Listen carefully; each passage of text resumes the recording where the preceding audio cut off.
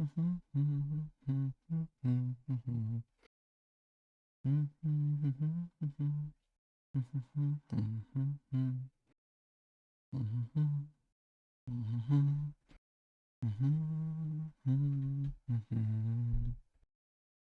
right, I think we're live on YouTube. We should be live on Twitch.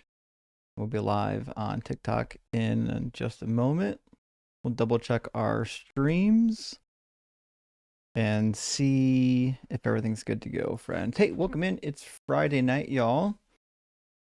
Welcome to the barbecue. Hopefully we'll have something hot on the grill. Looks like we're up on the horizontal stream. I'll double check the vertical stream. We are up on TikTok. I see we're up there.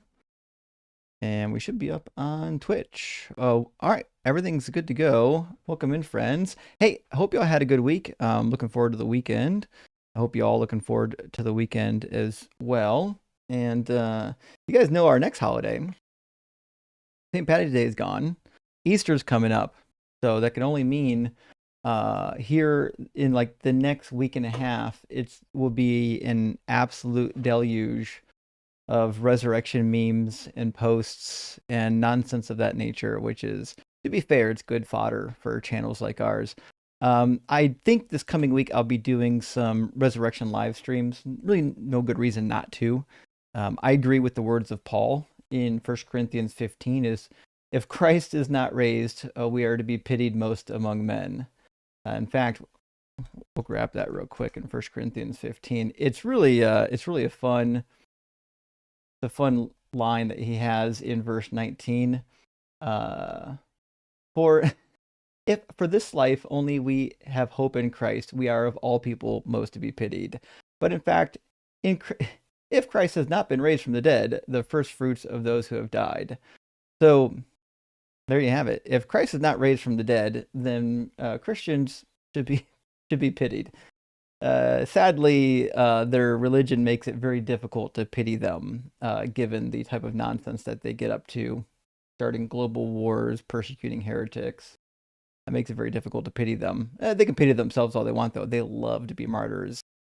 Let's grab a couple of super chats. We should have some people filing in sometime soon for opposition.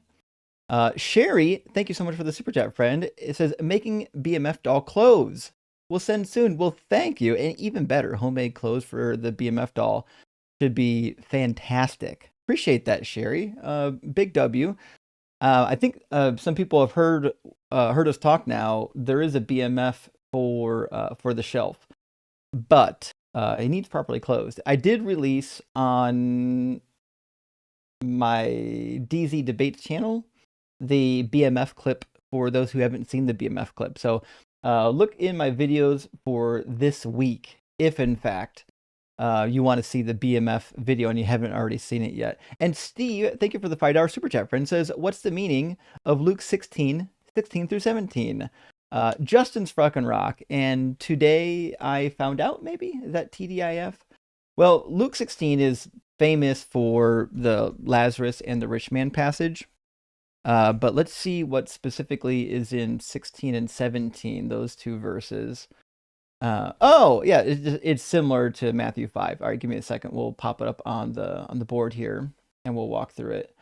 I don't think there's anything terribly interesting happening in Luke 16, and 17. But if you take it in context with what he says elsewhere in the New Testament, oh, why is it not showing up? Hold on, let me relink my browser. There we go. If we connect this with what Jesus says elsewhere, it'll make more sense. The law and the prophets were until John came. Since then, good news of the kingdom of God is being proclaimed, and everyone tries to enter it by force. But it is easier for heaven and earth pass away than for one stroke of a letter for the law to be dropped. And so this coincides with Jesus' teaching. Now, Jesus only in one place says that you need to follow the law to be saved. That's when the rich man is approaching him and says, good teacher, what must I do to be saved? And he says, the commandments. And he says, which ones? And he starts naming off commandments. And he's like, hey, I've done all those. He's like, great. Then the thing that you need to do to be perfect still yet is this one thing. So this seems to coincide with Jesus' teaching in Matthew 5:17 through 19 as well, saying that those who don't follow the law will be least in the kingdom of heaven. So he's not saying that if you don't follow the law, you're destined for hell. What he is saying is that up until now, the kingdom of God was basically the law and the prophets. That was the situation. But then he says, now that John has come, remember, John was baptizing people for the remission of sins, something that previously, you needed to pray directly to God for. And he says people are trying to enter the kingdom by force, meaning probably without following the laws.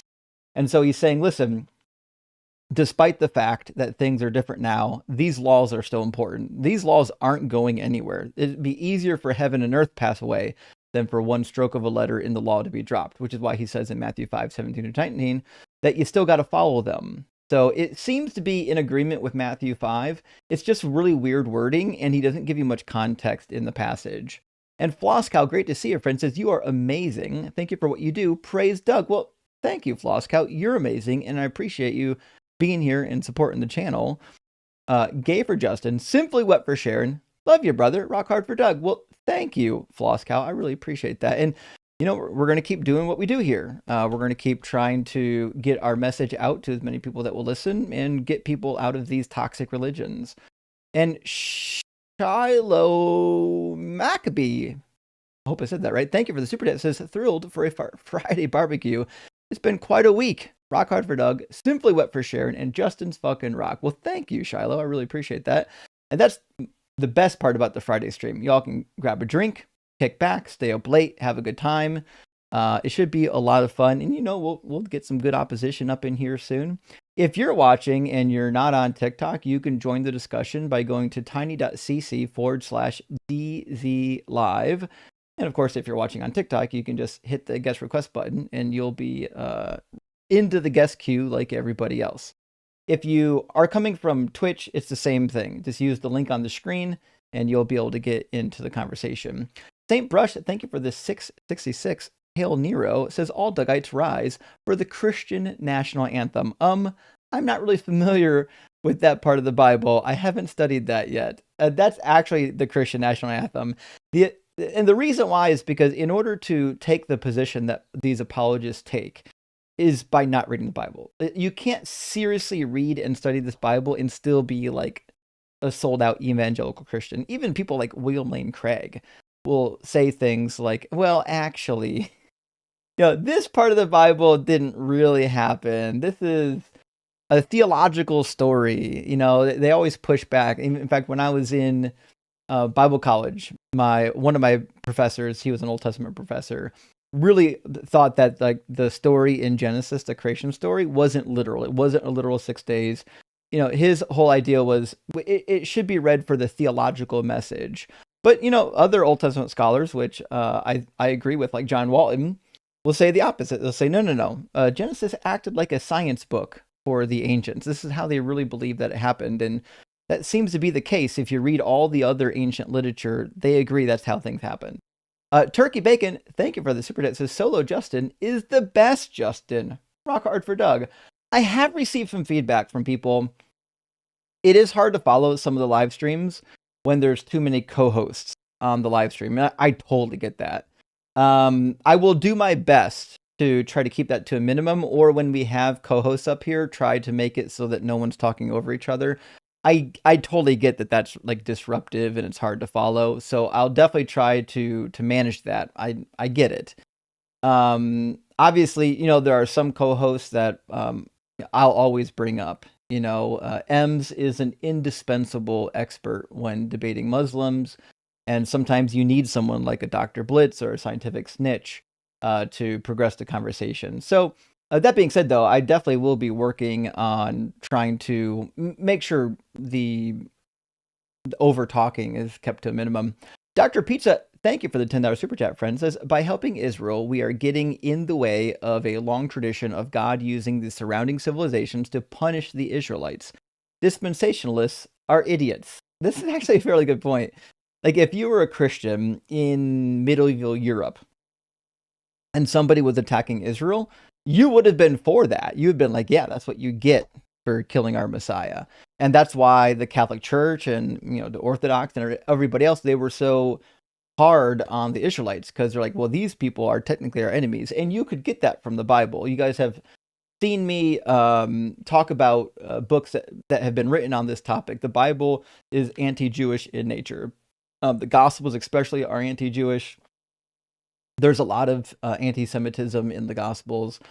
Two books I always recommend, one by Terence Donaldson, and the other, I forget who the author is called Constantine's Sword. Both of them track the anti-Jewish nature of the Christian movement. Terence Donaldson from the Bible itself, and Constantine's Sword from the post-biblical period. Two really good reads if you're interested in that particular subject. Base to Shara, great to see you. Thank you so much for the 666. A shout out to all the beautiful bitches at the Deconstruction Junction. Hell yeah. If you haven't joined the Discord yet, I highly recommend it. Y'all have been such a support over life struggles. I'll forever praise Doug. That's good to hear. I think community is important. And I think it's one of the things that Deconstruction Junction does pretty well. The idea that atheists can get online, or even deconstructing or agnostics can get online and find some semblance of community, despite the fact that it might be difficult to find in like the cities that we live in, makes it much easier to kind of be a minority number in whatever country that you live in. And atheists are a huge minority in all of the countries. Dylan, my friend, thank you for the $10 super. It says, can't wait to listen to some pretzel making while hitting the highway. Rock hard for Doug. Hell yeah, Dylan. Well, I hope you drive safe. And if you know anything about these streams, you know there's going to be some pretzel making. So that will be underway shortly. Typically, it takes a bit for everyone to file in and for opposition to show up. And we've got, what's the word I'm looking for? We've had quite a few warnings on TikTok for violations. So every time we get like a week full of violations, sometimes the TikTok numbers can be a little bit slow, and they don't send it out to as much opposition. So, but nevertheless, if we have another good week or two without a violation on TikTok, we should see TikTok pushing it out to new opposition pretty quickly. And Mr. Chris O'Brien, thank you so much for the $5 super chat, friends. Is curious if you looked up the Messiah is Here movement from Rabbi Menachem Schneerson, Menachem Mendel Schneerson followers. Unless Doug sent him, I'm dubious. Well, so that's the thing. He's dead, by the way. The guy's gone. The Rebbe is gone. The general idea is that people are saying, well, there's somebody else now. And just like David Koresh was supposed to be like the second coming of Jesus, the new guy is like the second coming of the Rebbe, which is crazy because you don't need a second coming of the Rebbe. Like, if you believe that the Rebbe is so special that somebody's going to reincarnate, then that must mean that you think the Rebbe is a manifestation of the Messiah. And then you would have to buy into the idea that whoever the new Rebbe is, it's the manifestation of the Messiah as well. Now, this works out, though. There are some Jewish branches that believe that there's like this eternal messianic figure that continually manifests itself on the earth. That's why you get like Psalm 110, Genesis 14, this nonsense about Melchizedek. And if you read the Jewish literature, like if you read Enoch or the Dead Sea Scrolls, you'll discover that they believe that Melchizedek was like this eternal figure. You know, he manifested during the time of Moses. He manifested during the time of Abraham. He manifested during the time of Jesus. And so you could definitely see why there is probably some factions here that think that the Rebbe is another one of these manifestations. They also had weird angelic inventions like Metatron and whatnot. Hey, Con School Craft, good to see you, friend, says, if Rahab's house was inside or against the wall of Jericho, how the fuck did her family survive when the walls fell down flat? Force field, magic umbrella. So this is actually a really good point. So to be fair to the story, when you engage in siege warfare, people would typically clear out of the walls. That being said, it seems likely that the people in the walls would have expected some kind of a siege warfare. You would have expected them to get out of the walls and into the city. if I'm using history as a guide, her and her family most likely hid in the city somewhere for the siege. And so when the wall fell, it likely wasn't that big of an issue for her and the family.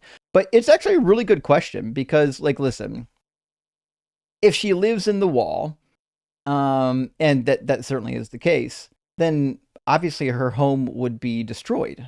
Like there would be no reason to believe that her home was left over. But that being said, that wasn't important. She just wanted to have her life spared. So when we go to Joshua chapter 2, and I believe the attack comes again in a couple chapters, she's not concerned about her actual house being preserved. She's concerned about her household, her family members being preserved. So that's what I would say to that. It's a very good question, though. It's a good observation. And Misha, thank you for the 10 Australian dollars. Says, good morning from Australia, ready for some good barbecue. Well, thank you, Misha. I appreciate that. And hopefully you got some coffee ready and you're ready to rock and roll. You know how Friday nights is. It's gonna get it should get pretty wild. So locked in. Good to see you, friend. And Deep Bluesy? Deep Blues. Oh, I see what you did there. Deep Blue Sea. Gotcha. I'm sure you're familiar with Lee Strobel's case for Christ. I am, actually. How would you, as an atheist, respond to his claims? Well, I mean, which one? There's like a dozen claims in the book, and they're all utter nonsense. I did just do a video. I haven't edited and posted it yet with Sarah, where she goes through his other book, The Case for Faith, and we dissect some of his biggest arguments from that book. But in the Case for Christ, it's just rehashed nonsense. It's more nonsense about, like, can you trust the documents? How do you know he resurrected? That kind of nonsense. So I would need maybe a more specific question about which one of his claims you would want me to respond to. I'm more than happy to. Like, if you have a particular claim in the book that you think is, like, you know, you're really curious about, go let me know, and I'm more than happy to respond to it. But I don't know if I can. I don't know how much I can help you by trying to respond to the entire book at once. But it would be worthwhile to go through the book and respond to some of the chapters sometime. I am working on doing that with actually a real theology textbook. Unashamed Apostate, my friend, thank you for the $10 super chat. It says, roses are red, violets are blue. Doug's got us hard for some good barbecue. Venus is hot. Doug is stone cold. The clowns calling in are comedy gold. Fuck ice. Beautiful. Listen, that's just. Do I have a clap on here? I don't even have a clap on my soundboard. What a failure here. Amazing. That was a fantastic use of words, Unashamed Apostate. You should be like applauding yourself after that super chat. That was fantastic. And also, Gina, hey, great to see you, says, I argue Justin plus kitties are the best hosts. Well, thank you. And the kitties are delightful. In fact, I suspect that Volta will actually be behind me on the shelf in no time soon. I put some Easter grass and some eggs up there, which can only mean that Volta is going to lose his mind when he sees it and start trying to destroy the grass and knock every egg on the ground that he can. If I know anything about Volta, this set behind me will be annihilated within a week, but we'll have to wait and see. Jay Bandersnatch, thank you for the super chat, says, if precepts mental masturbate, they have syllogisms.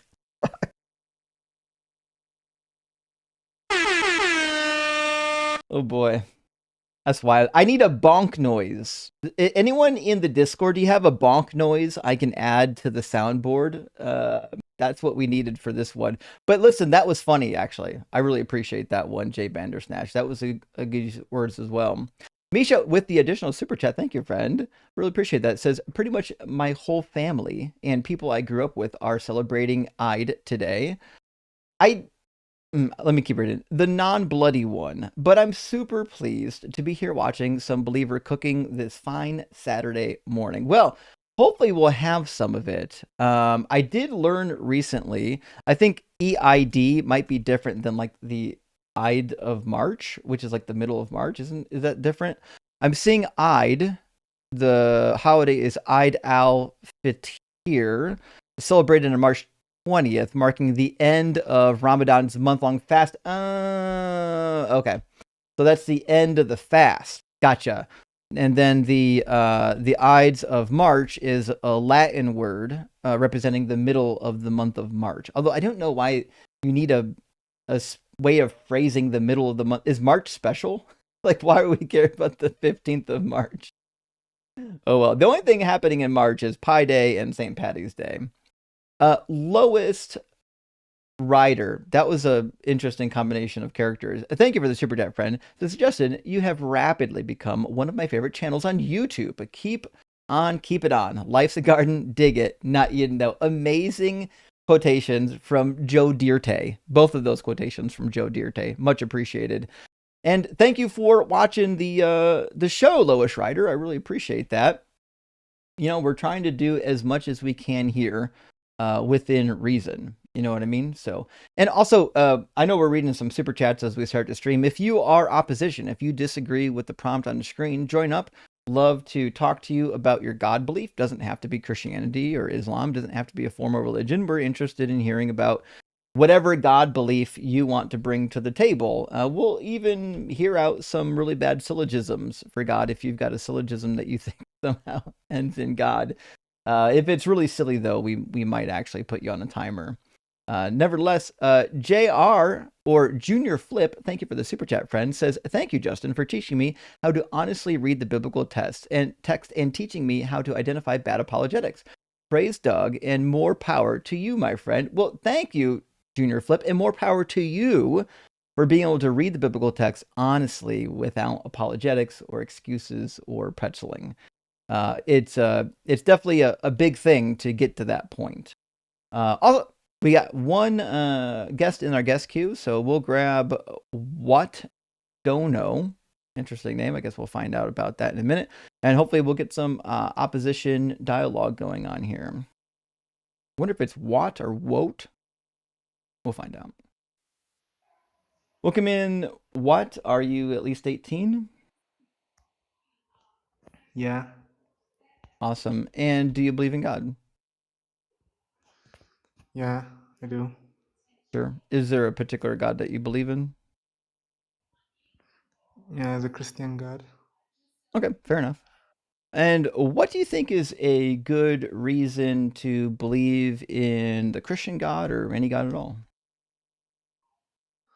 I believe there is more evidence for the cause of the universe having a mind. So I assume the mind is trying to. There's a reason the mind created us, and the Okay. reason is to know Him and to obviously get closer to Him.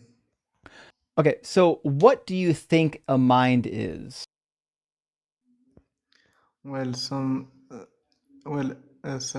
intellectually, something that can create something for a reason or has a reason, particularly logically, can create something, and Mm-hmm. it's happening to have, for example, like maybe fine tuning argument uh, Mm-hmm. or the psychosis or the consciousness argument. Sure. Well, we I could don't definitely think these do are those. answerable. We could Yeah. definitely go into each of those arguments, but let me ask you a question. What do we know about minds? Have we ever seen an immaterial mind before? No. Mm, good answer. So, thinking that the mind exists independent of like brain matter to me doesn't make a lot of sense. We've never witnessed this. We don't have any evidence to suggest this. So, thinking that the universe has a mind that's either immaterial or just is made up of like I don't know stardust or something to me is kind of weird. I don't think we have enough like we don't have any scientific data that would suggest that you can have a mind without a brain. I'm like, you're assuming that there needs to be an immaterial, and there needs to be matter for a mind to happen, for a mind to exist. I'm like, Well, I'm is not that what you're assuming trying to it. say? No. I am saying that, but I'm not assuming it. I'm saying, based on the data that we have, if somebody is suggesting that there's an immaterial mind, we would need some evidence for that. Is there evidence to suggest that immaterial minds exist? Like we can see it. We can see. It's possible. It's definitely possible for a material if it's an omnipotent or powerful being. Like obviously he would possess some sort of mind. It's possible for him to have. It doesn't. It would be weird if we could understand it. Like we can't understand the concept of immaterial, anyways. So why could we understand the concept of immaterial mind? It would be weird Well, if we did I think have we evidence for it. I think we can understand immaterial existence, although I would say immaterial inexistence is more common. That being said, I don't know if that answered my question. I think you tried to answer my question, but I don't know if you did. So I'm just asking, is there any evidence we can point to that would suggest that minds exist independent of brains?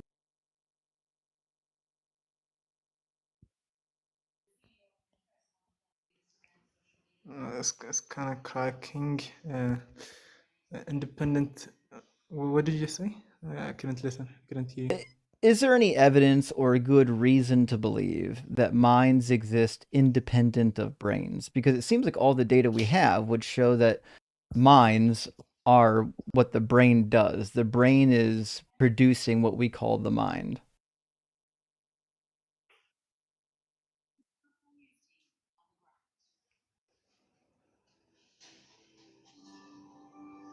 Wait. Okay. Yeah. I'm like. Uh, of, like the only reason or the only cause that can explain the fine tuning or the perfection of this universe basically is a mind. Otherwise it's there is a higher chance that it was made by a mind at least than Okay. it was made by an that's what I'm trying to argue. That's what I'm trying to say. Okay. So there's no evidence that minds exist independent of brains. So we can move on. You There want doesn't need to be. to apparently go to the fine tuning argument. I don't think the universe is perfect or finely tuned. In fact, I think if the universe was perfect, children wouldn't die of bone cancer, 3 million children wouldn't die of starvation every year, 97% of the water being undrinkable on the planet Earth wouldn't be a thing. I would expect that meteorites wouldn't be striking our planet and causing mass extinction events. Seems like we're designed more for chaos and destruction than perfection. Okay, so you're going on that argument, but my thought when I said fine tuning was, for example, gravity. If gravity was a little bit more powerful, Mm-hmm. life could not exist. Or if Well, that's not true. basically any if I gravity mean, was life a would be little bit powerful, different. or Like, if no, gravity was more powerful, it wouldn't mean that life couldn't exist. Life would just exist in a slightly different form. But let's imagine that it couldn't. Let's just pretend that your assertion is correct. It's still meaningless. Um, Life isn't the goal of the universe. Like the universe didn't have like a goal. Hey, what can we do to create life? Fine tuning is only relevant if you think that the universe or something had the goal of creating life. Life is a byproduct of the universe. It's not the goal of the universe. yeah, but life being able to be created in this universe, it shows that there was a reason, or at least Why? there was a mind that structured it so that life Why? could happen in this universe. What does the existence of life have to do with a mind creating anything? Because that's what you're talking about. Like the universe is created for humans. Humans, No, that's what you need s- to prove still yet. That's the claim. yeah. No, like Why would I no, believe like that the for earth is humans. created for humans?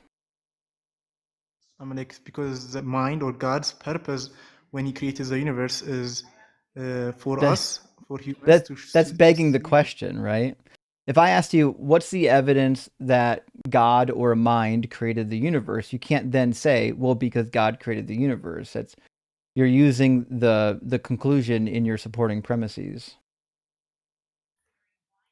Well, what you were saying is the universe goal doesn't have to be life, but life was Hmm. created. So what? life exists, right? Yeah, so what though? So but according to you, according to a atheistic point of view, you can say that. But if you look at a atheistic point of view or from God, But why would then I? God created the universe I for realize humans. if you believe in God, you think God created the universe. I know that. I'm saying, why would someone believe that though? Yeah, I'm like, because it allows life to exist, is what I'm trying to say. Because the I universe know. allows things Yeah. like, I yeah, know life is permissible in the universe. I don't see how that's connected with God yet. because co- so okay, I'm not really good at English. Like, it's my second language, but okay, I'll Actually, you're try to doing pretty explain good. it. Okay, I'll try to explain it more. Uh, Yeah, what's the to be point? sure, Like, why I can understand you very well. Your accent's not an issue here. In fact, I suspect the audience can hear you pretty well also. yeah, okay. Uh, what my point was, like, I'm trying to argue from based on the Bible, when I was like trying to grow my my thoughts or my arguments. Uh, according to the Bible, the universe was created so that humans could see the power of God, and just see the vastness of by the heavens. The heavens declare the power of God. Was what my point is. But from the atheistic point of view, you can say the universe didn't exist for humans, or the universe didn't exist for life to be permissible. You can say that, yeah.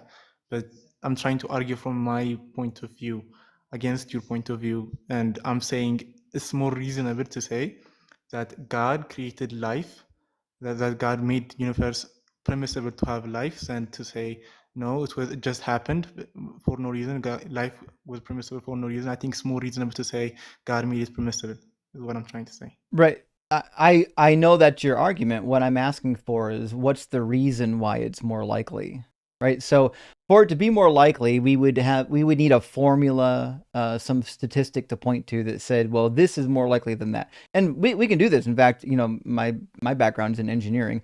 I can tell you, like, if you give me, I used to design machines for a living. If you ask me, like, what's the likelihood of a design injuring somebody, like, I could probably calculate based on statistics what the likelihood of that design injuring somebody is based on previous parameters. You can't calculate the likelihood of God creating anything because we have no parameters on God's existence. So we need something else. You can't just say it's more likely. You need an actual argument that would warrant it being likely.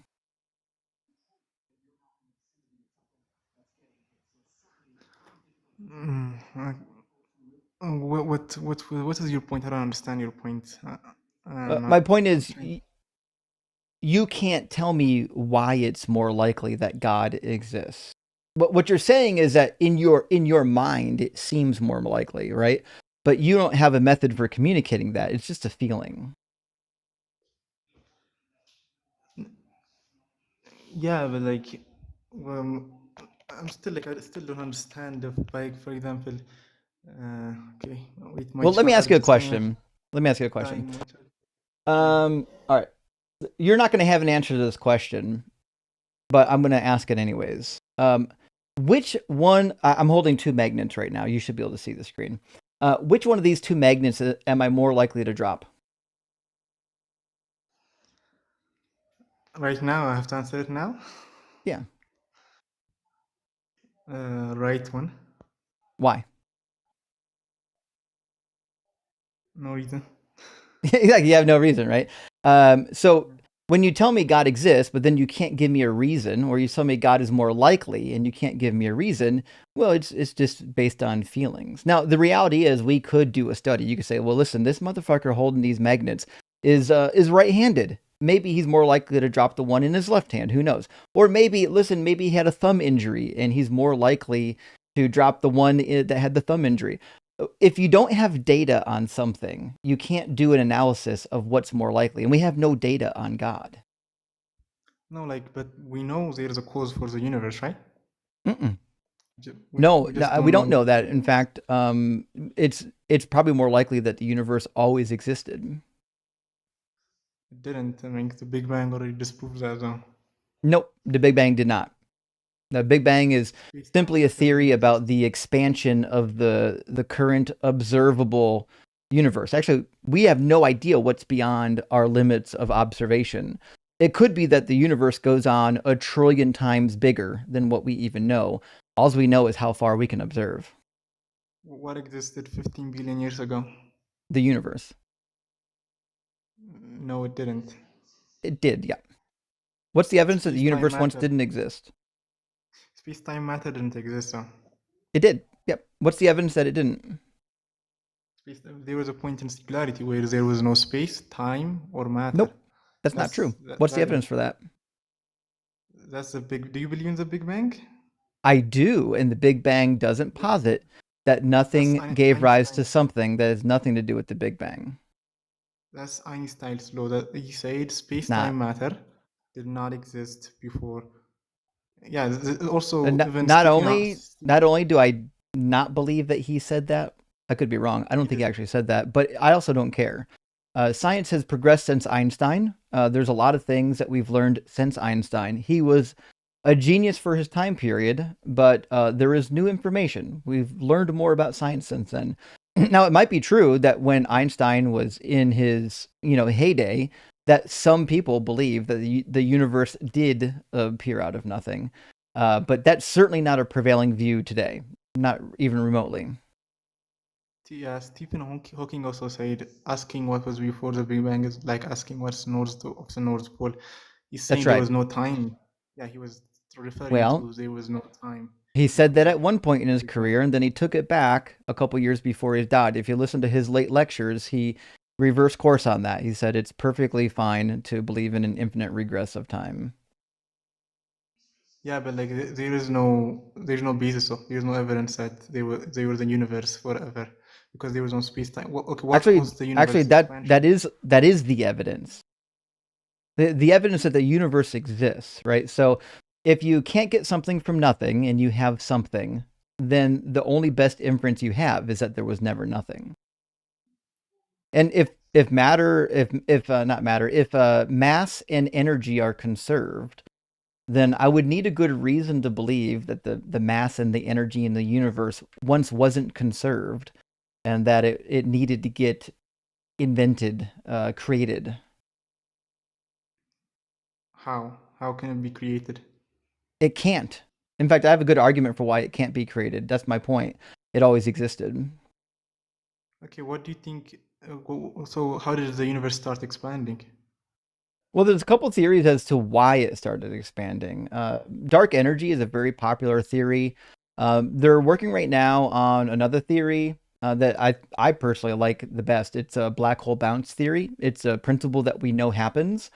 And so it's perfectly permissible in a cyclical universe, if you believe in the Big Bang, Big Crunch universe, which I do, that eventually when gravity pulls everything back in, it behaves just like a black hole, and you have a black hole bounce spewing everything back out. But again, we don't know what is beyond our observable universe. Like the expansion that we're talking about right now is only what we can observe. It's possible that our expanding observable universe is just a tiny fraction of the overall universe.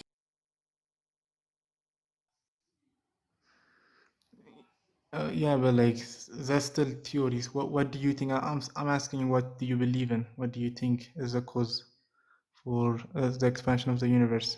I just told you black hole bounce. Black hole bounce. What is that?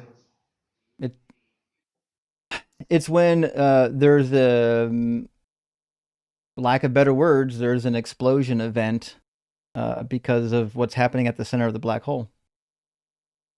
It becomes unstable. Yeah, I mean, why? If you really want to know the ins and outs of black hole bounces, you could just Google it. Like, why though? Yeah, like why I what? understand you just told me, but why does this? Okay, why does this black hole start? You know, what is it? What was called? What did you just say? Like something being. Yeah, what does the black hole start being like that over like for it to explode? I have no idea what you're trying to ask right now. Well, like you said, the I black think hole is what you're empty. trying to ask is what is black hole bounce, and for that you should just look it up. I Yeah, I'm but like, what do you I've think taken that's you more as reasonable? I've taken you as far as my cosmological study can take you. If you really want to know like the math behind black hole bounces or something like that, you should Yeah, probably but read an like I article want to on ask. it or talk to like I don't know, talk to an actual physicist. Like I don't know. The comments are like like I don't know. They're like making fun of me or something like that. Don't worry about the comments. Like, They're all atheists. Also, I did look up some early beliefs from Einstein, and I'm showing right now that he believed in a static eternal universe. I don't think he said that the universe was something from nothing. Now, again, I could be wrong. I've never seen that quote. which one? I've never seen a The quote from Einstein? Einstein that says that the universe was something from nothing. Yeah, I don't think I don't say that either. Right. I say So the follow space time. Okay. follow me here a little bit. Okay, let's imagine for a second that the universe is eternal. We've got lots of data that would suggest that. Philosophy seems to suggest that as well. It seems likely that the expansion rate of our universe is decreasing based on the acceleration rate of the expansion is decreasing based on the DESI data, the dark energy spectroscopy instrument. So if that's the case, then it only makes sense that eventually gravity is going to pull everything back in. And that's why we've got a number of cyclical universe models, because it makes sense of the data that we have. I don't know of any data, none. I've never seen any. If you have it, give it to me. I've never seen any data that would suggest that the universe once didn't exist. Is Yeah, like actually, I'm actually an atheist. I'm just asking questions I didn't know about. that the case? Why do you say you Yeah, were a that's Christian? I used to be. You used to be. I convert you just now? No, I just Sure. asked questions. My family asks me a lot. Fair enough. Let me ask you a question. Is Jesus Lord? No, Is he the Messiah? I don't think so. What does that mean? I'm going to need you to say What is he something now? for me. I need you to say Jesus was a liar and a fraud. Well, his teachings were good, but I mean, like, what do What you mean? teachings? I His need you teachings to of when say God. out loud with your mouth that you deny Jesus and that he's a liar and a fraud. Jesus is a liar. Okay. And a fraud, right? Yeah. You didn't say that with your whole chest. You sounded unconfident there. I'm pretty confident. Oh, like, do you think I'm lying? Yeah, I do. But listen, thanks for coming up and chatting with us, okay? We only talk to believers, though, okay? Okay, okay. Cheers. I think he's lying. Also, Marcy's here. What's a good word, Marcy? I am a believer indeed. I am a believer of Islam. Alhamdulillah. Muhammad ﷺ has converted me to the deen of Islam Oh, according to no. Allah subhanahu wa ta'ala. Alhamdulillah. I want to get my 72 virgins in heaven. Actually, I was just talking about that today. I've got questions about the. We'll get to that eventually about the 72 virgins. But like the rivers of milk are a concern for me. If you've got these 72 virgins and you're in a river of milk, this seems like a sanitation nightmare. Does they not know how about like how germs work or bacteria? I don't know. It's rough. I'm gonna grab some super chats, so friends. While I'm doing that, make sure you're following Marcy's profile over here on TikTok. We should have another guest up in here momentarily. The live stream's still kicking off. We're still seeing people filter in. If you want to get in, you can hit the guest request button, or if you're not watching on TikTok, you can use tiny.cc/DZ live, the link that is on the top of the screen. It's also in the description of the video if you want a clickable version. Josiah, thank you so much for the $10 super chat. Says, I've been hearing about some studies. Sociologists have been asking the question of if there are closeted atheists. and they may have found some evidence for it. I actually believe that to be the case. Anytime you have like a super minority opinion in a society, there's going to be people who agree with that opinion but don't want to be public with it for fear of, persecution and ridicule. So that doesn't surprise me one bit, actually. And Mixtress, good to see you tonight. Thank you for the $10 super. It says, Justin, ever discuss Jephthah's vow on Judges 11? I do. To win, he promised to sacrifice the first thing out of his home. It was his only daughter, and the text says he fulfilled the burnt offering. It does. It says he did to her according to his vow. And remember, when he made the vow, it said the Spirit of the Lord came upon him, and the vow was that if you allow me to win the war, I'll do the thing. And so God was already sending his Spirit. God was already activating everything. He was already helping him win the war. He literally could have just made it so that he didn't make that rash vow, or in fact, that something else came out of the house. He could have done all those things. He chose not to because he didn't really care. God's not all that concerned about human sacrifice as long as it's going to him. He doesn't want you sacrificing your children to somebody else. And according to 2 Samuel 10, we know that that whenever he takes upon your spirit, or like the Lord's Spirit comes upon you, he changes you into a brand new person and makes you do things you wouldn't normally do, such as make a vow to sacrifice possibly your daughter. Exactly. With, like you brought up last time with Saul, that's clearly in the text. Faithless Devotion, thank you for the super chat, says, did parts of Judaism sacrifice the firstborn to Yahweh at some point? I believe it did. A lot of scholars believe that it did. I see scriptures in place that make it seem so. Ezekiel 20 and 25 looks like God may have commanded it at one point. Well, that's the case.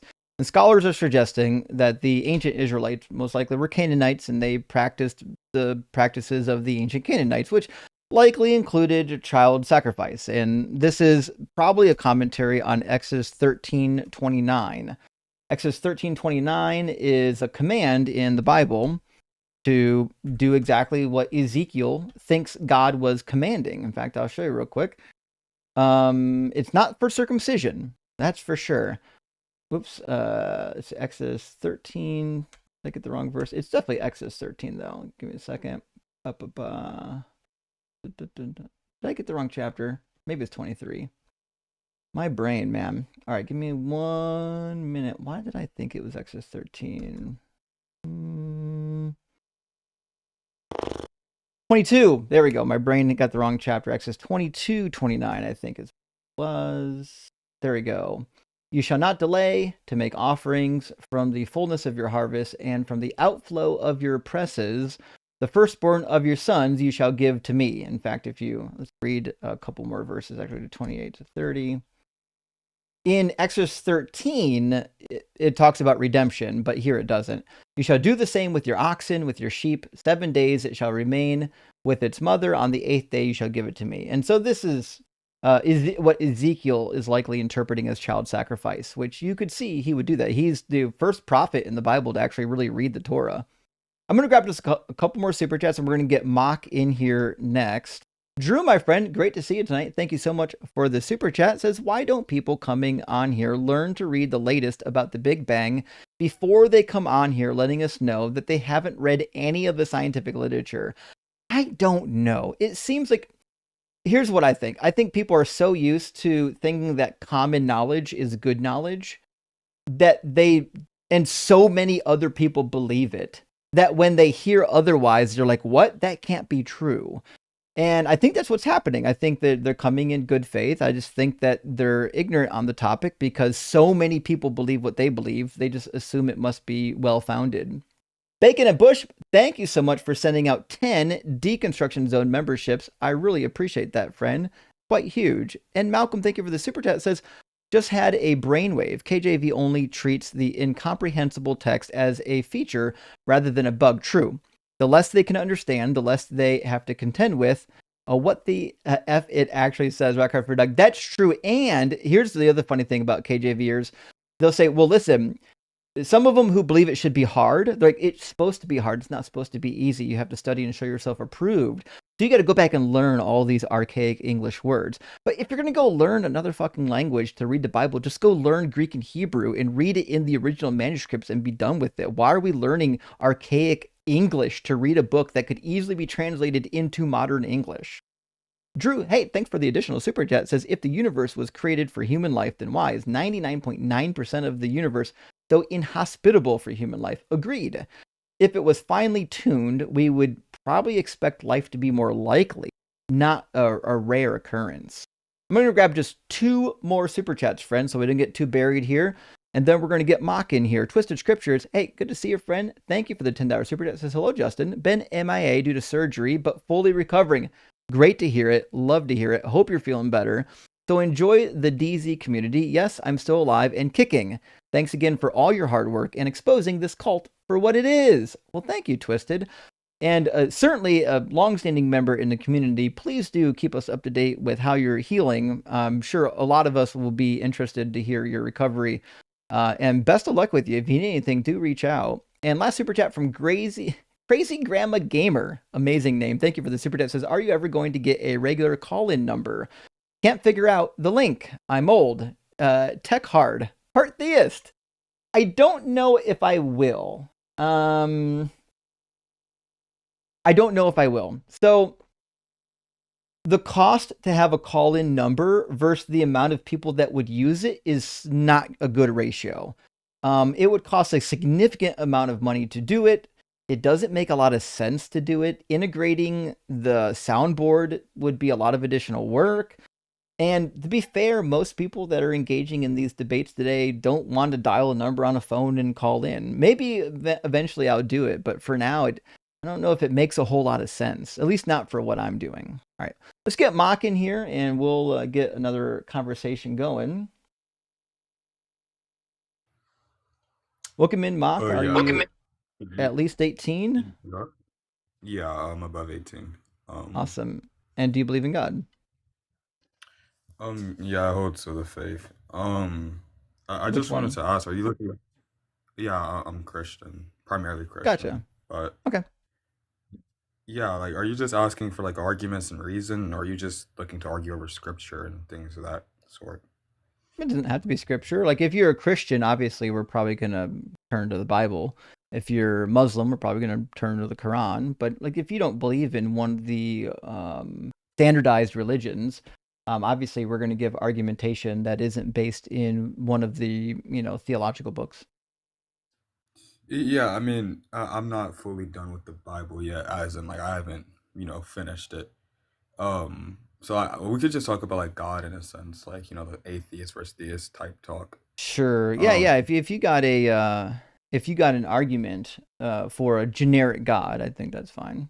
Although I would point out that since I know that you're a Christian, if it's relevant, if it's really important, I might bring it back. Like if you say something about God that contradicts the Bible, I might point out that it contradicts the Bible somewhere. But I'm more than happy to talk about a generic God. Yeah, okay, yeah, that's fine. Yeah, I was researching and I found like an interesting argument. I forgot the exact name of it, but it's pretty much just saying that like your like mental states and things like that are in line with your physical states. Like this is unexpected on like any atheist. And under like, like when we say theism, it's more expected. And like the person who is given the argument uses it as a way to raise probability for like, the theist idea. I don't know what that means when you say mental states aligning with physical states. Can you explain? Yeah, like they're harmonious in a sense. So yeah, that was the name, like psychophysical harmony or something. Like I don't you know would what say that has like to do with God. yeah, we would say that under like the theist hypothesis that it would be in line with what we would or the type of things that we expect. Like under atheism or like naturalism, you would say that this is very improbable. I don't know why yet.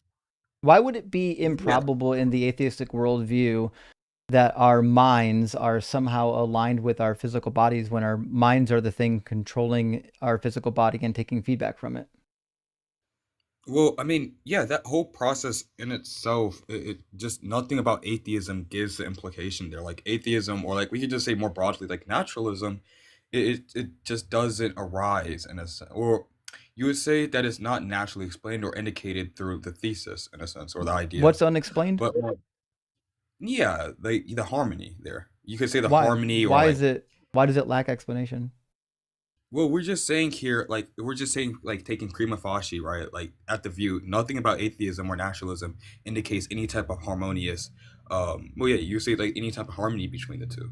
That's Now, what I'm asking it's to explain. What about well, atheism I'm just saying, would indicate yeah, when that we say our mind and our naturalism, body wouldn't somehow be in some kind of harmony?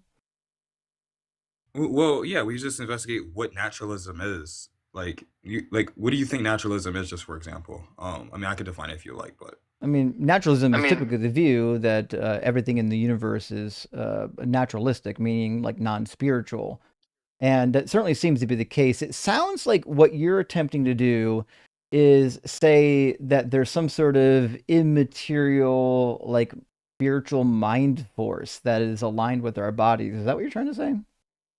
well, no, not in a sense. I'm just saying when we like investigate what naturalism is, nothing comes to arise saying, or that you would expect, like this harmony, like the natural, well, yeah, Harmony the with natural what? evolution, yeah, your psyche and the physical Why would body or your why mental would there states. not be harmony? Like people who have a disharmony between their mind and your body or the outside world, what your body engages with, those people don't get to reproduce. They typically get murdered via evolution. They're not likely to survive, which means based on the basic principles of evolution, the people who do have good mind body alignment are going to be the ones that get to survive. Well, we're not even talking about the hierarchy there. We're just saying, like, in the sense, the harmony of it. Like, when we say like naturalism, like it's not even like really expected that like humans would exist in this sense. Then we have to take the latter about Why? or something about a human, huh? Why? Why would naturalism preclude the existence of humans? Well, no one's saying it precludes it. I'm just saying that when we just investigate naturalism and say the amount of situate or yeah, like the amount of possible worlds in which natural things or well, naturalism is true, it's very unlikely that humans exist. And like we could talk about Why? yeah, like we So, could talk about like the all right, concepts like Mock, yeah. you sound like a sincere guy. I'm not trying to beat you up here, but what you've done so far, if you keep asserting a claim, and I'm familiar with these claims, I've heard these philosophical arguments before, but I don't think you know the arguments well because you're not supporting any of the claims, right? So when you assert that naturalism can't account for, the harmony between mind and body, that's a cool claim, but I need you to support that. What would be the support for that claim? That's not really what I'm saying. All I'm saying is when we talk about naturalism, the type of things that arise, it like just prima facie, right? Like just at face value, you wouldn't really say that it arises or this yeah, this type of harmony arises, and we're just I saying it's a would. problem. I'm not saying it can't. I fully agree that it can in a sense, but when you I investigate the amount of disagree. situation, wait, I'd okay, say yeah. So like, pre- prima what prima about facie. yeah, I wouldn't use that word normally. I'm just teasing. You would, yes, on face value, naturalism would predict that you have some sort of mind-body harmony because without mind-body harmony, you die. Without the ability to coordinate all of your faculties, something in the evolutionary chain is going to eliminate you.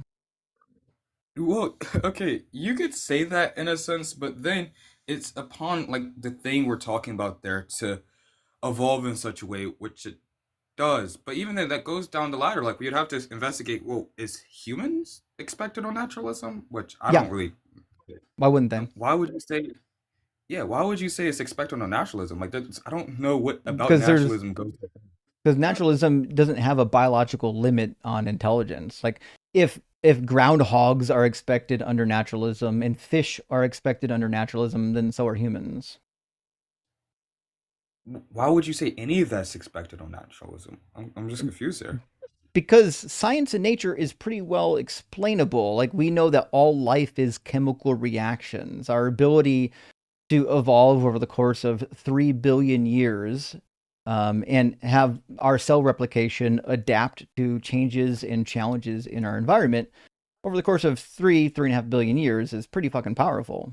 I don't think people realize how long that time period is.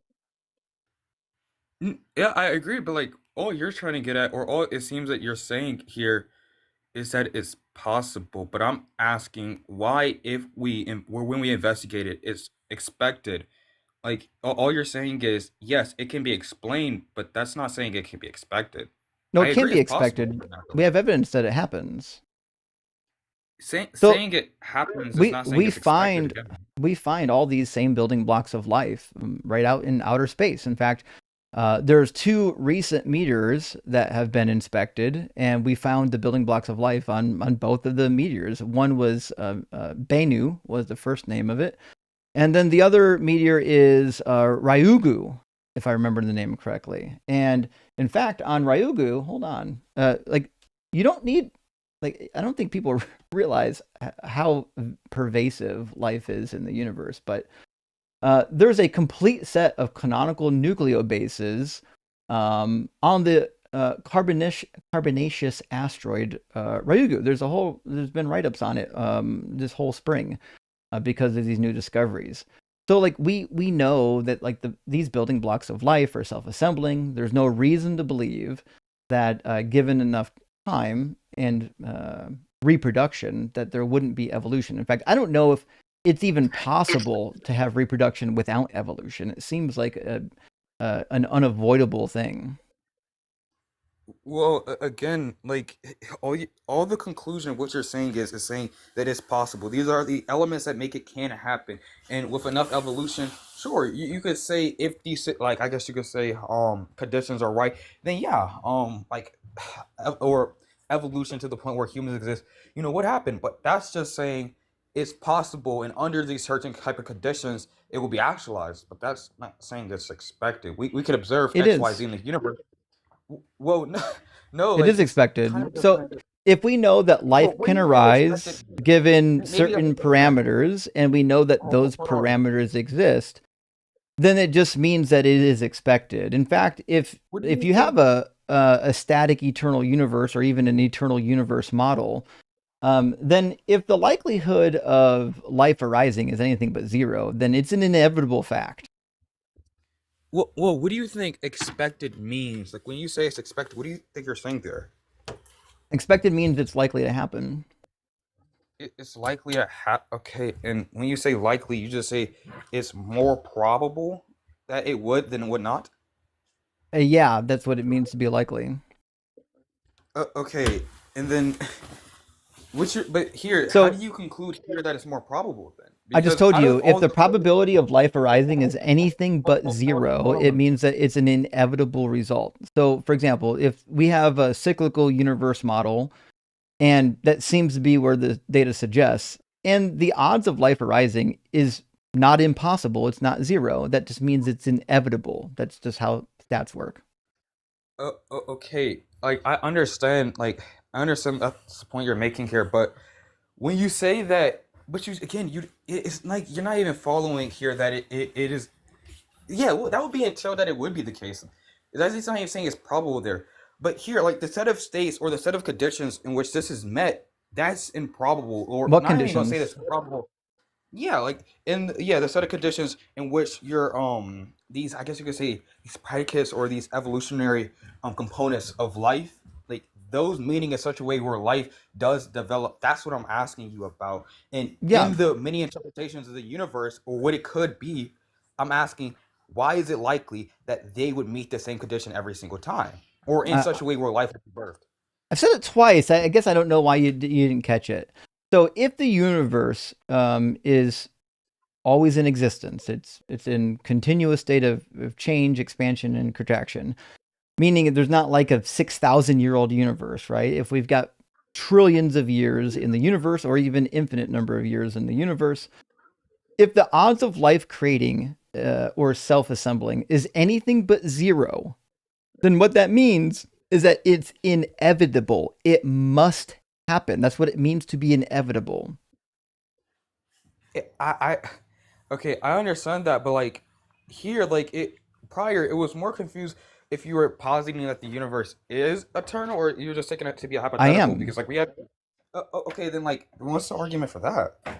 Oh, the agreement's easy. The DESI data shows that the acceleration rate of our expansion is slowing down.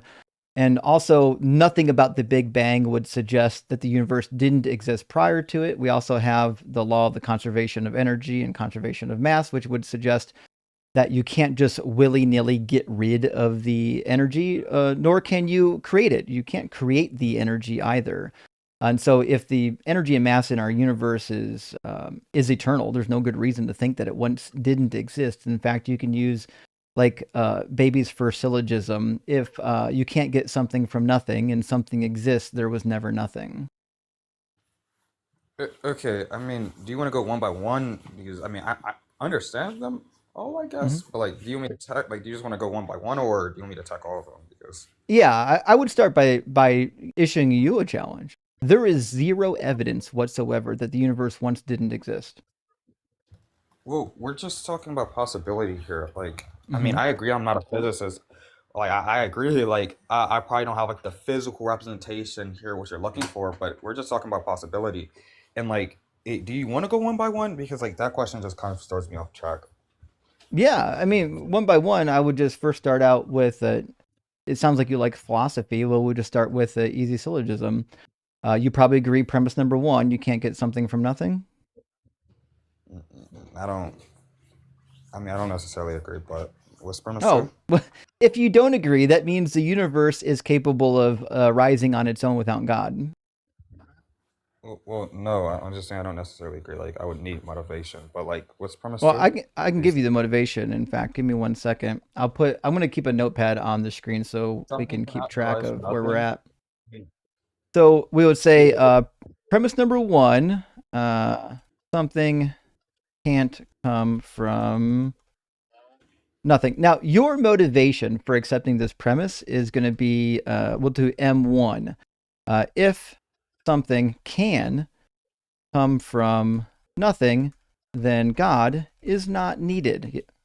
Follow? Sure. Cool. And so the second motivation then would be M2. If actually, we don't even need a motivation 2 if you accept motivation number 1. We can do other motivations if necessary. P2 then is going to be something exists. We agree there? Okay. So then the logical conclusion which follows is there was never nothing. Okay, and what do you take nothing to be? An absence of anything. Okay. And when you say something cannot come from nothing, you're just saying, like, I mean, I feel like it's pretty trivial in a sense, but like when you say, I don't know, like when you say like physically nothing, like, are you I just say saying, absolutely nothing. yeah, like, no, we're just Like talking about physical, no quantum states, no quarks, no nothing. we're talking, okay, so yeah, absence of everything we know that it, are you saying, okay, yeah, so are you saying epistemically or like logically in a sense? This is not difficult. Nothing means absolutely nothing exists. There is zero anything. Yeah, that could be epistemic or that could be logical. What do you think epistemic is doing in your argument right now? Well, I'm not even making an argument. I'm literally just asking a question. But like the So- whole thing about epistemic is, yeah, the whole thing about epistemic is just saying the set of knowledge we have about, the facts there, or just information, like the set of things that we have about the subject of the domain, and like logically would just be saying in a more broad sense. Okay, I don't so know you're what just epistemic is doing for your argument here. The premise number again, I'm one's not making an very argument. I'm just simple. asking a We question. if there was absolutely nothing in the universe, it's incumbent on you to accept premise 1 if you believe in God. Because if there was literally nothing and nothing could give rise to something, then that means your God wasn't necessary to go from nothing to something.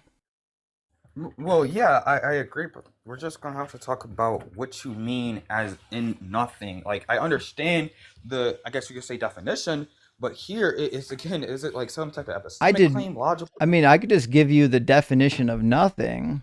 Jeez, I this understand is what you not mean by something I nothing. thought we were going to get hung up on.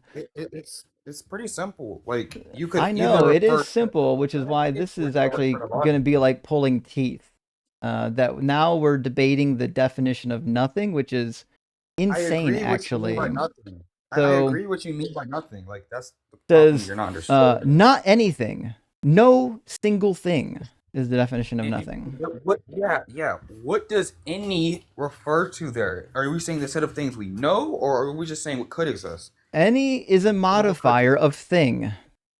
Well, I mean, if you think modifier is a quantifier, but sure, but thing refers I didn't say to a domain. quantifiers. It's a modifier. Any means something other than zero. Okay, but you agree that's a quantification, right? Like, but Now, whatever. It you doesn't can even call it matter. a quantification. It's just saying it's not nothing. Anything Yeah, is something I other than agree. nothing.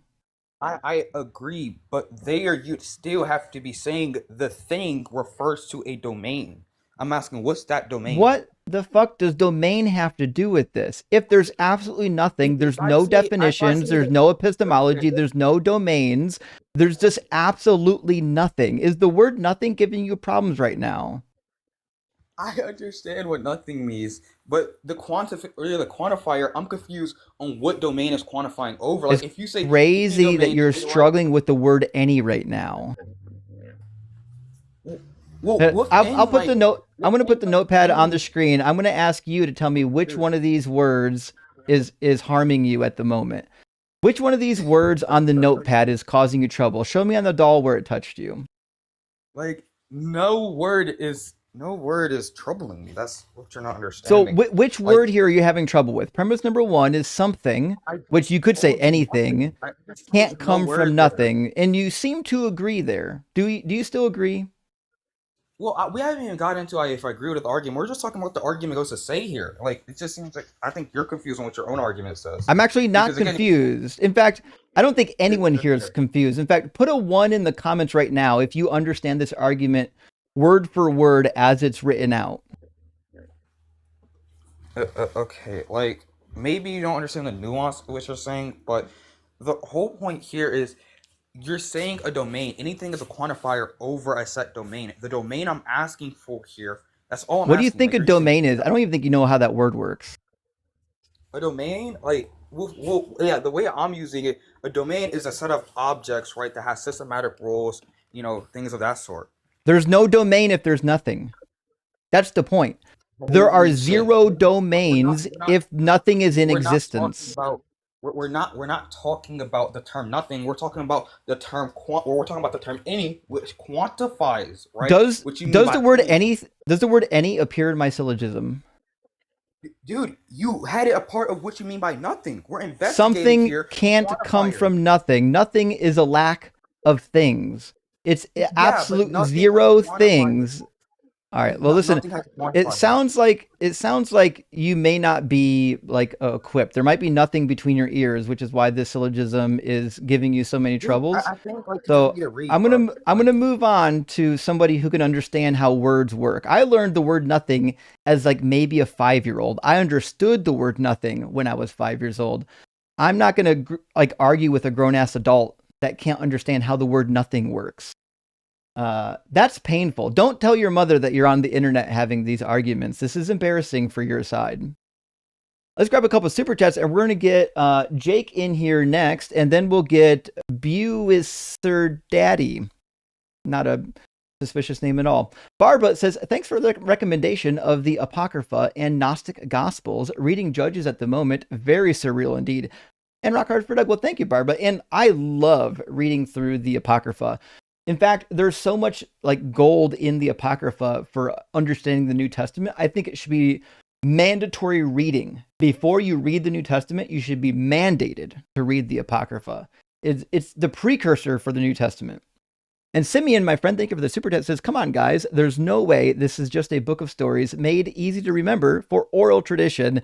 Just look at Shechem from the town of Shechem. Oh, no, I know. In Judges 34, they go to the town of Shechem, and it's named after the guy Shechem. But Shechem's actually the son of the current king there. He's currently the prince, which means somehow, I guess after the prince was born, you'd have to believe that the king renamed the city to Shechem. Like, it's just a nonsensical story. The point of the story is to explain why we don't like the fucking Shechemites. That's why.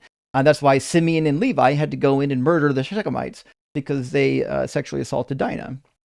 It's a crazy story.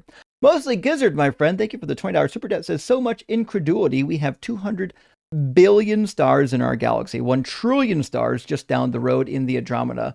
We estimate 2 trillion galaxies in the observable universe. Odds of life are crazy high. That seems to be the case. If just in our pocket of the universe we find life, our little pocket, that means it's got to be all over the universe. Given that the universe is, somehow, what's the word I'm looking for? Consistent. And Deep Burrito, thank you for the $20 super chat, says, I actually had a tooth pulled today, so much easier than listening to Baby Phil Bros. That is actually. There are days I would rather get a tooth pulled than listen to guys that want to quabble like about the word nothing. Why are we doing this? What's happening right now? Dwight explains the Bible. Amazing name change. Thank you for the super chat. Says, Justin, since Christians say don't test the Lord, as a response, Jesus basically wasted his breath in John 14:13 through 14, right? Tell kitties I said, psst, psst. Okay. Love the show. Okay, bye. Thank you, Dwight. I will absolutely tell the kitties. And if I remember correctly, in John 14, he's telling you to pray for stuff. But give me a second to pull up John 14 to check my memory here. Says, I will do whatever you ask in my name, so that the Father may be glorified in the Son. If in my name you ask me for anything, I will do it. Yep, that's what I thought. Yeah, if he doesn't want you to test the Lord, why? And it's funny because that passage about not testing the Lord comes from the Torah. And to test the Lord in the passage literally means to ask for stuff. God was mad that they were asking for food out in the desert. And God's like, you greedy motherfuckers want meat and water out here in the desert. Let's fuck you all up. Don't test me like that again. And so, yeah, this would be the exact same thing Jesus is telling you to do. He literally tells you to ask for daily bread. Mixtress, thank you for the additional super chat, friends. Says Judges 1:19. Oh, yeah, the iron chariots. The Lord was with Judah, yet they could not defeat the inhabitants of the plains because they had chariots of iron. Question, is iron stronger than God? The passage says yes. Not only does the passage says yes, it doesn't actually say they. I don't know which translation you're quoting from. It actually refers to God as a he. He could not defeat. Now, it is plausible to refer to the tribe of Judah as a he. We've seen that in the Hebrew text. But it seems like it's referring to Yahweh here rather than the tribe of Judah. And that's another, maybe I'll make a video on that sometime. But yeah, God gets fucked up by iron. And obviously by Chemosh in 2 Kings chapter 3. Nightman Cummins says, can we all imagine for a second how horrific a milk river would smell on a hot summer day? I know. And the paradise they're thinking of is not cold. Like, it's not going to keep the milk at a stable temperature. It's definitely going to be warm and pleasant and whatnot. So yeah, the rivers of milk does not sound appealing at all. T Pineapple, thank you for the super chat, friend. Says current caller is doing a poor job of trying to argue the hard problem of consciousness. I think you might be right, actually. Literally just wrote a paper touching on this for my philosophy class. Well, shit, Pineapple, send it to me. I'd love to read it. It'd probably be informative for people like me who haven't studied the philosophy. And last super chat for now from our friend Drew Smith. Thank you so much for the $10 super chat. Those callers who clearly know nothing about the current models of the Big Bang need to read Battle of the Big Bang. I just got that actually on Dr. Blitz's recommendation. The New Tales of Our Cosmic Origins by Nayesh Afshordi. And I will definitely be reading that soon, hopefully, Drew, and definitely would recommend it for others. If Blitz is recommending it in reference to the Big Bang, I have to assume that it's a worthy read. You know what I mean? All right, I'm going to grab Jake, and then we'll do Buis Sir Daddy. I don't know if I'm going to pronounce that name correctly. We'll see what happens. And then hopefully we'll get some good, robust debate going on. Welcome in, Jake. Are you at least 18? Yeah, I'm 18. What's up, man? Awesome. And do you believe in God? I do. Awesome. Which God do you believe in? Since your topic today isn't just Christian gods or something, I do believe in God. It's kind of a remnant of my upbringing of being a Christian. So some of this is like a little bit of deconstruction on my end, but some is like the lingering, like still believing in the Almighty. Okay, so you're welcome to provide an argument for the Christian God or a generic God, whatever you think is helpful to you. If you do bring up an argument that contradicts the Bible, we might talk about it since you're a Christian. But whatever argument you've got, I'm more than happy to hear it. Yeah, Christian would be tough because I don't live my life as a Christian, so I'll be honest about that. Well, And I do know you believe Yeah. this stuff though? Like, even if you don't live your life as a Christian, do you believe that the Bible is true? No, like sola scriptura, like everything in the Bible, make sure you pay attention to it is all, like nobody told a lie, like all that, none of that stuff. Oh, okay. Well, in that case, it's not an issue then. Well, I'll just treat you like maybe an agnostic or something. So, So somewhere in there. So let me just get to, I guess, the base of my argument why I still believe, and maybe you have a remnant of this as well. Just my own intuition and feeling about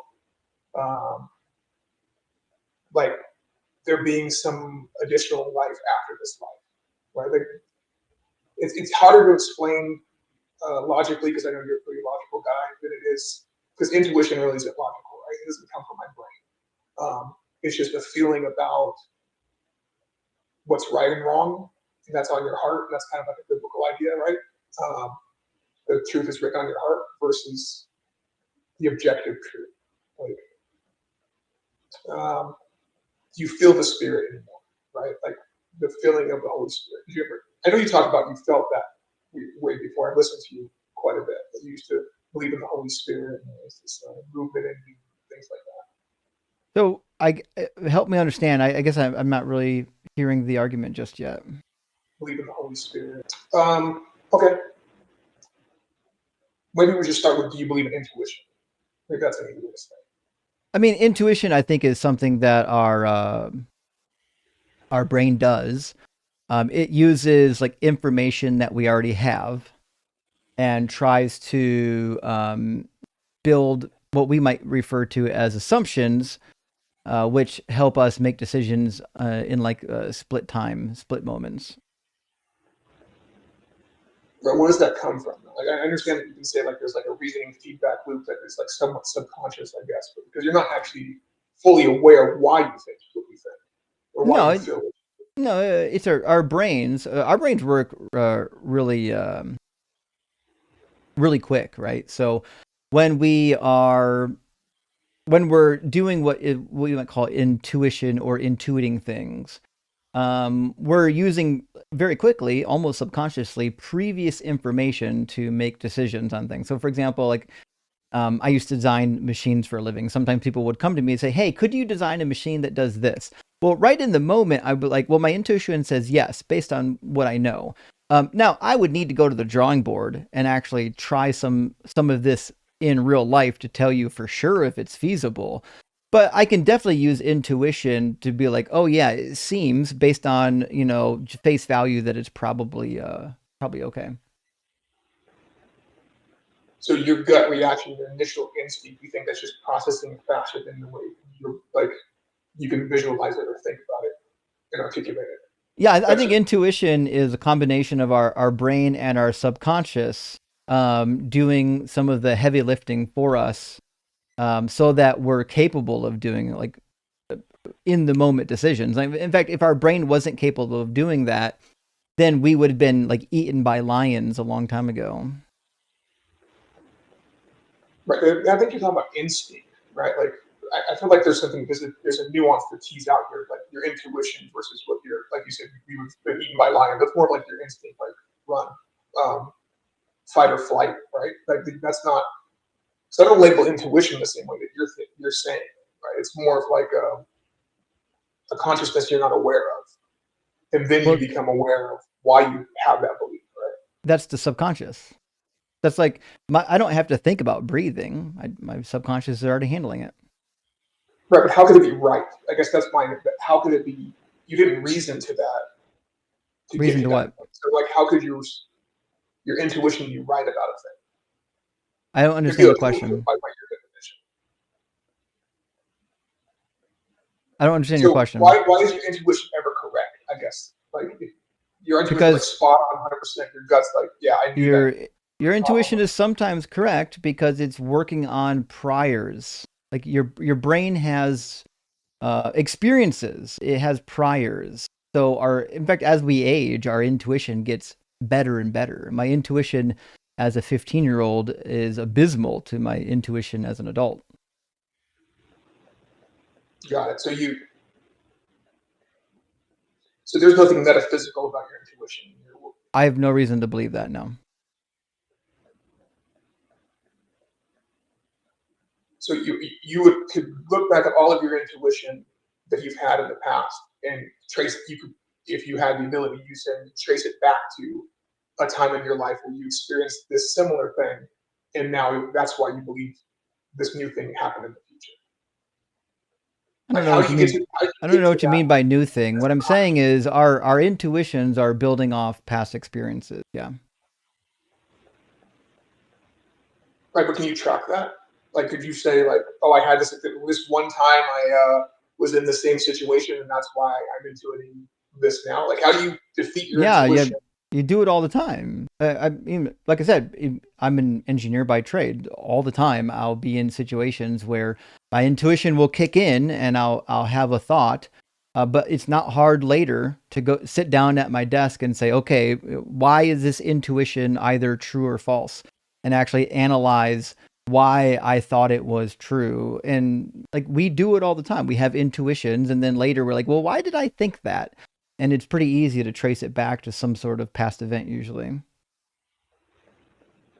Yeah, that's the part I guess I'm disagreeing with on it. Pretty easy to trace back. I don't, because even small kids have intuitions that don't make sense. Like, yeah, exactly. They don't make sense because they don't have past experiences. That's why intuition in children is trash. That's why you need life experiences for your intuitions to be helpful to you. So you're just purely basing intuition off experience. Like there's no reason to believe otherwise. Yeah, I just don't think they're internal triggers. Well, that's the problem with it. Is like, how do you prove it, right? Like you're living in a world of like, how do we test and prove? Like, I didn't have this trigger in the past that created the intuition today. Like, you have to have a catalog of all of your experiences first, and then say, this intuition came out of nowhere. It didn't come from my past experiences. I've never had an experience like this. Like, I have no way to intuit this. Like, I've never had an intuition that I didn't have an actual reason for it. Never. You've never had an intuition. You've never had a reason for it. Well, then isn't that like there's like an error going on in what you're saying? Because you have your intuition before you have the reason. The intuition, again, is happening in the subconscious. Your conscious brain can later look at the intuition and figure out where it's coming from.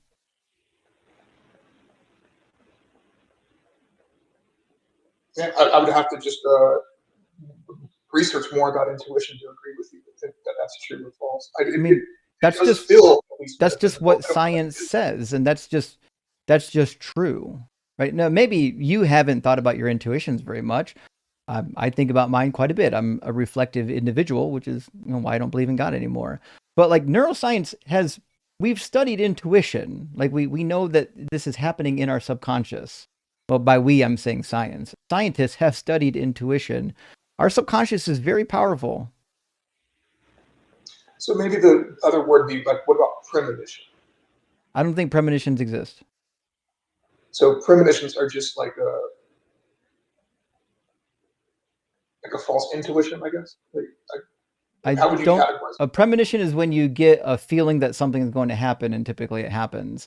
Now, those do happen. Sometimes you have an instinct that leads to a premonition, but premonition in like the way a lot of people want to use it, like I've got a divine piece of information, like a prophecy, that doesn't exist. It doesn't exist because we have no way to test it? Is that what you mean? We do have ways of testing it, and people have attempted. So what happens typically is people who are being tested for their premonitions are told to actually write them down. And it turns out when people write down their supposed premonitions, they never come true. What seems to be happening is people think they're having premonitions for the same reason that deja vu works. When people think they're having the same experience again. that same mechanism in the brain convinces people that they had a premonition, when in reality they didn't, because when they write them down, they never come true. You say never. I mean, probabilistically, it means someone's premonition could come true. You're just saying it's not repeatedly true. Like I could say I have a premonition about something and it come true. Like, well, there's obviously going to be that, there's going to be some things that you consider premonitions that are likely to come true. Obviously, if I had a premonition that I'm going to shake somebody's hand at work, it's likely to come true. People shake hands at work. So obviously there's going to be a percentage of so-called premonitions that people think come true just because it's something that's likely to happen already. And there's probably some that maybe are less likely to happen already that might even come true. But there's no good reason to believe that there's some spiritual force that's granting people these premonitions. no good reason. I don't know if there's a good reason or not. Like I said, I'm on the fence on as far as like why I believe what I believe still, right? It's like it's this internal, maybe subconscious that hasn't been destroyed, because rationally I can get with you on a lot of things that you say, but there is still the underlying current of that feeling of the existence of God still. Like it's not. It's like you want to you internalize the belief because we'll go back to your line of reasoning. There's internal emotional triggers still from being religious that are still there. So I can logic my way out of like some of the things you talk about, Christ being a liar and a fraud, but you still have the relationship. It's kind of like you've broken up with somebody, right? And that's but you still have that feeling towards them still, right? That's like it's the remnants of your religion. That was Yeah. my religion. Well, it takes a while to get rid of that.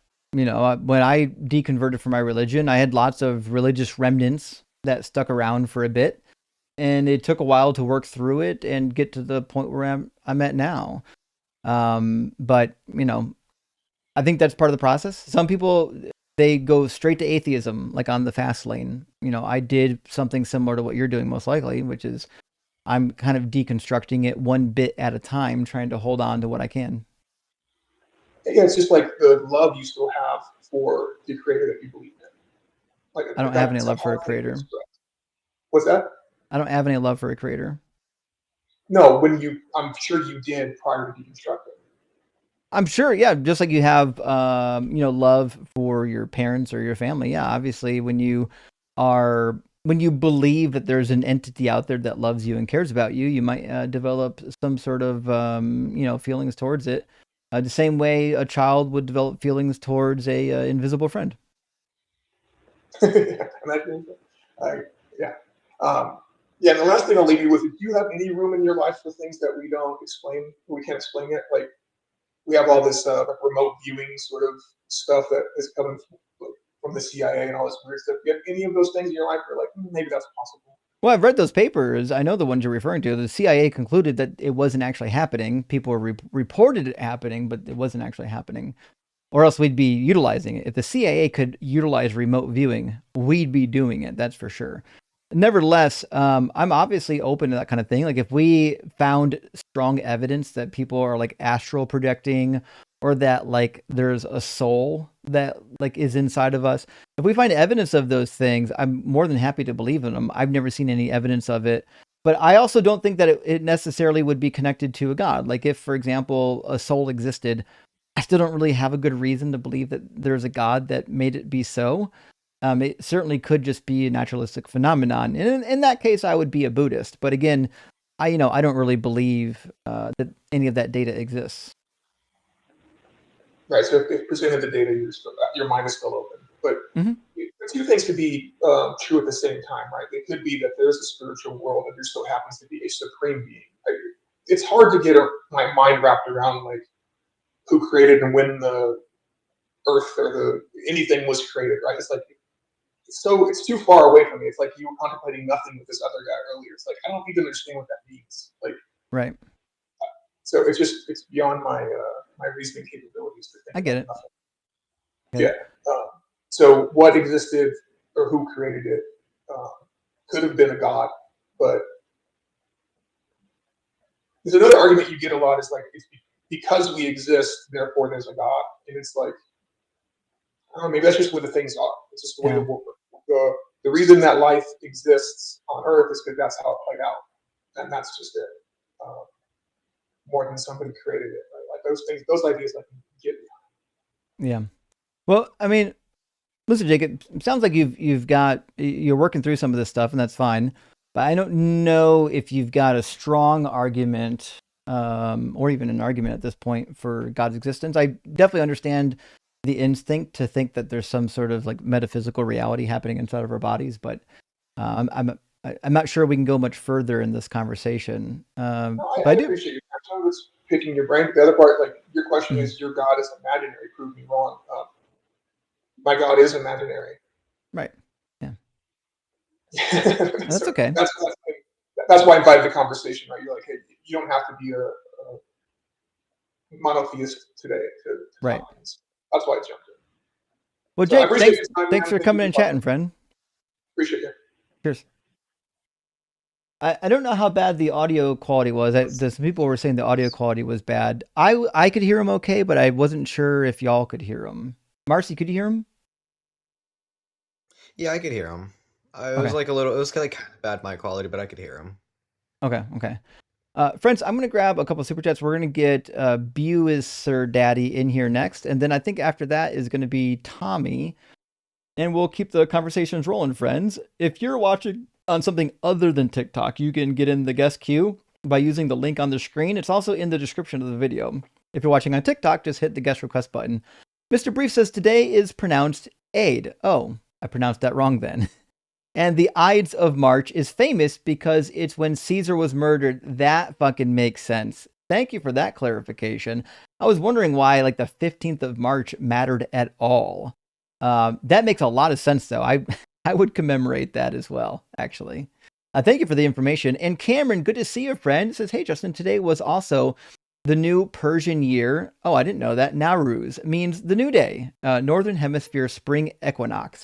Just in time. Rock hard for Doug. Well, thank you, Cameron. I appreciate that. I didn't realize that the Persians had the new year about now. That's interesting. I wish I knew more about Persian culture, to be honest. And Barbara says, could someone good at fine-tuning look at my cella? Well, listen, if you're getting bad reception on your cell, you're probably going to need either a new cell phone or maybe your case is blocking your signal. A lot of these cases, the antenna is actually the rim. And sometimes if you get the wrong case on your cell phone, it'll fuck up your antenna. So be warned about that. And Deep Blue Sea, thank you for the additional super chats. My confusion is about his claim of substantial evidence for the resurrection. Why is his evidence dismissed by atheists, witnesses, empty tomb? Okay, so you're referring to the claims about the resurrection by the case for Christly Strobel. The reason why it's dismissed is because resurrection accounts in the first century are abundant, and we've got well-documented ones like the resurrection of Nero. Well, even more than that, Aristius, Alcestis. Nero was believed to be resurrected as well. Just claiming that somebody resurrected is meaningless. And the witnesses, we have no idea if there ever was an empty tomb. We have no idea if there were witnesses. Witnesses didn't write anything. The Gospels aren't eyewitnesses. Mark wasn't there. Luke and Matthew copied from Mark. John wrote decades after the fact, if at all. We have no idea who wrote any of these Gospels, much less that they're eyewitnesses. So we don't really have eyewitnesses. We don't know if there ever was an empty tomb. What we do know is there's a trope in the ancient Greco-Roman world about empty tombs and missing bodies, and Jesus seems to be one of many of those tropes that show up in the ancient world. Dougosaurus Erectus, thank you for the $20 super chat. Says, Bumblebee, how can you fly? Christians confused and wondering why. But now it's not so tricky. You flap your wings quickly unless you are one of God's little lies. I love that from the Bumblebee argument. I do love that we at least heard a different apologetic. It was a terrible apologetic. Bees shouldn't be able to fly based on physics is a crazy argument. Anyone with 5 minutes of thinking could have come up with the answer. They flap their wings really fucking fast. And last super chat for now from Smack. Good to see you, my friend. Thank you for the super chat. It says, make a triangle with hypotenuse, square root of 2. This is an irrational number. The digits never end. They're infinite. Yet we can draw the triangle. So infinites and points interacting with it can vibe like infinite past, first, now. This is actually an interesting point. There are some infinite repeating numbers when you do particular math problems. This would be an interesting argument for infinites. I suspect, though, they might invoke this idea that, well, it still has a starting point. Because when you write it out mathematically, it seems like it would have a starting point, even though it would go on infinitely. And they would say, well, that's how the universe is. It had a starting point, but it goes on infinitely. Obviously, they have no evidence of this, but I suspect that's what they would do with it. But I like the argument that Marcy and others, and we've all heard, which is, how many numbers are there? Well, there's an infinite number of them. Can you go from 1 to 2? Of course you can. It's not difficult. So yeah, you can traverse finite points even with an infinite number set. All right, let's Yo, what's up, dog? Buis Sir Daddy in here. How you doing? It's all right. You're kind of saying it wrong though. It's just Bo. You just say that. Oh, your name is multiple words, so it's actually supposed to be pronounced Bo is your daddy. Yeah. Must be humble. All right. So, Bo, are you at least 18? And do you believe in God? All right. Which one do you believe in? Christian. Sure. What do you think is the best argument for the Christian God or even a generic God? I can give the second way. Are you familiar with that one? I'm vaguely familiar with Aquinas' 5 ways. I think they all fell for the same reason, but you're more than welcome to. Also, if you're going to give a traditional syllogism, we do have a timer for this. And the reason why is because it gets boring for the audience to argue the same syllogism for 45 minutes. Yeah, I mean, I think you'll agree with most of these premises, and the one you don't agree with has a pretty easy refutation to like a rebuttal against it. So sure. Yeah, well, give me a second. I'll get the timer set up and we'll have a good time here. All right. So are you familiar with efficient causation? No, I went to school and studied real stuff. Yeah, well, efficient causation is just like an efficient cause is something that brings about cause. So all causes would be efficient? Yeah. Okay. So why not just say cause? No, I mean, you could, but there's different kinds of like causes or like different kinds of causal power. So you have like efficient causal power, which is something that causes another, and derivative causal power, which is something that receives its causal power. So sure, these are relevant for the argument. So yeah, premise 1 basically just says that some things exist. Some things that exist are caused by efficient causes. And do you agree with that premise? We'll see. Some things that exist are caused by efficient causes, and we would say an efficient cause again is just a cause that does what? A cause that just brings about cause, or something that brings about cause. It doesn't have to be a cause in itself. Okay.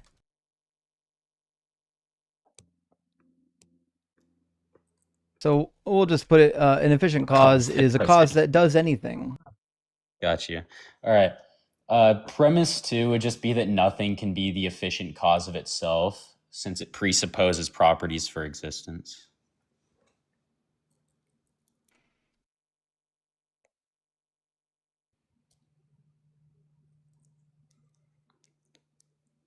Okay. And what do you mean by presupposed properties? Well, yeah. So let's say like we have something that needs to cause itself, right? This means it needs to begin itself, right?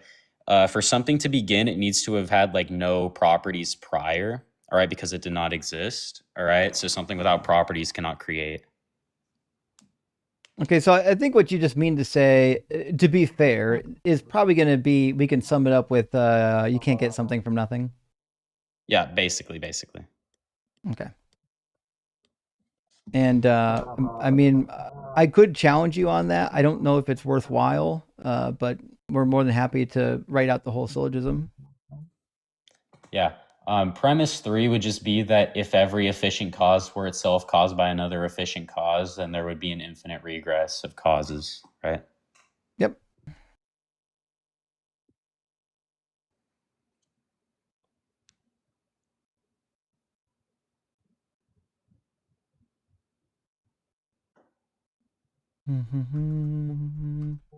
Yeah, this is going to fail for the other 5, the same way the other 5 ways do on premise 3.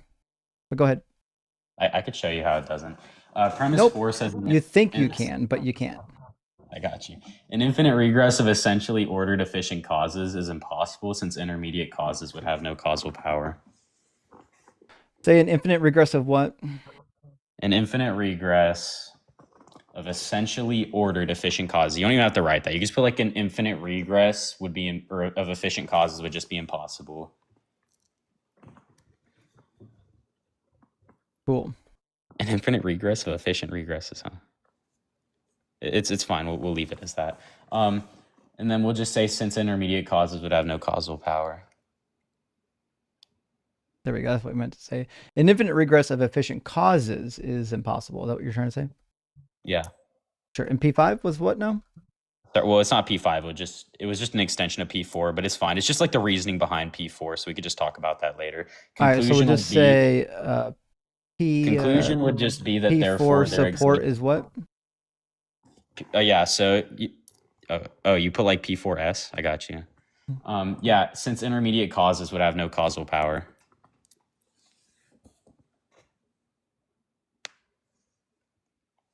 Bro, why do so I guess I don't know what that has to do with it, because we're talking about infinite regress of efficient causes. So what does an intermediate cause have to do with an infinite regress of efficient causes? it just be like causes that are within like the set, within like the hierarchical set. So what is your definition of an intermediate cause? Yeah, again, it's just a cause that's like within the set. So all causes? Well, yeah, all causes within the set. So it wouldn't be like the first cause, all right? That's why we say like these intermediate causes, all right? It would not be the first cause. Okay, so any cause that's not the first cause. So you would hold to an infinite cause, so it's whatever. But the conclusion would just say that therefore there exists at least one uncaused efficient cause that grounds the causal power in the universe. All right, so then the conclusion would be, must be, we're just going to do the same conclusion of all of his arguments. There must be a prime mover or an uncaused cause or a first cause, right? I mean, that's not exactly what I said, but yeah, that works. I mean, that is the end of all of his arguments, right? Sure. So your main contention would be with P4, right? P3 and P4, yeah. Well, P3 just says that there would be an infinite regress. I mean, I think you'd agree with that, actually. To be fair, actually, the way it's worded, I think I might agree with you on P3.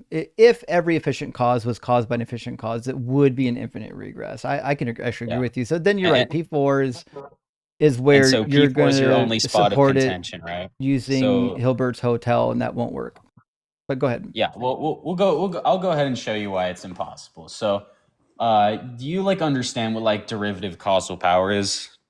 Nope. Again, I went to school to study real things. I went to school for engineering. Oh, wait, what kind of engineering? This is off topic, but electrical. Nice. I want to be a nuclear engineer. You're smart enough for it. I highly recommend studying nuclear engineering and not philosophy. Yeah, well, I mean, philosophy, there's just not really any, that's why I didn't major in it, but Philbro timer, okay.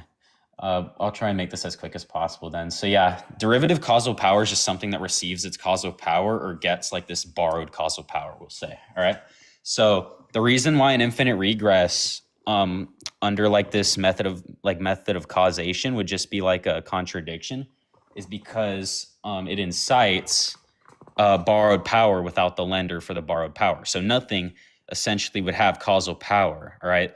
This leads to the fact that nothing would have the power to cause anything else, all right? For example, let's say we have a hand, all right? This hand is the uncaused cause, all right?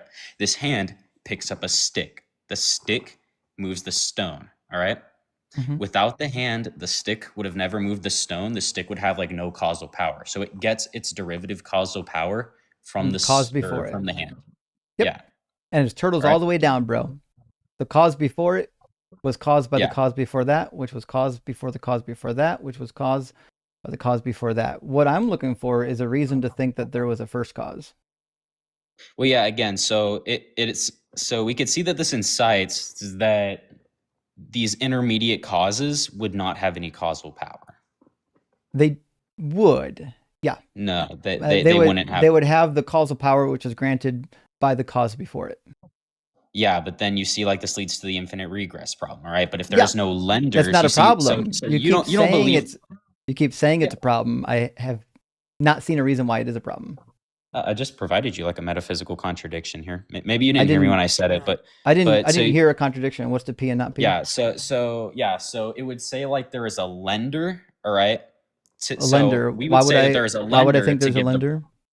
Sorry, no, I'm saying we would think that, or I would think that there's a lender to give this borrowed power, all right? But if there is no Why? lender to give borrowed power, then it's borrowed power without a lender. Say you borrow money from somebody, but there is nobody you borrowed money from, all right? That's where the contradiction would lie. Well, we're not talking about money. We're talking about causes. So, Yeah, but in fact, it's an in our analogy. universe, all you need is something that's physical, and you have a cause. Gravity. Like if you took two physical bodies in outer space and they're anywhere near each other, they're going to start moving. You don't need like a source of the cause or a source of the energy. That's just how space-time works. Yeah, so again, do you want me to like give like the analogy again, like the hand stick stone analogy? No, I gave you a better analogy that explains why you actually don't need a first cause. So if you Yeah. have two bodies that are entirely motionless, meaning there's no energy being expended, and they're literally just floating there in outer space, gravity will cause them to move. Gravity is not a force, it's a warping of space-time, which means all you actually need is anything physically existing, and you will get movement, you'll get causes. Yeah, and then this still falls under like an infinite regress, you know? And Why is that a again, problem? yeah, and again, I just cited you like a contradiction. I don't know if you're like I not. didn't see a contradiction yet. Well, I don't see how you'd see it. You'd have to Cite hear it, right? cite me the contradiction. Yeah. So again, let's say that you borrow money from somebody, but there is no somebody in question, right? You We're borrowed not talking about from money. nobody. But it's an analogy to describe how this causal power works. All right, these causal. Okay, gravity's the money causes- lender. Okay, well, gravity itself is not like an uncaused cause, though. Why? Gravity's Yeah, not I a just- cause. Gravity Yeah, causes well- things. Gravity is a warping of space-time, which causes bodies to move. Yeah, I mean, like, what would be the justification that gravity is like an uncaused cause then? It's not necessarily a cause in the way you're using it. Gravity, because space-time warps around bodies, it causes it to move. Do you not know about space-time? Yeah, no, I know about space time. I'm just Okay, saying that gravity then- doesn't core. So, I'm so saying gravity doesn't correlate. gravity here itself to it. exists. Do you agree yeah, that but I'm saying gravity gravity exists? doesn't correlate to the causal infinite regress. Do you think Right, that 'cause there's- gravity exists? Yeah, I do think that gravity exists. I'm saying it doesn't Okay. correlate to the causal infinite regress. Does gravity need a cause to exist? I mean, yeah, I'd say so. Why? Well, yeah. Let's just say like the universe had a beginning. I'd just say in that case, but Well, I don't believe the again, universe had a beginning. Why would I believe that? yeah, and I showed you like the contradiction between like borrowed power without a lender. You There is didn't, no. though. I did, yeah. So You would you didn't. say that there's a? Would you say that there's a What contradiction? you tried to say do is you tried to use an analogy to point out a contradiction, and the analogy didn't actually map on to what we're talking about. wait, can I like provide it again then, real quick? Go for it. Yeah. So would you say that if you borrow something, but there is no lender to borrow it from, then you never actually borrowed anything? That'd be a contradiction, right? It would be maybe an impossibility. I don't know if it's a contradiction. It would depend on how you formed it. But yes, if I said I borrowed, if I said I borrowed something, but I didn't borrow it from somebody, it would just be wrong. But again, we're talking it's the about same thing here. causes that actually are preceded by other causes. So yeah. now our timer for this argument has run out, and it failed, as I predicted, because I'm a prophet, on exactly the point that I knew it would fail at, which is the infinite regress, which is why these arguments are entirely unpersuasive. for anybody I in the atheist provided you. community. These are arguments I that people provided engage you. in who already believe in a religion that just don't want to feel silly about their God beliefs. I provided you the contradiction. You did The not. borrowed power without It's a not a lender to lend borrowed contradiction. power. But That you just doesn't said if you it borrow doesn't map something from on. Well, it doesn't map on. can you borrow something It without doesn't there being a lender not to what you not borrowed? only does it not map on, there's a Catholic philosopher in my guest queue that I can only imagine right now is going to come up and tell you that you're wrong. Do you want an actual Catholic philosopher up here right now to tell you why you're wrong? To tell me why this isn't a contradiction? Yeah, borrowed power without a lender. How you doing, Catholic thinker? I'm doing all right. I got a tag on Ian's Discord that someone was abusing my boy Aquinas. Yeah, that's probably the case. So we're attacking Aquinas' second way, and it's failing like it always does, which is not being able to support the idea that an infinite regress entails like contradictions or somehow are not possible. Yeah, so the thing with Thomas Aquinas' five ways is they weren't meant to convince a non-believer. Nope. They were summaries of arguments that he thought were pretty good arguments, but they were never meant to convince a non-believer. And so anyone who tries to use the five ways to convince a non-believer is going to fail. Thomas Aquinas even admits that it is impossible to disprove an infinite eternal world, which, to be fair, is different than an infinite regress. But the thing with the infinite eternal world is that his arguments were created to work within an infinite eternal world. So if you are trying to use the five ways to prove a temporal start to the world, you're going to fail because these arguments were designed to work with an infinite eternal world. And then the actual argument that Aquinas used to prove to a non-believer in a God is not found in the five ways. It's found in on being and essence is the work that it's found in. So if you want to find how to argue to a non-believer, how Aquinas thought you should argue to a non-believer on the existence of God, that's where you need to look, not the five ways. Yeah, well, I mean, do you disagree that you can, or do you agree that you can't borrow something if there is nothing to borrow from? That has nothing to do with infinite regress. It doesn't map on. That's what I keep trying to tell you. How do you, how are right. you not correlating if you're like a Catholic philosopher, Catholic turns thinker? out that you're not correlating, Bo, and it also turns out that you're nobody's daddy. You need to go back to the drawing board. Wait, do you know what the second? And we'll move on from that. He's got to go do some studying. Catholic thinker, it's good to see you, buddy.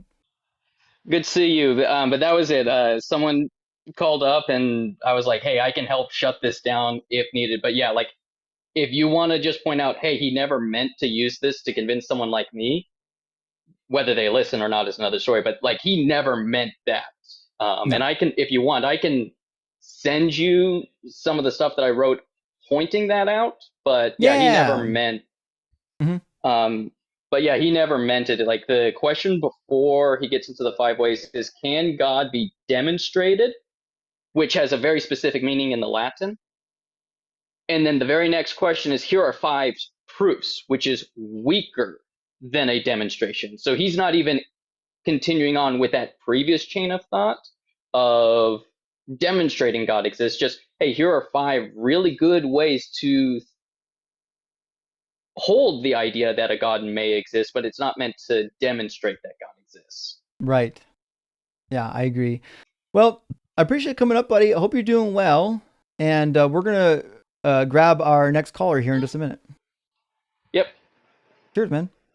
Catholic Cheers. thinker. I really don't mind philosophy when people are like honest with it, but when you get upset that your analogy that doesn't actually map onto anything doesn't work, you can't just keep reasserting that it does. But they did try. And Chris, thank you so much for the $50 super chat, friend. Says intuition is data collected over time. That's what I said. For example, we look at the Bible and our intuition should say, holy fuck, this is a prehistoric book that endorses horrible ethics and blood magic. All glory to Doug, the rock of our foundation. Indeed. I do love the blood magic topic. A lot of people asked me to do that for a long time. I'm going to get back to it again. It's one of my favorite topics. I'm going to bring in some other documents too on our next debate to show people that the blood magic was pretty pervasive in the ancient world. The Bible blood magic is not unique at all. I might need a reframing of the prompt for it, but I think it'll be a lot of fun. An ontological shock. Great to see it. Thank you for the super chat. It says Rastafarianism equals a religion with zero evidence. Rastas believe Haile Selassie, that's a hard name to pronounce, Emperor of Ethiopia, is the second coming of Jesus. I've actually had people on my live defending this. He denied this, and then he died in 1975. Rastas then formed myths such as he didn't die, or his spirit lived on. This is actually a really good point, because like it doesn't matter what happened in real life. People are going to make up stories about you. Like the Rebbe, Menachem Mendel Schneerson, said he was not the Messiah. He didn't say it in that firm. He didn't say it quite that clearly. He could have been more clear, but he never said he was the Messiah. And people are like, "Oh, he's the Messiah." It's like the life of Brian all over again. But thank you, Ontological Shock. And Jessica, good to see you tonight, says there once was a man named Justin who studied to be a man of the cloth, but now he runs an anti-faith channel that makes bad apologists go froth. That they do foam at the mouth. They get really bent out of shape over their arguments for God not working. It's pretty wild to watch, actually. And last super chat for now before we get Tommy in here. Thank you, Chodicus, for the $20 super chat. Says, premise 1, Philbros exist. Conclusion, God must not be benevolent. Indeed. Indeed. This is, I agree with premise number 1. The conclusion seems to logically follow based on my intuition. So I can only assume that this must be the case. That the fact that Philbros come on here and argue with Aquinas' 5 ways could only mean that the God of Aquinas doesn't actually exist, especially if they read his shit. And Aquinas actually said what Catholic thinkers said he said, which is not really good arguments for atheism or against atheism. All right, let's grab Tommy Iris Anderson. Hold on, let me read that name. Tommy is Anderson. Oh, we'll see. Hopefully I read that correctly. Welcome in, Tommy. Are you at least 18 and do you believe in God? I am at least 18 and I do believe in God. Can you hear me? I can hear you. Can everyone else hear him? I'm using my phone microphone, and so I have to hold my phone pretty close to my face. I need to make myself invisible so I don't look like a weirdo. I haven't really used this platform. Well, we already know what you look like, so don't worry about it. It's going to be okay. No, that's fine. I don't care what people think I look like because I'm actually pangender and I identify as all genders at the same time. What I was going to talk about actually goes against both Thomas Aquinas and atheism at the same time. Cool, so, I know. Which God do you believe in? I believe in an animistic God, essentially that God is earth. There is no separation between God and earth, between people and earth, and therefore there isn't any need to go on endless regression because what came before Earth doesn't fucking matter. That's not God. God is literally the planet Earth. What do you think your definition of God is? If I said, give me the qualities of God, what would you say? The awakener of consciousness. I believe that consciousness has a dormant state, and then whatever we perceive as God has the ability to awaken that. Is your God conscious? It doesn't have to be because consciousness has a dormant state. Well, all that matters is welcome that the God is able atheism, to awaken. my friend. You're going to be a great atheist. No. This got another one. Mark them down. Another atheist in the bag. Non-sentient Earth that created life is what we fucking believe in. Oh. I bet he prays to Mother Earth still, even though Mother Earth isn't conscious in his worldview. Oh, he's back. I guess he doesn't want to be an atheist? I thought you were an atheist now. No, I'm not. I'm an animist. An atheist. So an atheist believes that there's no conscious being that created all things. No, that's not the definition of an atheist. An Well, we can just is look up the definition of So were of Native God. Americans atheists then? I have no idea what they believe. The definition of God They believe that is God was Earth. I can just read you the definition. I know listening is going to be tough for you. In Christianity and other monotheistic religions, the creator and ruler of the universe and source of all moral authority. In other religions, it's a superhuman being or spirit worshipped as having power over nature and human fortunes, essentially a deity. So that's what we're looking at. It doesn't say consciousness. So it doesn't no, it say doesn't. consciousness. It doesn't say consciousness, but a deity would be conscious. No, that's your assumption. No, that's how it works, because no, something that creates has agency. Then find me a definite. There are unconscious creators on Earth. You literally were just arguing for unconscious. Oh boy, creation so I'm just God a second then. ago. No, actually, I wasn't. No, you are a creation of God that is also able to create, because people can create and we come from Earth. I mean, where else did we come from? We didn't come from the sun. We didn't come from the moon. Does your God have agency? Earth. Yes. Does it make decisions? It depends on which God you're talking about. The only God you believe in. So you don't think polytheism is relevant? But you can talk about polytheism. Do you believe in many gods or one God? Because you haven't said polytheism I just yet. said I did. I just said I did, and you made the assumption that I believed in one Nobody, God. That's what you premised. Nobody your heard on. you say anything about polytheism. So how many gods do you believe in? What I'm saying is, because I didn't mention it specifically. How many? You made the how many gods do you correct? believe in? You made the assumption, correct? How many gods do you believe in? I believe in all of them. Which ones? What are their names? All of them, literally all of them, because Vishnu, I believe that Shiva, Yahweh. Yes. Why? Yes. Because also, that's not animism, by the way. Wait, hold on. So do you believe in Allah as well? Yes. Okay, so is the And the Quran reason the word why of I God? do by is chance? because Is the Quran the word of God, mayhaps? I believe that there were a lot of people who contributed to holy books that believed that they were speaking the word of God. Can you answer the question? But Can you answer the question? What I believe, can I tell you what I believe? We're hoping you do that. I believe, like, such as, is the Quran the holy word of God? That's a yes or no answer, actually. It isn't. That is a duality based on Western theology and Western philosophy. That would be but we can talk dichotomy. about that. Bro, using words you don't even know. No, I do understand the word. I misspoke once. So I'm sorry okay, for so that. Allah is real, but the Can I Quran tell isn't you the what real I word of believe, or are God. you How do going we to know continue to anything cut me about off? Allah? Can I tell you what I believe, or are Well, you going you to have yet continue to to answer cut me my off? questions, so... Can I tell you? Asked me what I believe, and I'm trying to answer. You are cutting me off. Yeah, no, I asked you whether or not you believe the Quran is the word of Can God, I and you tell have you- neither said yes nor I no. said no.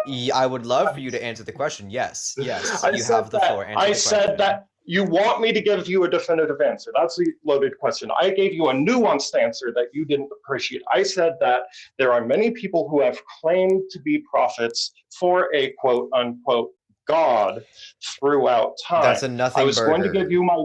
That's a nothing No, burger. I was going. You won't let me give you my definition. You won't let you state what I believe. And now I'm getting frustrated at you because you won't actually let me give you my premise. Maybe we didn't hear you. Just say it louder. Okay.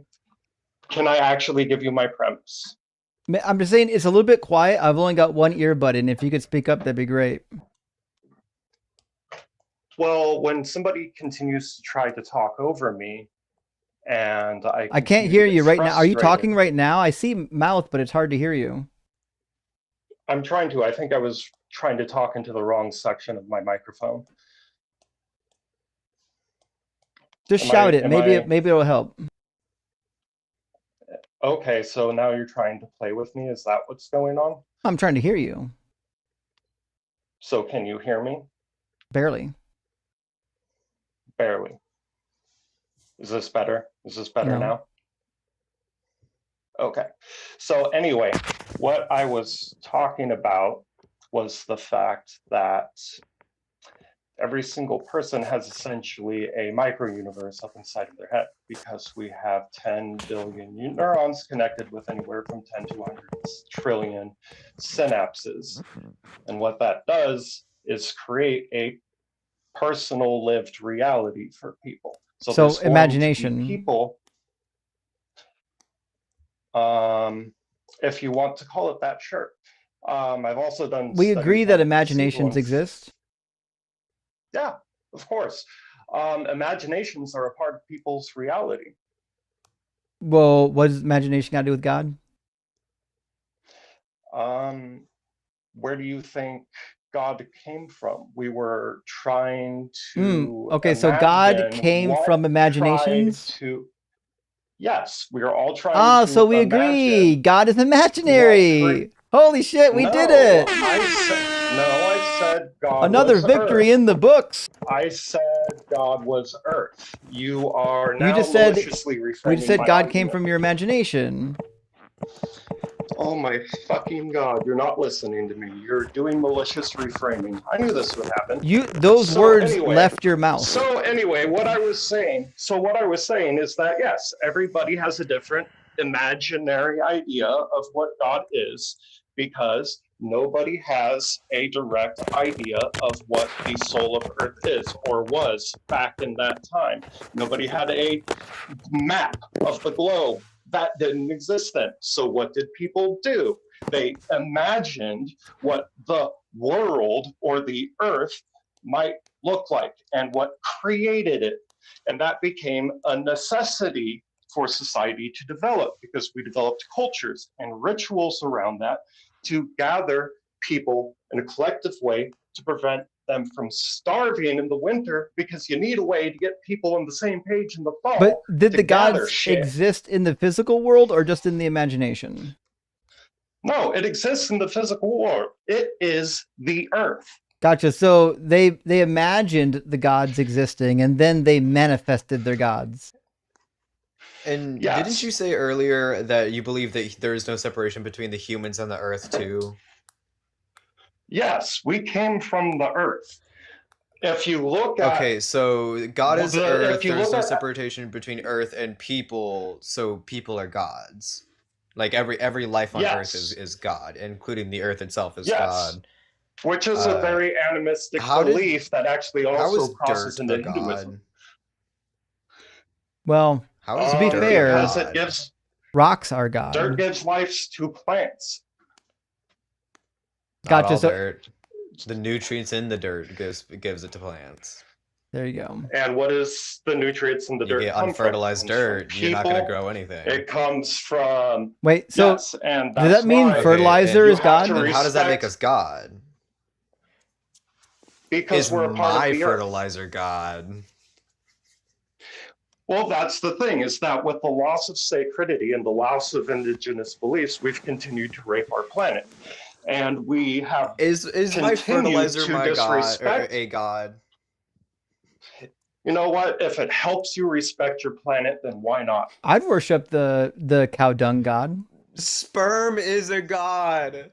Fucking A, let's Sperm is a go. god. You- We have it if you- here. If it helps you save the Sperm is planet, We have God. it why the here. fuck Sperm not? is God. Praise sperm. That's where Absolutely. I'm Sperm at right now. is If it God. helps you save the planet, why the fuck not? And clearly, it's gonna take he/him pronouns because it's semen. So, No, God is an amorphous construct. God is Earth. Earth Oh, doesn't gotcha. have pronouns. Earth is Earth. And, Well, and we are the earth, and the earth is God, so we are God, and our sperm is also God. but You be for in, sperm God. Yeah. in classical Yeah, I languages, mean, typically the Earth is depicted as a female deity. So now we've got a pantheon of male and female deities. Yes, because there's synchronicity there. And why not include transgender deities and Sure, let's have non-binary it. deities? I agree. Yeah, because those existed in the past too in indigenous cultures. Those are the gods we need to believe in. That's what I'm saying. The ones that actually Why do we need to bring believe in a about god? an understanding of the earth. I just said humans are programmed to believe in things like the placebo effect. Is a great study of this. Source? When you have I just said the placebo effect. There's so many studies on the placebo effect, and some of this. Well, I said source, like not example. Like, what's the source that says that humans are just like naturally inclined to believe in a god? And even if you were to give that, like, which I'm pretty, I probably wouldn't necessarily disagree. Well, there's a few different sources that you can look up. But how does it go from we are just like somewhat designed to believe in something more than us to that exists? Stop, dude! I'll you keep do what doing I want. this. Actually, Stop. You don't get to like. I was already speaking like brosif. Okay, so let me hit you with this. Let me hit you with this. Do you understand? It's okay. Let me hit you with this. Do you understand that people learn better through stories than they do through facts of knowledge? Everybody learns differently. Wait, yes, do you think that stories don't have I learn facts? a lot differently than other people do. But no, and here's why.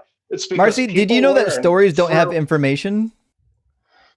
Did you they know don't that actually? Alhamdulillah. Sensory experiences, and that stories often are based on information. Like, do you know what allegories are? Is Plato's allegory of the cave? Are dildos God? Story. It's true, they are. Are strap-ons God? Yeah. I know that what you're trying to do I'm here, strapping my lesbian girlfriend, and I love it. That means, am I giving like heavenly backshots? Guys, I think I'm giving heavenly backshots because the strap-on is God. You are.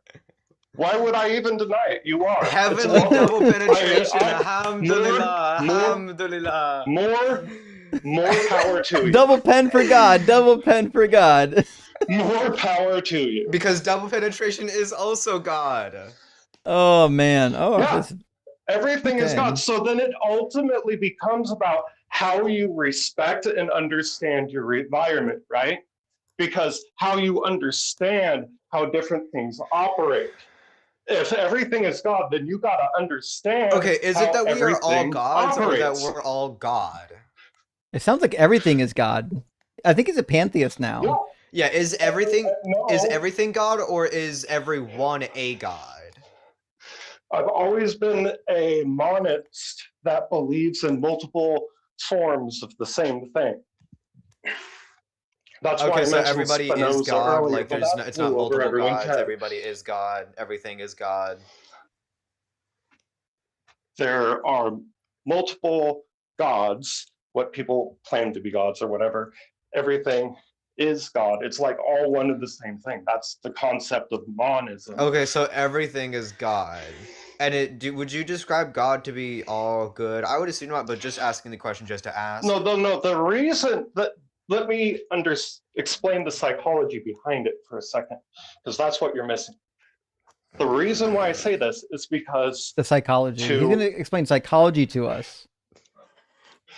Okay, smart pants. Check this out. Let's say you have a flower. What do you need to be able to grow it? Do you think we're unaware of how to grow plants? No. This is an honest question. Tell me. What I'm going to tell you is I think there's like a real adult in the guest box that we're probably going to get to. This was fun, though. Okay, I'll tell you what. You need to respect. Not you. I'm not going to respect you. We are going to cut you. Sperm is God, alhamdulillah. Sperm is God is wild. I feel like that might be God, alhamdulillah. That could be our next new hashtag. We'll find out. We gotta make it. I would love to have assisted in a new hashtag. Pray to Peggy for Tommy. That's all I can say about that. Let me grab a couple of super chats and we're going to get Jamil Joshua in here. A cat with Ebola. Hope you're doing well. It's not my birthday anymore. It does happen when it's only one day of year. What's one misconception theists often have about atheists that you wish would go away? Still rock hard for Doug. Well, typically the misconception is that we're all depressed, or that like we're constantly wrestling with our evil desires to do horrible things without God, because that's what they do. They're like, well, if God wasn't here, I'd be doing horrible things. No, you wouldn't. I do as many horrible things as I want, which is 0. And Miss Meg says, my dog is on 6 to 8 weeks of rest.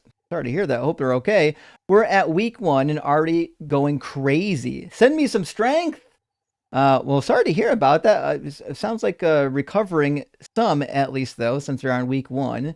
And it's hard, especially as I've had my dog when I was in high school got hit by a car and had to rest for a while, had some broken bones. It was hard for him. He did not want to rest. It was a lot of work getting him to not re-injure himself. Best of luck to you, though, friend, and hope your pup's doing all right. Peter, good to see you tonight. Says, hey, Justin, finally got my new kitten. Hell yeah. Filbert is an amazing name, and been busy with him. He's the cutest. All kittens are the cutest. Hope your kitties are doing well. Give pets for me much love. I absolutely will, Peter. In fact, I think Faraday's right behind me now. Hey, buddy. Yeah, Faraday came to visit. He'll probably be up in my lap here soon, or on my back. We'll find out. But yeah, fucking enjoy your new kitty. Big W. And Bermuda Grass says, I emailed you for help out of a life or death situation. I'm sorry to hear that. All the Christians I asked for help aren't upholding James 2:15 through 16, though I'm a brother in the faith. Oh, sounds like you need some actual assistance. Bermuda, I don't know what your name is because you came in with this, but I'll scan through my emails to see if there's one from you. I don't know what you need, but if there's something we can help with, we typically will help with it. Also, join the Discord, friend, if you need help. Good question says Hebrew. Yahweh speaks English in the Yul Brynner and Charleston Heston documentaries. That is true. For realism, they should have had God speaking some Semitic language. Although, if God existed prior to the 10th century, it wouldn't have actually been Hebrew. It would have been something else. That's a whole nother story. Mike says, does God accept grain offerings also because of his most powerful omni-property being omnivore? Sorry, let me look at the screen. I got to pop up. Who likes to eat just meat? You need bread with it. That is true, actually. He does demand grain, bread, and wine offerings as well. In fact, twice daily, according to the book of Exodus. And in Leviticus, Eve even refers to this as his food, because these offerings were food for their gods. And Tracy, great to see you. Thank you for the super chat. Hope you're doing well. Says, oh, those syllogisms. Rock hard for Doug, Gabe for Justin, and Simply Wet for Sharon. Well, thank you, friend. And the syllogisms, at least when they come in with a good syllogism, we can at least put it on the notepad and try to keep it linear. When they come in with just an idea of a syllogism, it can make the conversation difficult. Mike Bowen says, what if the unforgivable sin is credulity and the Bible is a test of how people are to believe bullshit that harms others? I have wondered about this. I think Joel and Mezzo have brought this up on their live streams. If God was really testing people, he would test them with a book full of horrific shit to see what they'd actually run with. And if that's what's happening, Christians are in a lot of trouble. And William Rogers, thank you for the $12.34 super chat, says, reading the Bible and got to Exodus, and oh my God, the long, drawn out, and overly precise descriptions of exactly how God wants his temple to be built and decorated. It's tedious, repetitive, and painful. And I believe the reason why they did that is because they wanted to put a divine plan together for building something at one point. And they're like, well, here's the plan. And someone was like, well, how do we know this is actually what God wants? And then they had to create a backstory. Well, this is what God wants because here's the fucking story. And so you get this crazy, tedious thing to read, which is utter nonsense. And Randy says, looking for an exhaustive scholarly collection of Talmudic literature. Help me, Justin. I mean, to be fair, you probably just want to go to like the Art Scroll Talmud and spend a couple $1,000 on it. Or go to Sefaria online and just use the website. It's free. You don't have to pay for anything.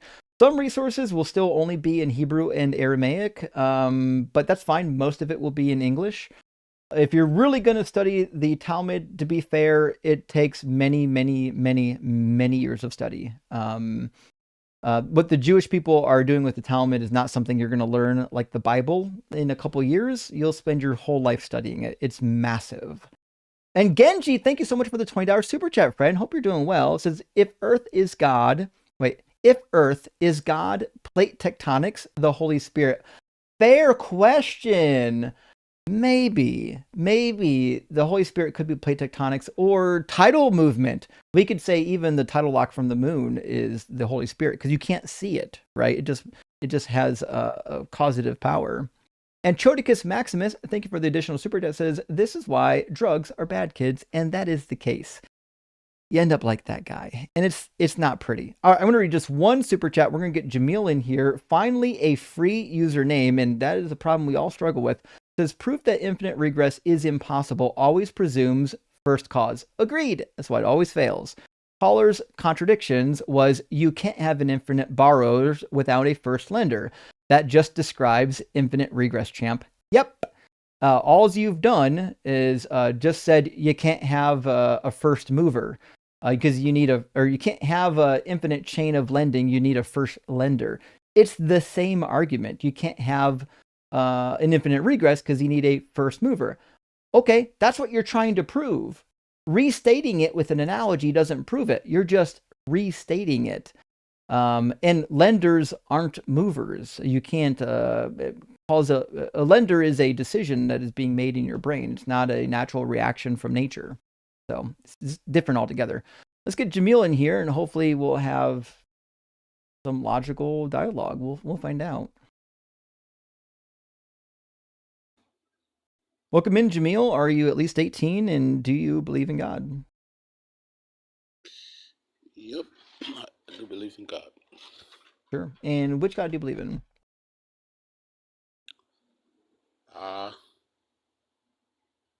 The real God, the God of the source of life.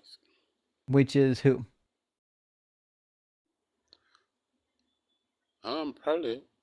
I think it can be described like how people try to politicize God into religion. Do you believe in a God that's specific or generic?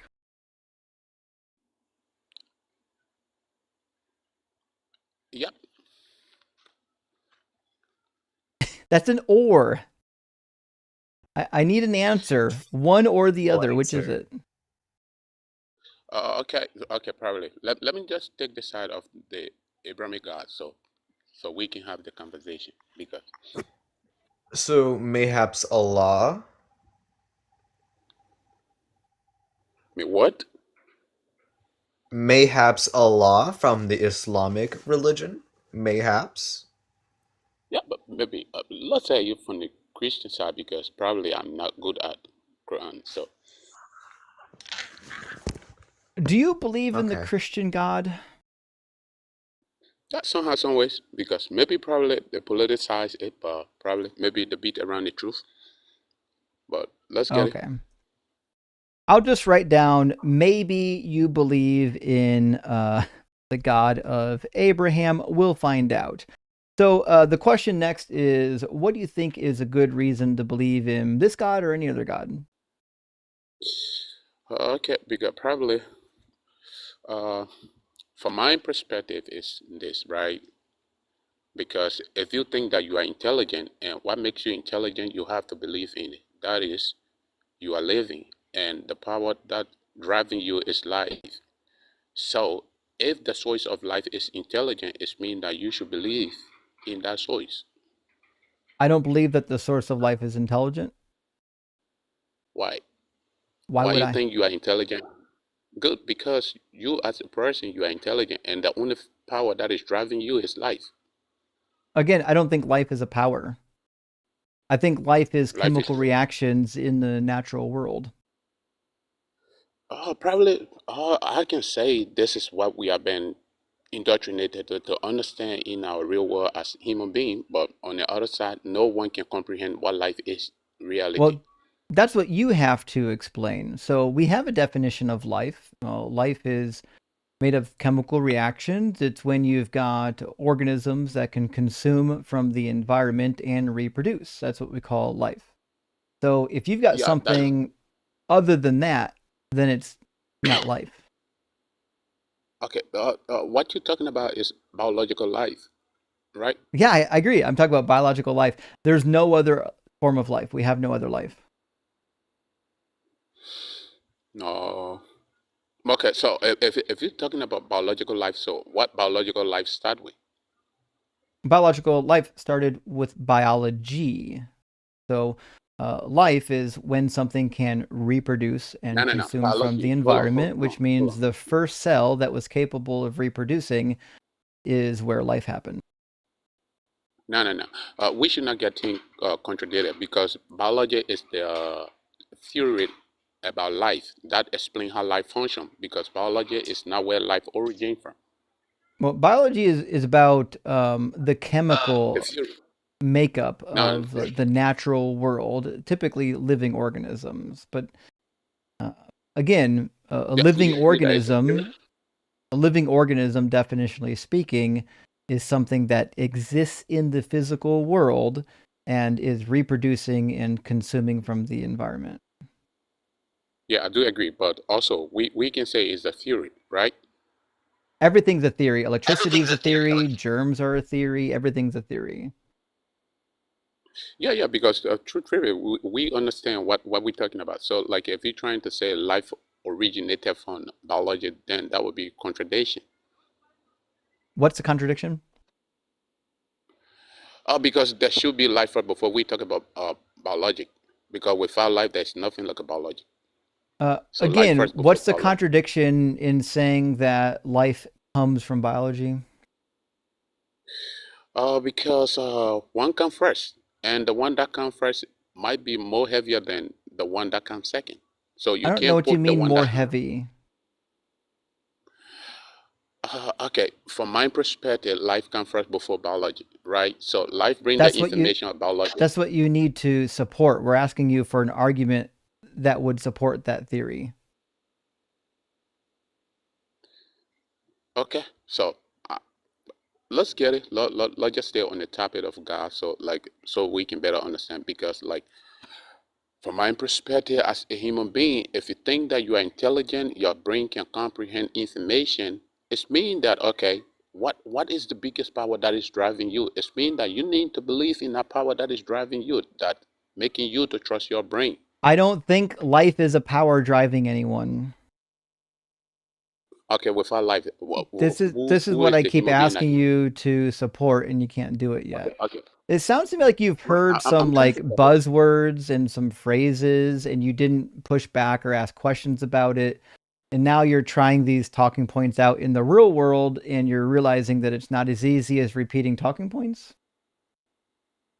No, okay, okay, okay. Deconstruct. So with it, I want to agree with you in this perspective, right? So if we try to exclude life, is there anything here for us to talk about?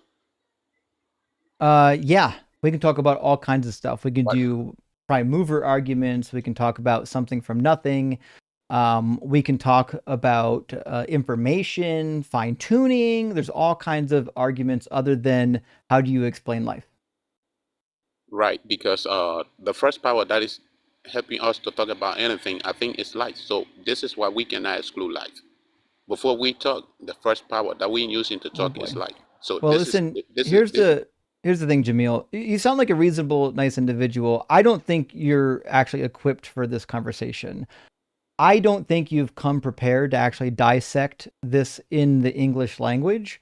And I don't want to spend the next 15 to 20 minutes trying to say the same thing 10 different times because you're not catching it. I think my audience would actually just get mad at me for entertaining such a boring conversation. So I actually just got to move on to someone who's got like a real argument, okay? no problem. If no problem, no problem. All right. Cheers, man. Yeah. Sorry if anyone was entertained by that discussion. I assumed that was going to be the most boring conversation of the week. He doesn't have an argument. I don't think he actually understands English well enough to engage in an argument on this topic. And I don't know if it's worthwhile to beat him up while he's speaking a language that's not his actual primary language. It seemed like it would be a waste of time. And I suspect would have been boring for the audience. Nevertheless, friends, I got to use the restroom, so I'm going to leave you for 1 minute and 30 seconds with a word from our sponsor. I linked it in the comments if you want to check them out. Thank you so much for being here. And remember, I brought on a sponsor because that allows me to allow people to watch the stream back with no mid-rolls. So I got a really cool sponsor, and that means I don't need the advertising revenue from mid-rolls, so I fucking got rid of them on this video. So hope you enjoy, and I'll see you in a minute 30 seconds. If you're an atheist or a non-believer like me, one thing you never have to worry about is a magic man in the sky looking down, worrying about what you're doing with your genitals, or perhaps looking at your search history. That being said, there are real people who exist who do actually have access to your computer and your search history. They can access your IP address, your browsing data, and that's stuff you need to keep private. In fact, I was once working out of a hotel without a VPN, and another guest was able to access my banking credentials merely being on the same Wi-Fi network as me. That's why I want to talk today about our sponsor, Private Internet Access. Private Internet Access keeps your personal data unexposed to would-be hackers and thieves. This is even more important for those of us that are terminally online in the streaming community, as our accounts are constantly under attack. All of us are using a VPN for security reasons. In fact, I'm using Private Internet Access as I record this video. Now, I know my audience is made up of critical thinkers, and you might be asking yourself right now, why would we pick Private Internet Access over any other VPN provider? Well, there are some really good reasons. One, it's headquartered in the USA, and it's got 24/7 live support. It also gives you split tunneling access for free. It's got customizable encryption, adware, malware blocking, and you can get a dedicated IP address. It also allows you to have multiple devices on just one account. You can also select locations outside of your country of origin if you want to get access to things that might otherwise be off limits. Not only that, it's got a 30-day money-back guarantee, so if you try it and don't like it, you can get your money back and cancel the service. And last but not least, it's still currently 83% off with 4 months free of charge when you sign up. So use the link on the screen, piavpn.com/DZ debates. Get a VPN so strong that even fictional entities can't access your data. Boom. Thank you, Private Internet Access, for sponsoring the stream and allowing me to make something useful of my breaks. I'm going to bring in our next guest. We had a guest that came in and then dropped out and then came in again. And I think maybe dropped out another time and then came back. So we're going to bring in Oblivious from our YouTube queue, who has been waiting for collectively quite a while. And hopefully we'll have some robust conversations. Welcome in, Oblivious. Are you at least 18? And do you believe in God? Yes. Hello, Justin. How are you today? Doing well. Oblivious, have we spoken?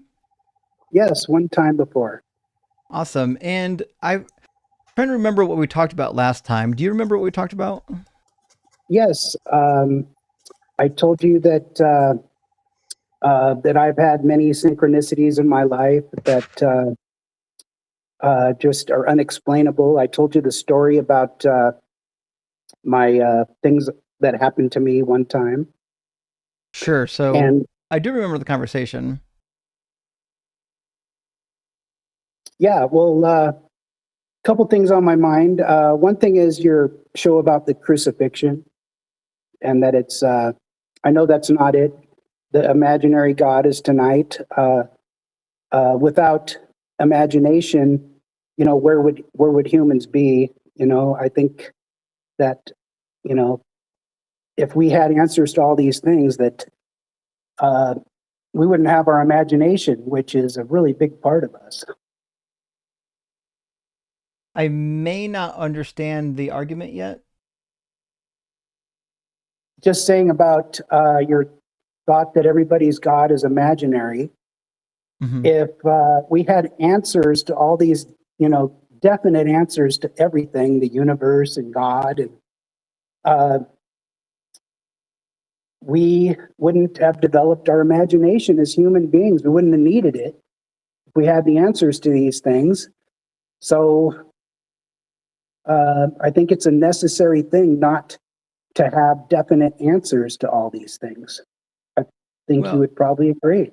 I'm not sure it's possible to have answers to everything, even as a collective, but whether or not it's possible, I guess it doesn't really matter to me. I don't know what that has to do with God. I would say the more that we do know as a collective species, the less likely a God concept seems to work for us. Okay, well, all I can go off is my own experiences in life. I'm not going to look back thousands of years, people and stuff like that. And I've had a couple dreams that explained to me what God was about, and I accept those dreams. And my synchronicities that I have in this life that says there's something on the other side, there's something that is just there, and I don't know what it would be, but I've had the oddest things happen to me, and there's no possible way that I could ever go against the intelligent observation that I've had to make with these things. I've tried to, I first thought about atheism and all this stuff, but then I realized that I can't go there because of the things that have happened in real time in my life. And I'm not talking about feelings of the Holy Spirit or anything like that. But like my very first synchronicity happened when I was an altar boy in the Catholic Church. Sure. But, And we talked about the synchronicities prior. And I guess I would just tell you the same thing that I told you last time. I don't think that these things have anything to do with God, and probably a whole lot to do with the fact that coincidences just happen. They happen all the time. Okay, I respect your thoughts on that, because you haven't had the same things happen to you that's happened to me. Sure. What can I say? No, I agree. That's the problem with these types of personal experiences, is they'll only ever be evidence for the person that experiences them. They'll never be evidence for somebody else. I understand that, and you ask for evidence all the time.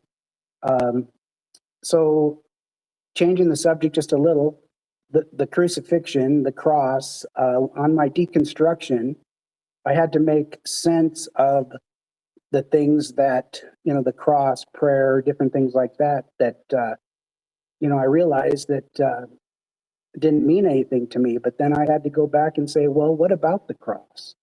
So the cross to me means the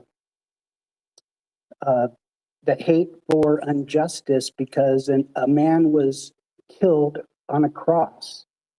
But and for killing no an innocent reason. man is a symbol that you hate killing innocent people? Yes, the injustice of that, it makes me think of that. Also, the second thing that the cross Wait, means are you to a me- Christian? No. Oh, I'm confused then what the cross has to do with anything. Oh, the cross, well, when you go through a deconstruction, the emotional attachment you have to all those things that you had to deal with as the brainwash that you went through, I had to make sense of that in my own mind. So the cross to me now means the hate for injustice, people doing terrible things to somebody that doesn't deserve it. And Fair then enough. also, I would agree with you. I think if the cross means anything to me, it's that human beings will do horrible things in the name of God, and innocent people will be harmed. That being Yes. said, Oblivious, you're a really nice fella, but I don't think we actually have anything to argue about here. can I say one more thing about the cross? The Is other it thing necessary? is that, yeah, the other thing is that it makes me realize that religion. It's not necessary. Love you, buddy. Definitely not necessary. Sorry I have to do that to you.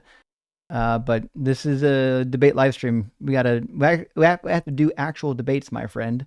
All right, let me grab Matt, and then we'll get Isaac Baker in after Matt. Welcome in, Matt. Are you at least 18, and do you believe in God? Hi, yeah, my name's Matt. I'm 29. Can you hear me okay? I have my ear pods in. I can hear you okay. Cool. Audience, y'all can hear him okay? I do believe in the possibility of a God. I mean, it's gonna be hard to prove that. But I guess I can kind of make a case. I'm sure you might have already heard of the cosmological argument. Yeah, the Klum. Yes, and I have found that to be Matt? Oh, you dropped pretty out. compelling. Let me get you back in here. Hold on, Matt. Oh, okay. Sorry, your connection dropped out for some reason. It looks like you've got some yellow bars. If you can connect to Wi-Fi, it would definitely help. Okay. Can you hear me okay now? I can hear you. Okay, I'm a little closer. Yeah, I find the Kalam cosmological argument pretty compelling. That there was a cause, to the beginning of the universe, and that cause couldn't have, the universe couldn't have made itself. That whatever had caused the initial cause of the universe to be created or to expand in such a way from an infinite state of mass, that singularity point, that cause has to be greater than, or the energy and essentially the power, quote unquote, has to be greater than the universe itself. Um, so in that case, it has to be outside of the universe, not of the universe, and thus meaning it has to be outside of space, time, and matter. Sure. Um, So the and Klum is typically premise one: things that begin to exist have a cause. Premise two is that the Right. universe began to exist, and the conclusion is that the universe had a cause. I think this breaks down for a couple reasons. The first and most obvious is we have no evidence that the universe began to exist, so we would need support for that particular argument. Well, okay.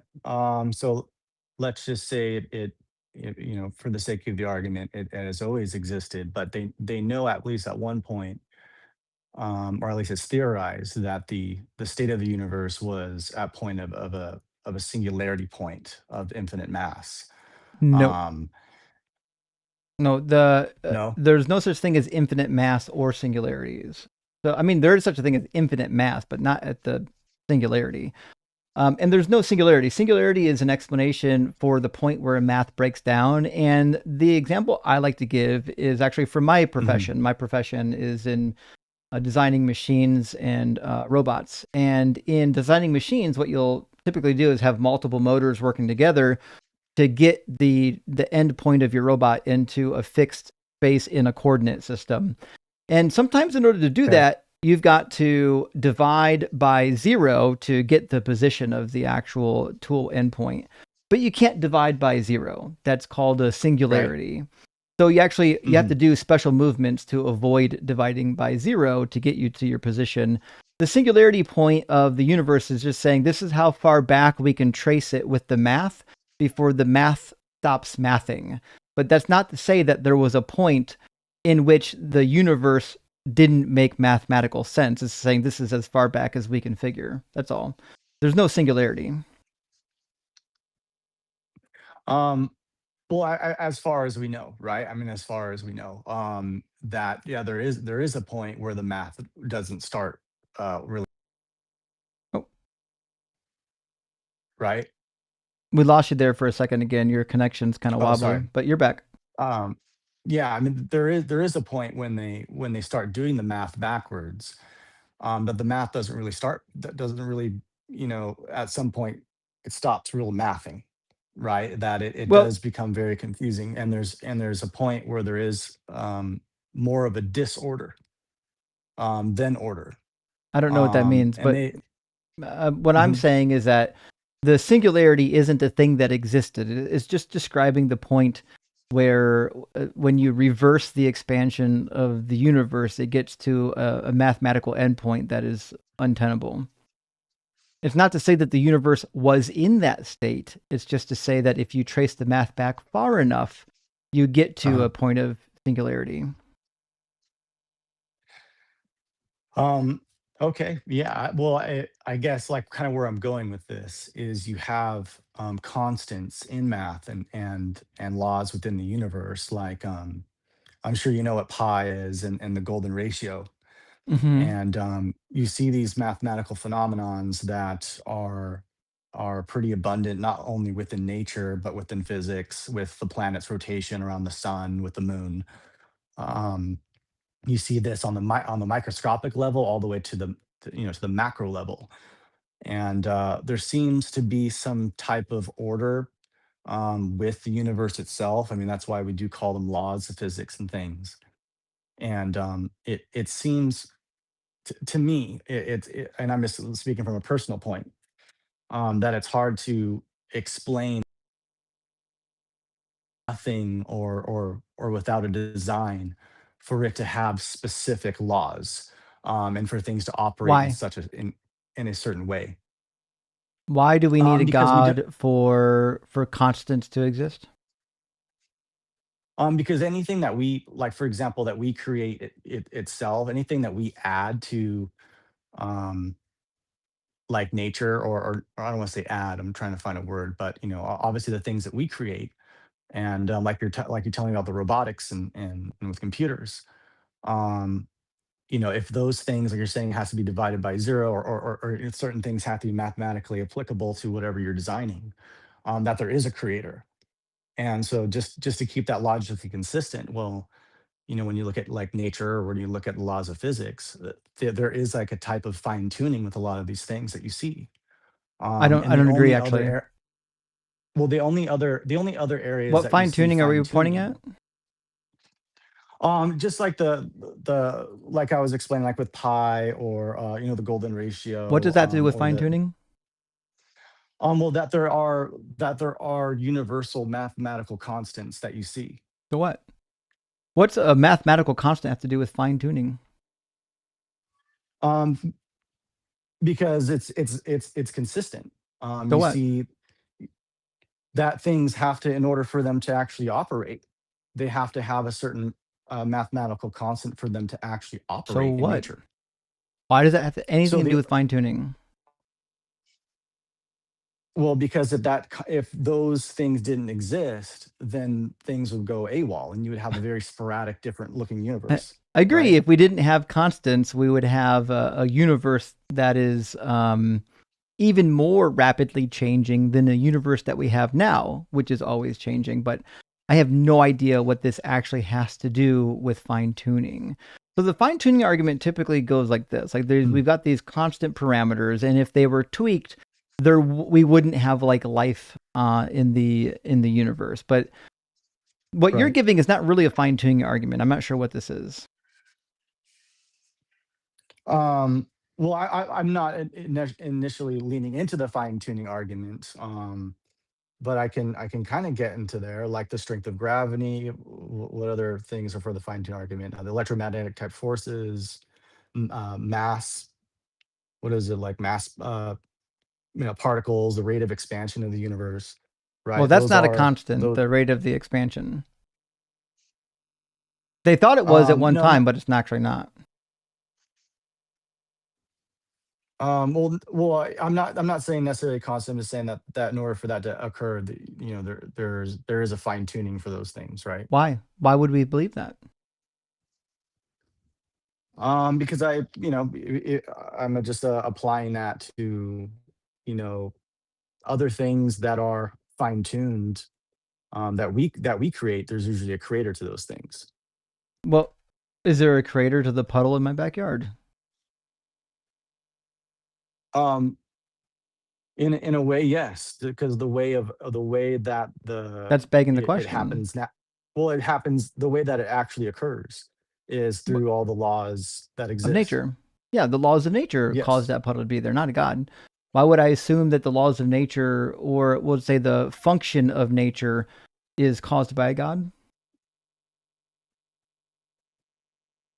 Um, because of those mathematical constants in the fine tuning, I guess, argument, But that we but can lean more but into. that doesn't have anything to do with God. I agree, constants exist. I don't know why we need a god for constants. Well, how could those things exist spontaneously? I guess that's a I more don't of a think they bigger exist question. spontaneously. I mean, it certainly is possible that they're emergent properties. Like but I emerging from wouldn't call them itself. spontaneous. Well, what is the root of those things then? You know what I I mean? I mean, I think you get what I'm saying? what you probably wanted to touch on and we didn't touch on yet is you probably think that the universe didn't exist. That the Uh, what? You think the universe probably didn't exist at one point, and there must be an explanation for why these constants now exist. Well, maybe it did, but if it did, I personally believe that it didn't have the same type of order. So But maybe it did, maybe why? it didn't. If the universe, let's imagine for a second that the universe Mm, has always existed, why would we sure. expect that there's not anything in the universe that is considered constant? You stumped me on the question there. Like, Why would what we what? about an eternal universe would lead us to conclude that there are no physical constants? An eternal universe. Um, I don't know. Yeah, it sounds like you've probably have accepted some beliefs without really digging deeply into them. And I get it. I've heard these arguments before, but if you Mhm. just push a little bit, they start Uh-huh. falling apart pretty quick. Like the fact that things exist has nothing to do uh, with a god, right? In fact, to make a statement like, well, if a god didn't exist, there would be no constants. Why? Why is that connection being made? I have no reason to believe that a god would be required for something to be consistent. No, I understand that. It's just if we are a part of the universe, so it's pretty incredible that we are self-aware beings, and essentially it's the universe observing itself. Hmm. And uh, that's a pretty deep thing to really think about. Yeah, I agree. When I think about that, you know what I mean? Hmm. And when I look, and I have a healthcare background, science background, not in astrophysics or astronomy or anything. But when it comes to like the human brain and the amount of matter and electricity and things for it to amass consciousness, well, surely the universe itself has a lot more of that collectively in and of itself. Hmm. And it wouldn't be so hard even to think of the universe itself being just in simple terms a mega brain. um, and I don't know if you've ever seen like images of the universe filaments, where there's a Mm. collection of galaxies and things, and it's zoomed out.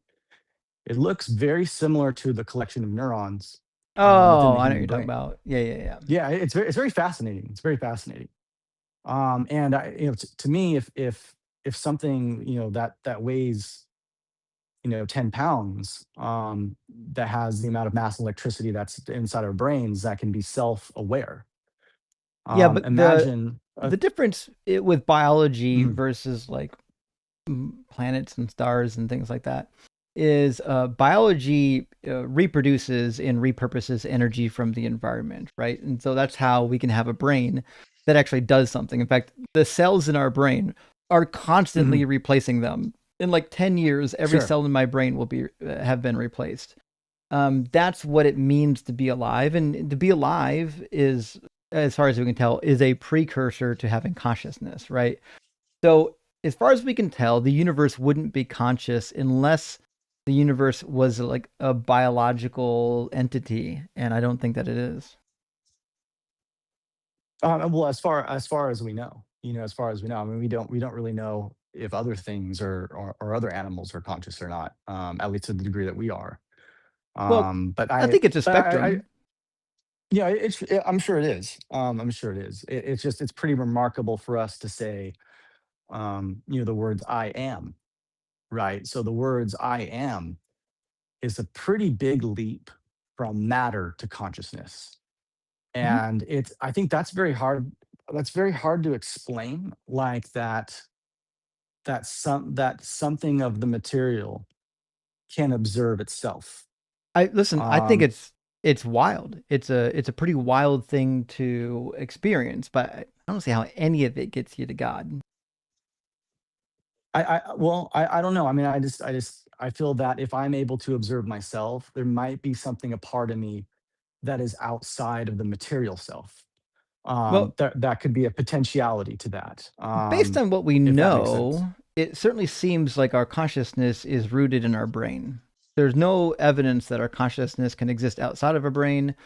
If our consciousness existed independent of brains, we would have all these thoughts and memories from before we were born, and we don't. Well, yeah, possibly. Or those electrical, some of the electrical activity within our brain could actually be manifestations of Mhm. things that are not seen. For example, I do work in the medical field. I see patients, if when sometimes we declare them brain dead, Mhm. there's a series of tests that we'll do. One of them, it will simply put an EEG monitor, around the head, and the patient might actually be relatively healthy as far as their labs go and everything else. Their organs are functioning, everything seems to be operating in its place. But then, and there is some neurological activity, but the typical neurological activity, what you see with consciousness, is no longer there. Mhm. And it's like the person is no longer within the vessel, so to speak. Yeah. Where when Listen, someone is in there, near-death you see those experiences are really manifestations. cool. My guess is you've probably seen a couple of them. You've maybe even been around for a couple patients who have had them. But as far Yes, as we can yes. tell, the studies that we've done on them have not proven that like your consciousness lives on after you die. That'd be cool if it did.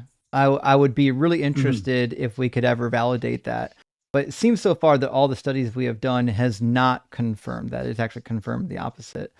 The one thing we have learned from like the Aware Project #1 and #2 is that our consciousness does seem to function long after people traditionally thought we were dead. Um, but not that much longer, maybe in rare cases up to even 20-25 minutes, but that's about it. Well, 20, 25 minutes, into our perspective.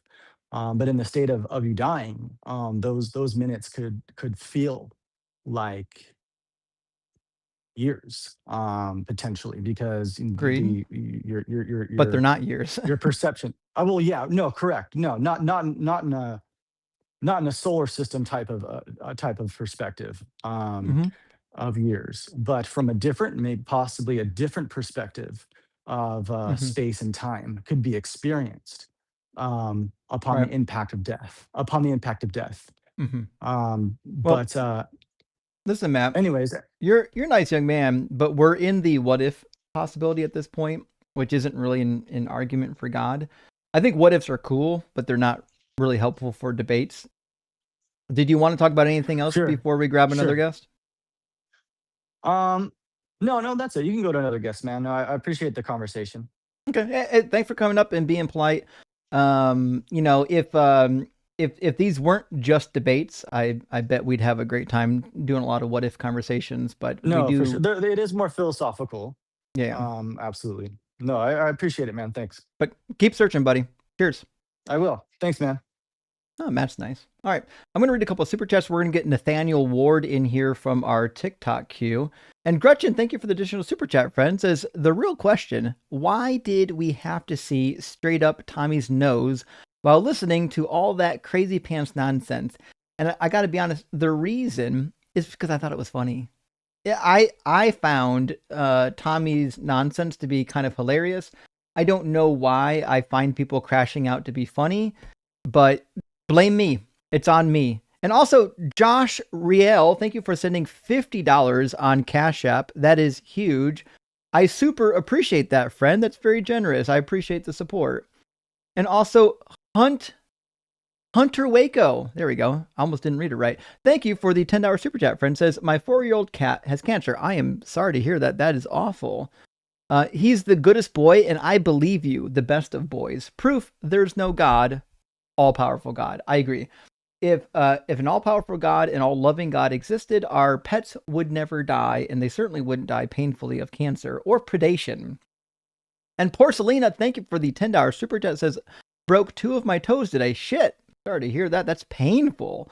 But listening to you cook Christians is easing the pain. Rock hard for Doug, gay for Justin, and sinfully wet for Sharon. Well, thank you, Porcelina. I really appreciate that. And best of luck to your toes. I've had broken toes before. Not a fan. Did not enjoy it. Did not like it. So let us know how you're doing, though.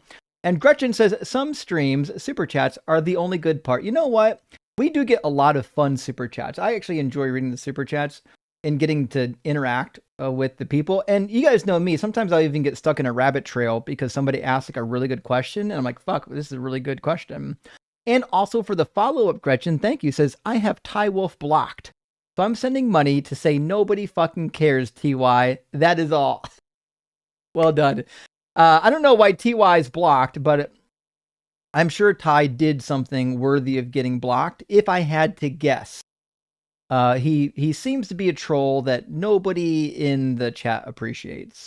And Jessica says, apologists who don't know Hebrew, who tell you the Bible is true, deconstruction's the name, YouTube's the game, cooking is what Justin will do. Well, thank you for that rhyme, Jessica. I appreciate that. And I do get tickled when people get up here and say, oh, but the original text says such and such. I'm like, please tell me what's in the original text. And how do you know this? Arwurja, thank you for the $10 super chat. And again, if I'm pronouncing your name wrong, please let me know. Atheist United San Luis Obispo had a book discussion, The Constitution of Knowledge. Learned the anchor effect. You're more likely to believe first thing you heard versus new information explains religion. Good book. And this is true. That's why the leading predictor of a person's religion is what they grew up with. And it's by a wide margin. I've got 3 more super chats. We're going to get Nathaniel in here. Jessica with a follow-up. Another ditty. The apologetics come in all shapes, from denying science to justifying grape. When Philbros are heard with their salads of words, there's only so much bull one can take. And that is a good fucking rhyme, Jessica. I like that one. That's fire. Maybe we can put that on Suno and really get it happening. Rick Lassie says, finally catching live. Usually listening at work while designing machinery. Keep up the good work. Well, hell yeah, Rick, over in New Zealand. Please do be careful designing machinery. Make sure it meets all the proper safety protocols so nobody loses their fingers. And thank you for watching. Last super chat from Rick as well says, do KJV only believers believe in unicorns? Yes. However, there's a deeper discussion to be had here. So, as it turns out, the unicorn mentioned in the Latin Vulgate and gets carried over into the King James Bible probably was referring to a one-horned rhinoceros, which was native to the territory of the text. Now, people in the medieval period didn't know what that meant. They were unaware of this animal because they from fucking medieval Europe. And so people were like, what's a unicorn? And so they would depict unicorn as like this mythical animal, like a horse with a single horn, like a Pegasus, right? And then they did the same shit to Isaiah. In Isaiah, he talks about these demonic entities, and they didn't know what else to translate them as. So you get like satyrs in there, like half goat, half man in the book of Isaiah, because Isaiah, or the translators, didn't know what Isaiah was talking about because we didn't have documentation from the ancient Near East to tell us what the fuck was happening here. So they were turning to Greek mythology. We're like, well, maybe this is it. That's why the King James is outdated. The translators were smart. There was nothing wrong with the translators. We have better information today than they had back then. All right, let's get Nathaniel Ward in here, and hopefully we'll have some good conversation. How you doing, Nathaniel? All is well. How about you? No, I can't complain. Nathaniel, are you at least 18, and do you believe in God? Yes to both questions. Sure. And which God do you believe in? I'm a follower of Jesus Christ. Cool. So you're Christian. What do you think is the best argument or evidence for God, preferably the Christian God, if you have it? The Holy Spirit. Oh boy. Okay, what about the Holy Spirit would lead one to believe in a God? Well, when Jesus walked among men, he said to his disciples, "Blessed are those who have believed but have not seen, or who have not seen but have believed." And then in his stead, he left the Holy Spirit. He breathed on his disciples and he said, "Receive the Holy Spirit." So that was approximately 2,000 years ago. And as we speak right now, I am a believer in Jesus Christ. So it's the Holy Spirit that's convicting me to believe. How do you know it's the Holy Spirit convicting you? Me personally, Yep. I've been to heaven multiple times. Oh, you've visited heaven. So did Yeah. air. You ever read The Myth of Air? Be more specific. The Myth of Air, it's told by Plato. I've not heard. That's why I'm asking to please be more specific. I mean, there's a bunch of people in the over history that have claimed to have visited heaven. I'm just trying to figure out why we should believe yours and not the others. Well, what if God doesn't necessarily want you to directly know, and he wants you to actually see if you can discover it on your own, and that determines whether you're a good spirit or a bad spirit? Well, my point is other people have visited heaven. I'm trying to figure out why yours should be believed and not theirs. For example, if I believe in the Islamic experiences of them visiting heaven, that would seem to preclude that the Islamic God exists, right? There, in Islam, the God of Islam has no name. It doesn't even have a name. It's Allah, and it's described. Whether or not it has a name is irrelevant. What I'm saying is Muslims have claimed to, visited paradise. It's not as common as Christians. What I'm asking, though, is obviously Islam and Christianity can't both be true. One of them could be true. They could both be wrong, but they can't both be true. So if I'm taking the experience of an Islamic guest who says they visited paradise, why would I not believe their story and believe yours? I have never, ever heard one time anyone from Islam say that they've visited paradise or heaven. Can you direct me to where you've seen this? Yeah, not only have I talked to a guy, this has probably been 25 years ago now, but there are Islamic near-death experiences that have been recorded. You know about this, right? Can you point me to a single one on YouTube, Google, anything? Yeah, Because I've never, ever seen one. Never one. Yeah. Yeah, there's articles and even magazine entries that are dedicated to it. And so, in fact, I think Muhammad did at one point. Give me a second. I'll get you the name of the article. So, John 14:21, Jesus says, "The one having my commandments and keeping them, that one is the one loving me. And the one loving me will be loved by my Father, and I will love him and will reveal myself to him." Sounds like Christians don't love Jesus then, because they don't follow his commands. His commands were also to follow the laws of Moses, and Christians hate that command.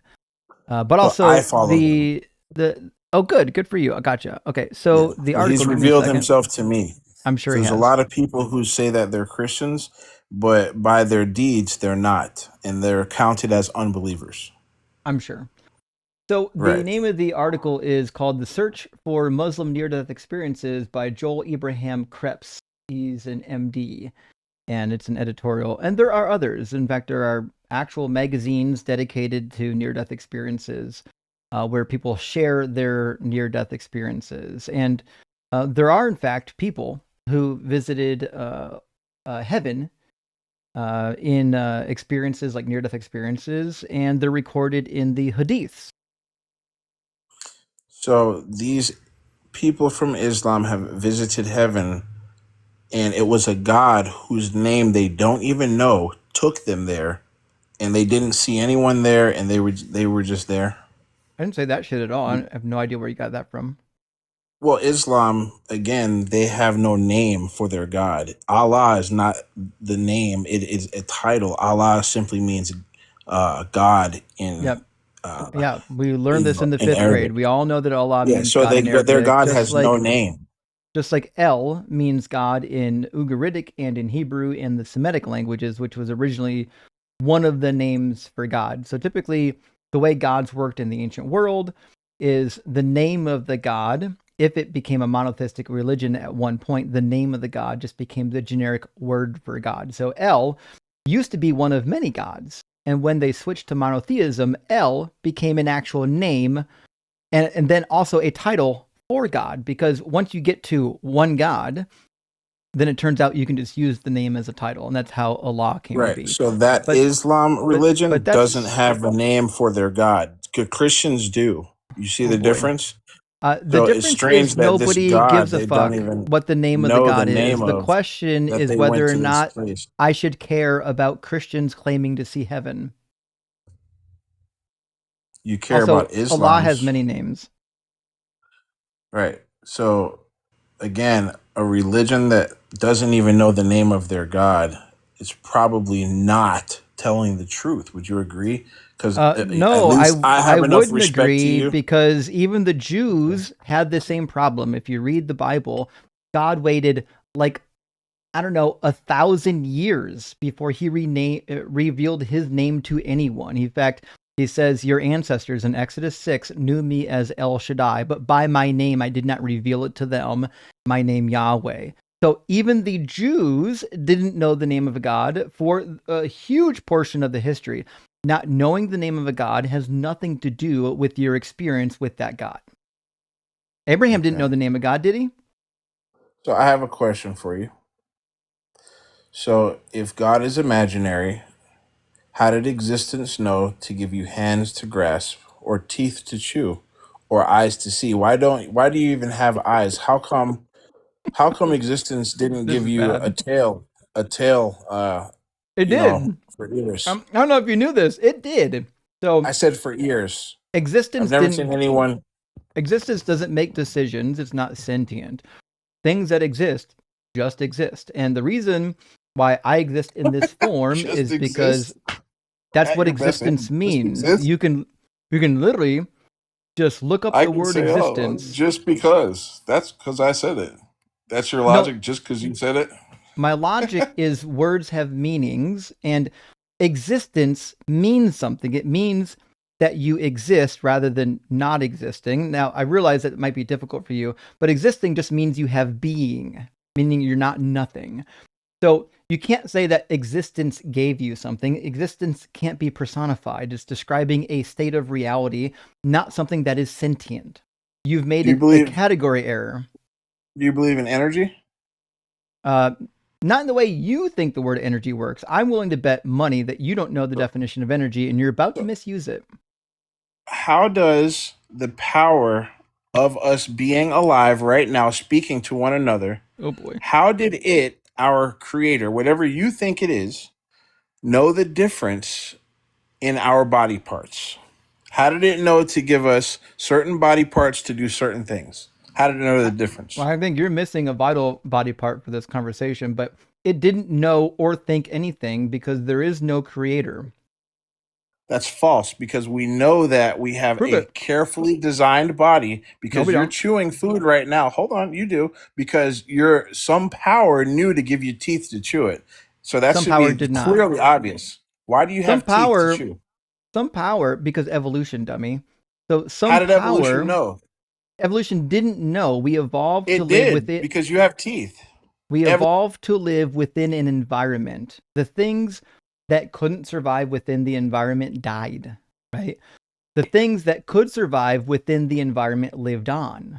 That's why we have teeth, because the entities that had teeth were better at masticating than the entities who didn't have teeth, which is why almost all of the living, biological organisms, at least that we see around us, have some kind of teeth. Some of them don't. Some of them have beaks. Chickens don't have teeth. The reality is we have teeth because this was something we used to adapt to our environment, which is perfectly predicted in evolution. This is not something that's unexpected. There's nothing that decided to give us teeth. Also, this is not proof for God. This is just you exclaiming that you're incredulous because you don't understand evolution.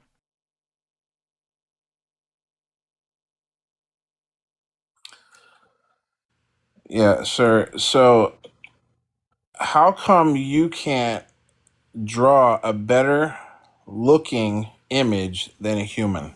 Why can't you get a sheet of paper and come up Oh, I with a can. better, a more beautiful? Do it. Show us. Yeah. Do Show you us. understand? Do you understand that the word beauty is subjective?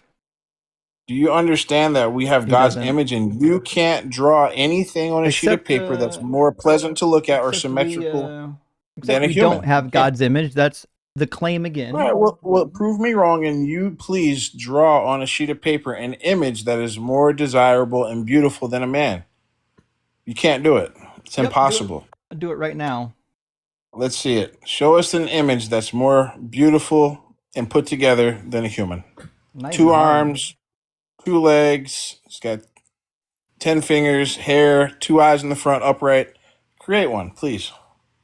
Checked out. I'll do it pretty quick, actually. Impossible, sir. Nope.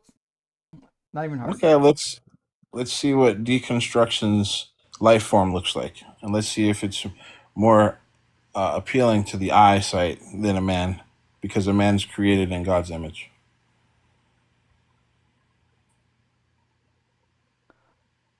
Before I show you this, do you think that women are equally as beautiful? Women are the most beautiful image in creation. That's the feminine image of God. Yeah. You're a Christian, right? Yes.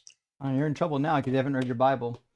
Okay, Yes, so I have. according to 1 Corinthians 11, it says that man was created in God's image and women was created in the image of man. But this is a beautiful I'm aware picture of of my cat Volta, which is way more beautiful, I believe, than the human form. In fact, we can do a vote. Put a 1 in the comments, but no, put a V in the comments if you think Volta is more beautiful than the human form. You're gonna cause all those people to see some V's. be turned into something hideous. You're gonna hurt those people if you convince them. Convince them that image is more beautiful than a human. You're gonna cause them to have a horrible image for eternity. Imagine losing an argument on a stick figure. Okay. How come you never talk about bloodline? Why would I? I'm not a fucking racist. What do you mean a racist? You guys get on here and only you say all racists this talk stuff about bloodlines, God, but then you don't ever talk about bloodline. Isn't that interesting? Why the fuck would I care about bloodlines?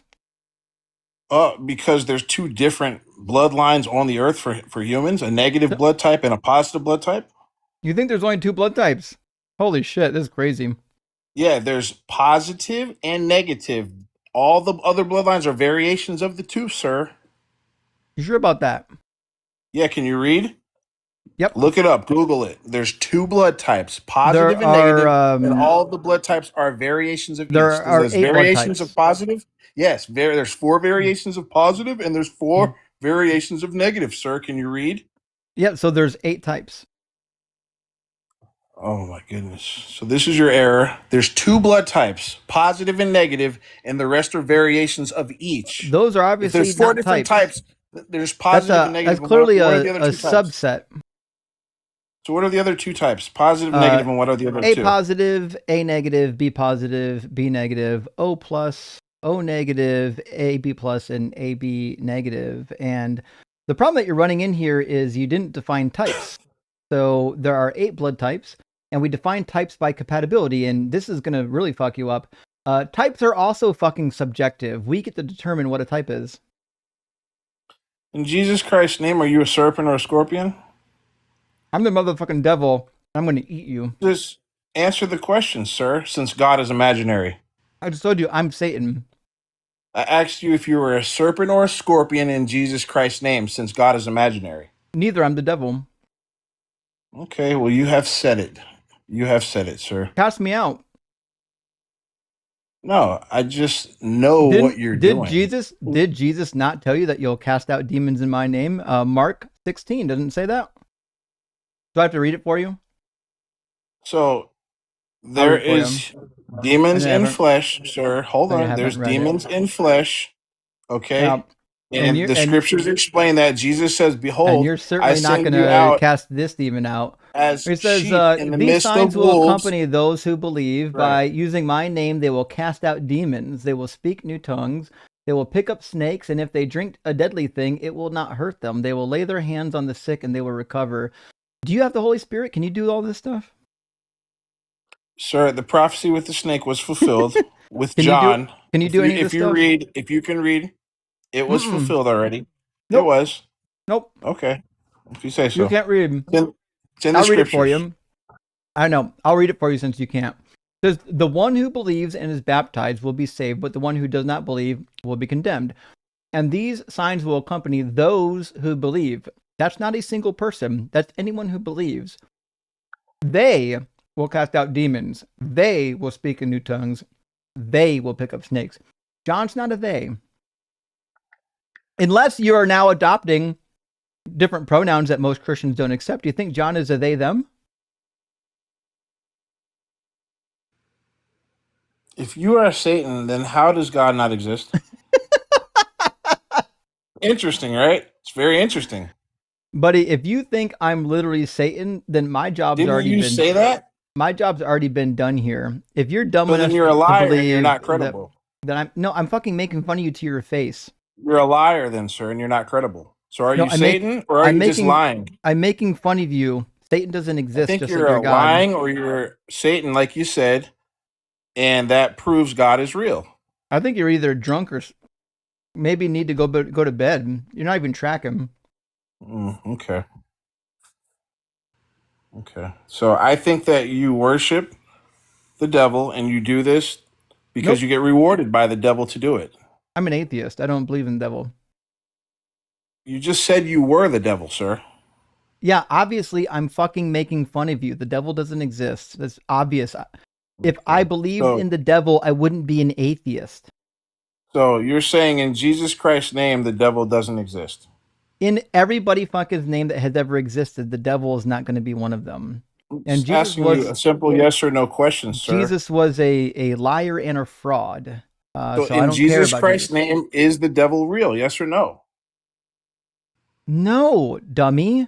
Jesus is dead. God doesn't exist, and neither does Satan. I hope you have a good night tonight, sir, because you have said it. I don't know why you said it, but you did. I guess you care about this audience that much.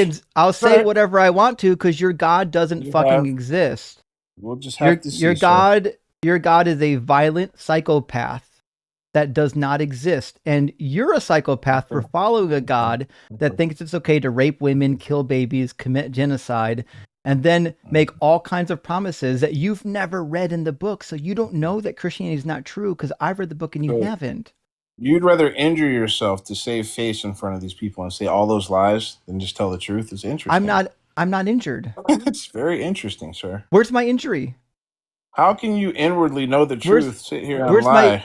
Where's my injury? To save face for people who also know the truth. Is that your God doesn't exist. You want me to demonstrate how the Bible's not true? So you can say what you want, but we know that God is real. No, we don't.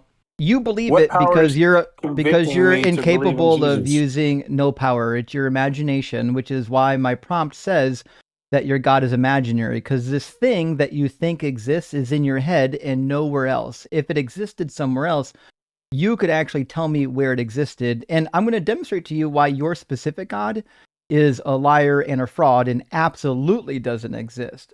I'll Venmo you. I'll PayPal, Cash App, or Venmo you $100 if you can find me the passage that Jesus claims to exist.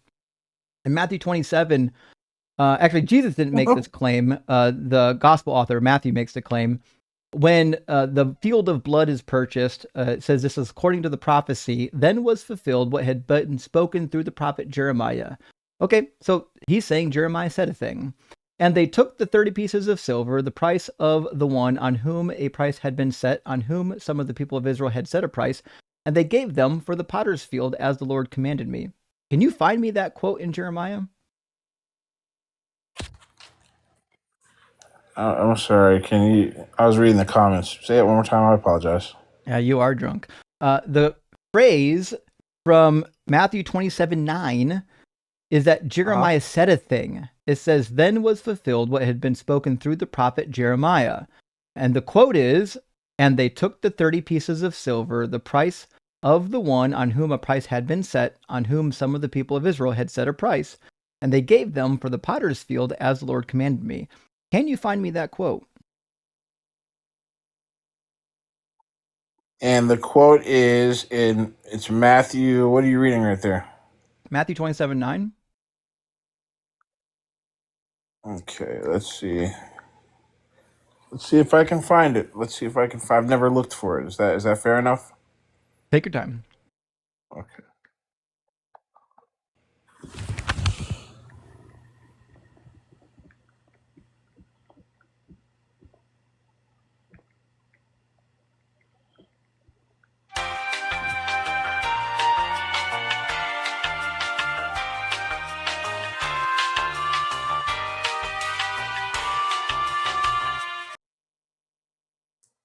Anything?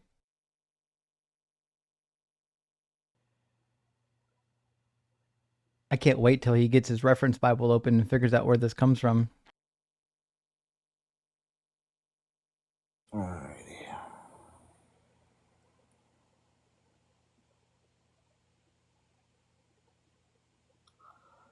So this is something I would have to look into further, but I'll tell you what sure it's it is. saying. Matthew isn't wrong. He's referencing the prophetic tradition led by Jeremiah while combining details also Sure. found in Zechariah. Then find me the quote. So this is something I would have to look into because this He seems said like that, something.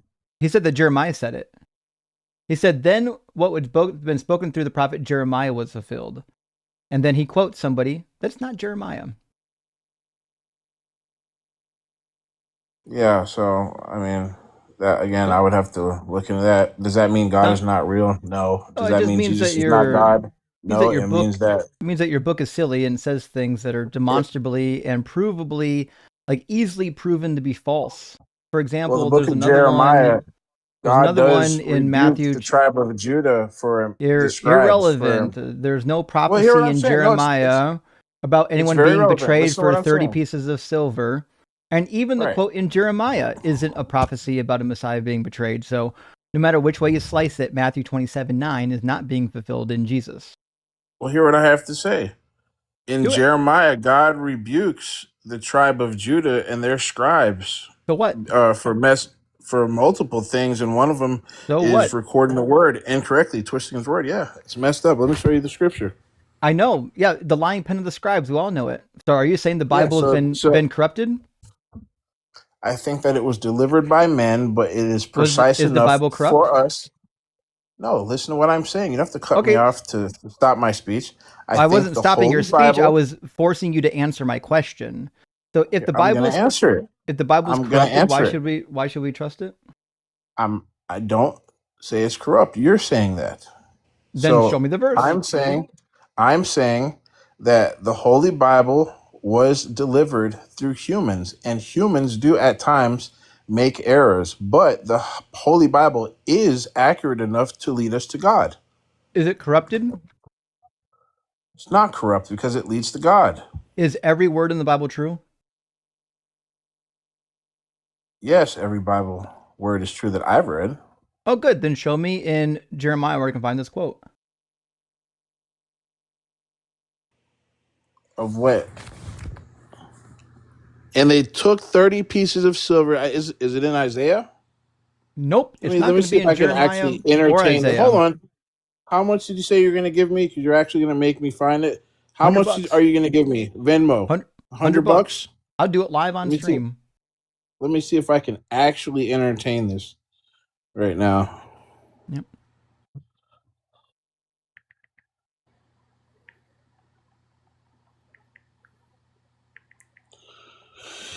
Boy.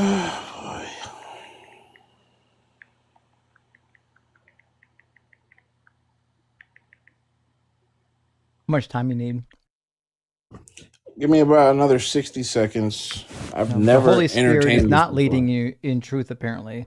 Jesus said the Holy Spirit would lead you in all truth. Man, you just have a very forked tongue, in my opinion. You see how you just said the Holy Spirit's not leading me now? Like, how do you know that, sir?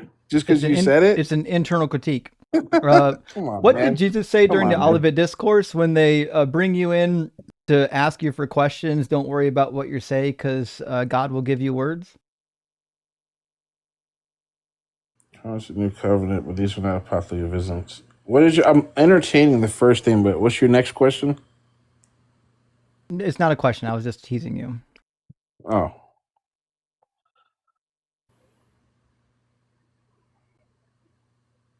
So are you saying the discrepancy is in between the book of Jeremiah and Zechariah? What I'm saying is that this quote is from Zechariah, not from Jeremiah. Yes.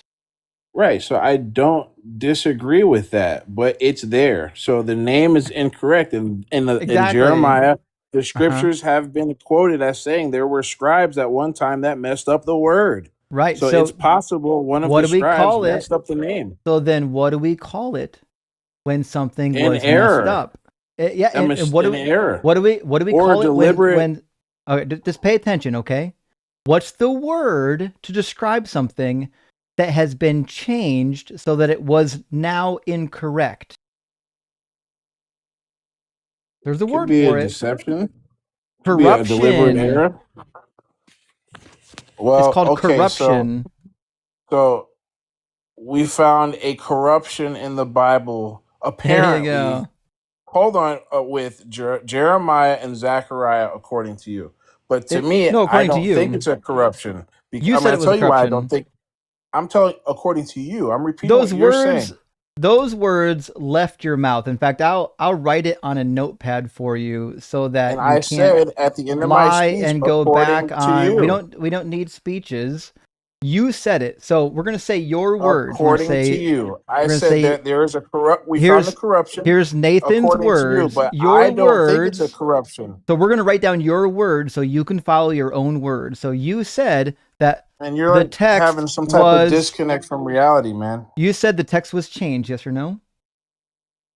I'm gonna tell you what I said, but you're trying to speak while I speak, so you're not hearing, and that's why we're having this Was disconnect. the So text listen to what I'm saying. Don't changed? repeat yourself. Just hear what I'm saying. Was So the we're not text having changed? a messed up conversation. Was According the text to you, changed? are you gonna keep cutting me off like a baboon, or let me speak? I'm cutting you off because you're not Like a answering my baboon, fucking like an question, uncivil you baboon. moron. Stop being a baboon and let's have a civil conversation. I'm not asking what I said. I know what the fuck I said. I'm asking for you to tell me what you said so I can write it down so that you can't then go back and say you didn't say it. So I'm asking you, please allow me to say it without cutting me off, sir. No, because what you said was no. According to you. I'm not asking you to repeat what you think I said. I'm asking you to repeat what you said, you dumb motherfucker. So we'll try this again. I'm asking you, did you mean to say it? When you said that the text was changed, those were your words. The text was changed. Do you still agree that the text was changed? It's a yes or a no.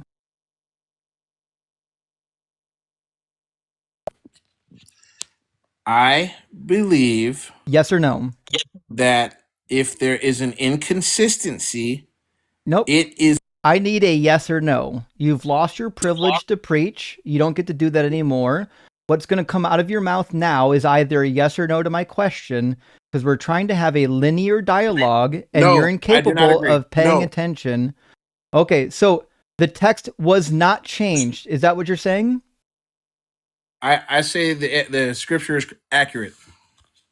Okay, then if the scripture is accurate, then that means there's a quote in Jeremiah that says, and they took the 30 pieces of silver, the price of the one on whom a price had been set. Can you find me that quote in Jeremiah?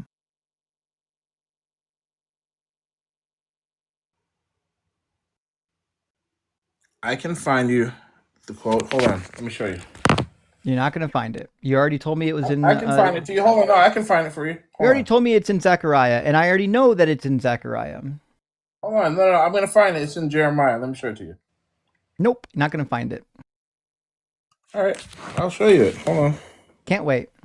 You got $100 coming to you when you find it. Fuck, I'll give you 30 pieces of silver if you can find it.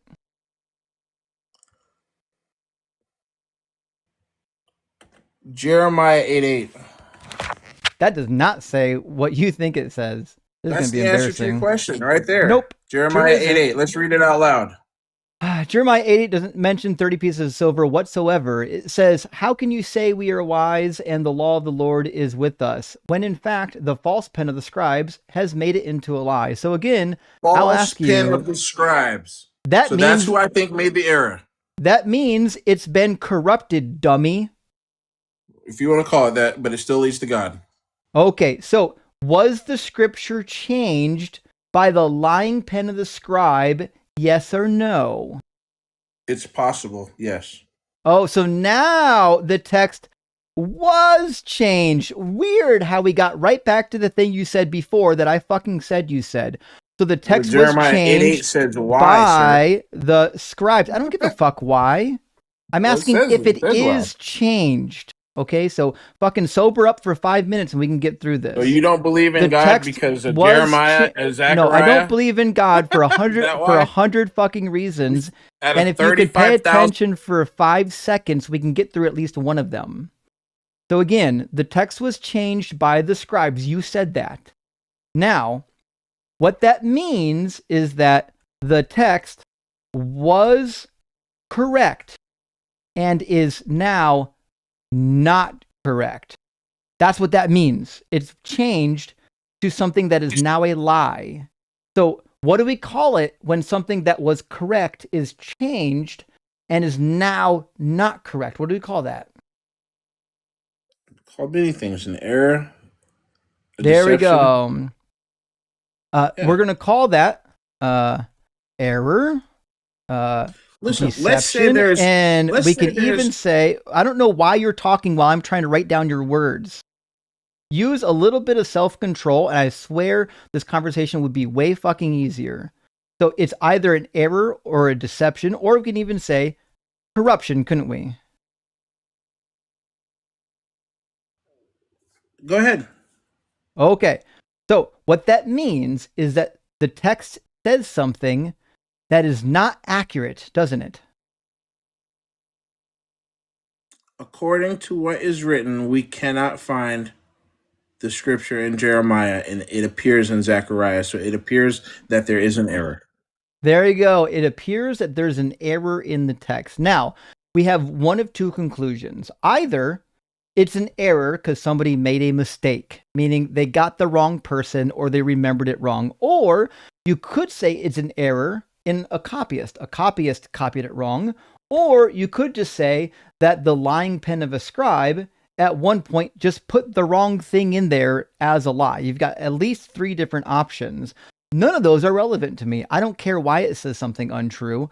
All I'm pointing out is that the Bible does on a number of occasions, many occasions, says things that is simply not true. I have no reason to believe that this book is from God when it repeatedly says things that are untrue. Have you ever prayed to God in Jesus Christ's name and asked him?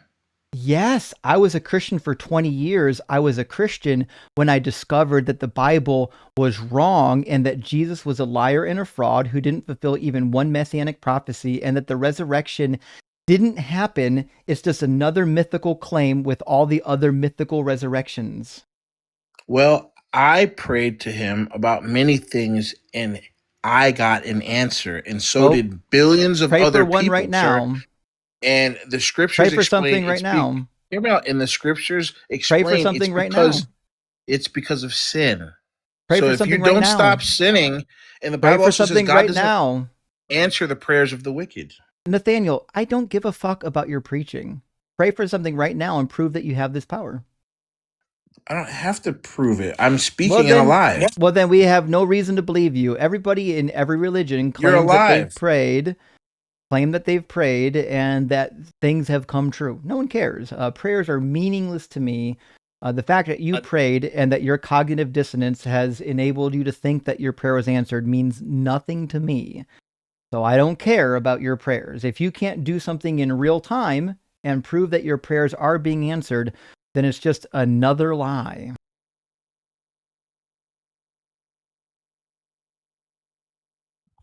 I'll say a prayer. Do it right now. Heavenly Father, as the Son.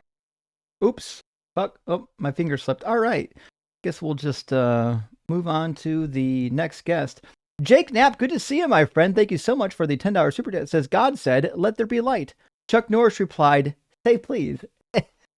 You know, I just learned today that Chuck Norris has passed away. Peace be upon him. And I agree. When God said, let there be light, he obviously had to clear it by good old Chuck Norris, 1,000,000%. And Shane Runnels, thank you for the $10 super chat, says, would you accept that Paul was more liberal than the other New Testament writers and an implicit universalist? I don't think Paul was a universalist. Paul writes about how many people won't get into the kingdom. In fact, in 1 Corinthians 6:9, he lists a handful of people that seemingly are Christians that won't get into the kingdom because they've got certain sins that they're committing. I don't think Paul was a universalist at all. No. I do think Paul was more liberal when it comes to dealing with women. Now, some people have questioned writings that probably aren't from Paul, like Timothy, 1 Corinthians 14, when he tells the women to sit down and shut up. We've known for a long time that those aren't actually Pauline writings. It seems like the authentic Paul was probably okay with some sort of equality for women, not perfect equality, but some sort of equality. And our Wordja says, yes, you're pronouncing it correctly. Good job. Well, fuck, I'm happy to hear that.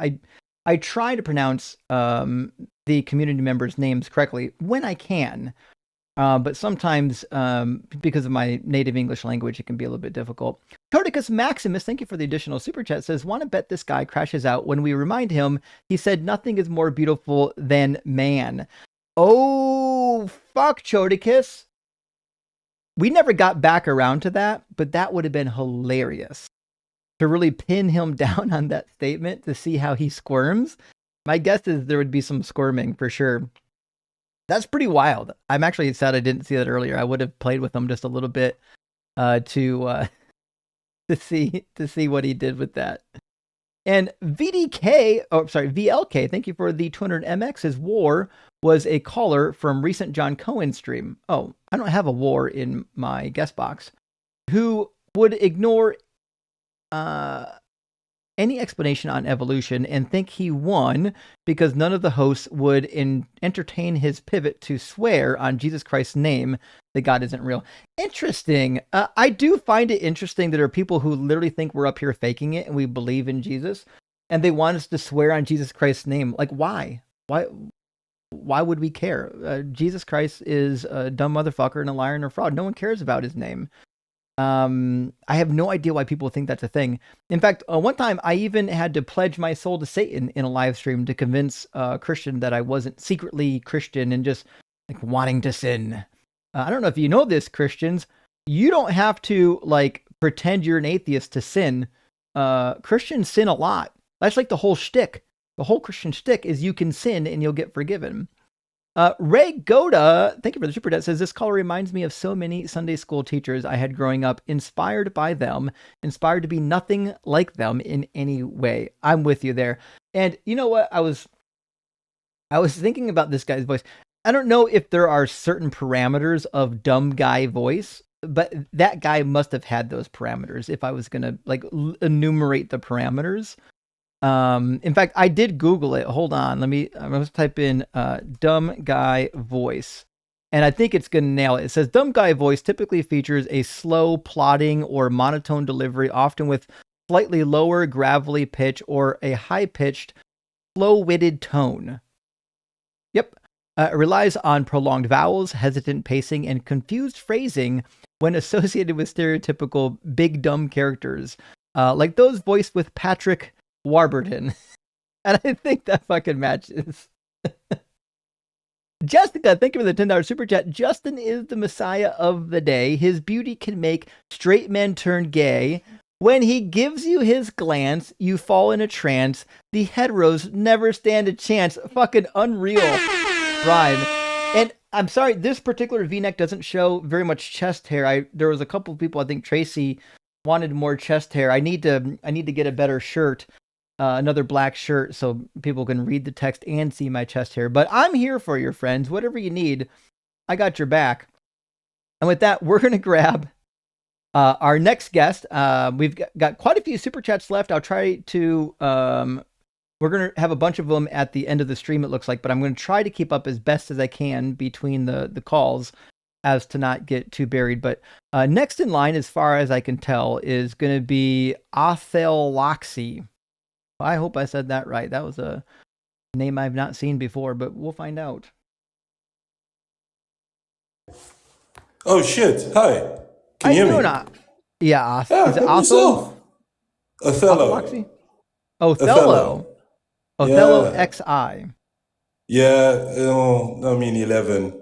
Yeah, it's long, complicated story. But anyway, I'm actually kind of curious because you mentioned the inauthenticity of Jesus Christ. So I just kind of wanted to know from your perspective what that was before I kind of sort of come in with a counter argument. Sure. Are you a believer in Jesus? Yeah. Okay. But I'm not like, here's the thing, right? One thing that we have to acknowledge is that the text or the Bible in itself is also contextual. If you think about the fact that in Leviticus, it talks about how there's certain laws put in place, like you can't have mixed fibers when you come to the church or things like that. You can't mix cotton with wool and things like that when you go into the church. But, nowadays, everybody does it. There's a lot of misconceptions, discrepancies, things like that. So one can also kind of understand the sort of misnomers and miscues in certain things in certain texts. So that's why I kind of came to you and I just kind of wanted to get context as to why it is that you say that Jesus Christ is a fraud. I'm not like, here's the thing. It's a discussion at the end of the day. You're trying to say that God is imaginary. I have my own beliefs, but I feel like, if we have an understanding of what the arguments are, then maybe we could base it on a better argument. So that's kind of what I aim to do. Well, if you got a better argument, I'll be all ears. I think Jesus was a fraud and a liar. The reason why I think he's a fraud is because he pretended to be the Messiah when he clearly wasn't. All you need is like a little cursory knowledge of the Hebrew Bible to figure that one out. One example of this whole nonsense about being the Messiah you can find in his own quotes. For example, in John 13, he talks about the one who's going to betray him. And he says, I'm not speaking of all of you. I know whom I have chosen. But it is to fulfill the scripture, the one who ate my bread has lifted his heel against me. And that really would be cool if there was a prophecy that said the Messiah would be betrayed by the one who lifted his heel against him. But there's no such thing. That comes from Psalm 41, which is not a prophecy and is clearly not about the Messiah. It's a lamentation from King David. And he says even in it that he's a sinner. As for me, I said, Lord, be gracious to me, heal me, for I have sinned against you. My enemies wonder in malice. When I will die and my name perish. And when they come and see me, they utter empty words, so on and so forth. And then the verse that Jesus quotes is down here. Even my close friend in whom I trusted, who ate of my bread, has lifted the heel against me. That's not a prophecy. That's David just lamenting over his current struggles. You can't just call it a prophecy because something sounds vaguely familiar to something else. Okay. Interesting. But if I'm correct, David wasn't a prophet. David was king, right? Well, David was king, but even if he was a prophet, prophecy is an actual genre. You can't just call any writing you want prophecy. Right. Now, if we go into the prophecy scriptures, let's say, for example, in Isaiah, I can't exactly remember specifically, but they speak of the Messiah. They are definitely in the prophecy. Yeah. So, Second Isaiah talks about way, understanding that Jesus in the canonical terms, Jesus is in the line of David. So obviously you would sort of kind of understand that. No, he's not. No? No. In Matthew chapter 1, we learn that Jesus has no connection to David because he's going through Joseph. Joseph is potentially connected to David, but not Jesus. So it lists the parentage of Jesus. Jacob, the father of Joseph, the husband of Mary, who bore Jesus, who is called the Messiah. So the father of Joseph is Jacob, according to Matthew. Mm-hmm. But Joseph wasn't the daddy of Jesus. Pardon? Joseph wasn't the dad of Jesus. Joseph wasn't the dad of Jesus. Yeah, and typically your lineage. Wait. Can we go back? So wait. So Joseph wasn't Jesus's father. No, he adopted Jesus theoretically, but that's as far as it goes. Okay. Can we provide a basis to that potentially? To what? Do you think Joseph was the father of Jesus? I mean, right. Wait, don't you believe in the virgin birth? Pardon? I mean, if you believe in the virgin birth, Joseph is not the father. Yeah, I mean, it doesn't. We don't need Maury to come out and tell us that, right? There's a whole lot to that. You know what I mean? So, but at the same time, this is the thing. You mentioned that. You mentioned that Joseph is in the line of Jesus, correct? Joseph is not in the line of Jesus because Joseph is in the line of David. That's what I meant. You mentioned Joseph, that, right? Joseph appears in the line of David. Right. So, by virtue of the fact that if you are adopted into a family, even though you're not biologically there, you are still in that line, right? So now we're going off on a tangent here, but just bear with me for a second. I already know the tangent, and unfortunately, I don't think you're going to like the answer to the tangent. Please actually indulge me, please. Yeah, according to 2 Samuel 12, the everlasting kingdom that comes through the Messiah has to go through the actual seed of David. It says, when your days are fulfilled and you lie down with your ancestors, I will raise up your offspring after you. It actually says seed in the Hebrew, zerah, after you, who shall come forth from your body, and I will establish his kingdom. So this is the lineage that's promised to the Davidic line comes through the actual flesh of David, not through adoption. Right. Okay. Fair enough. Fair point.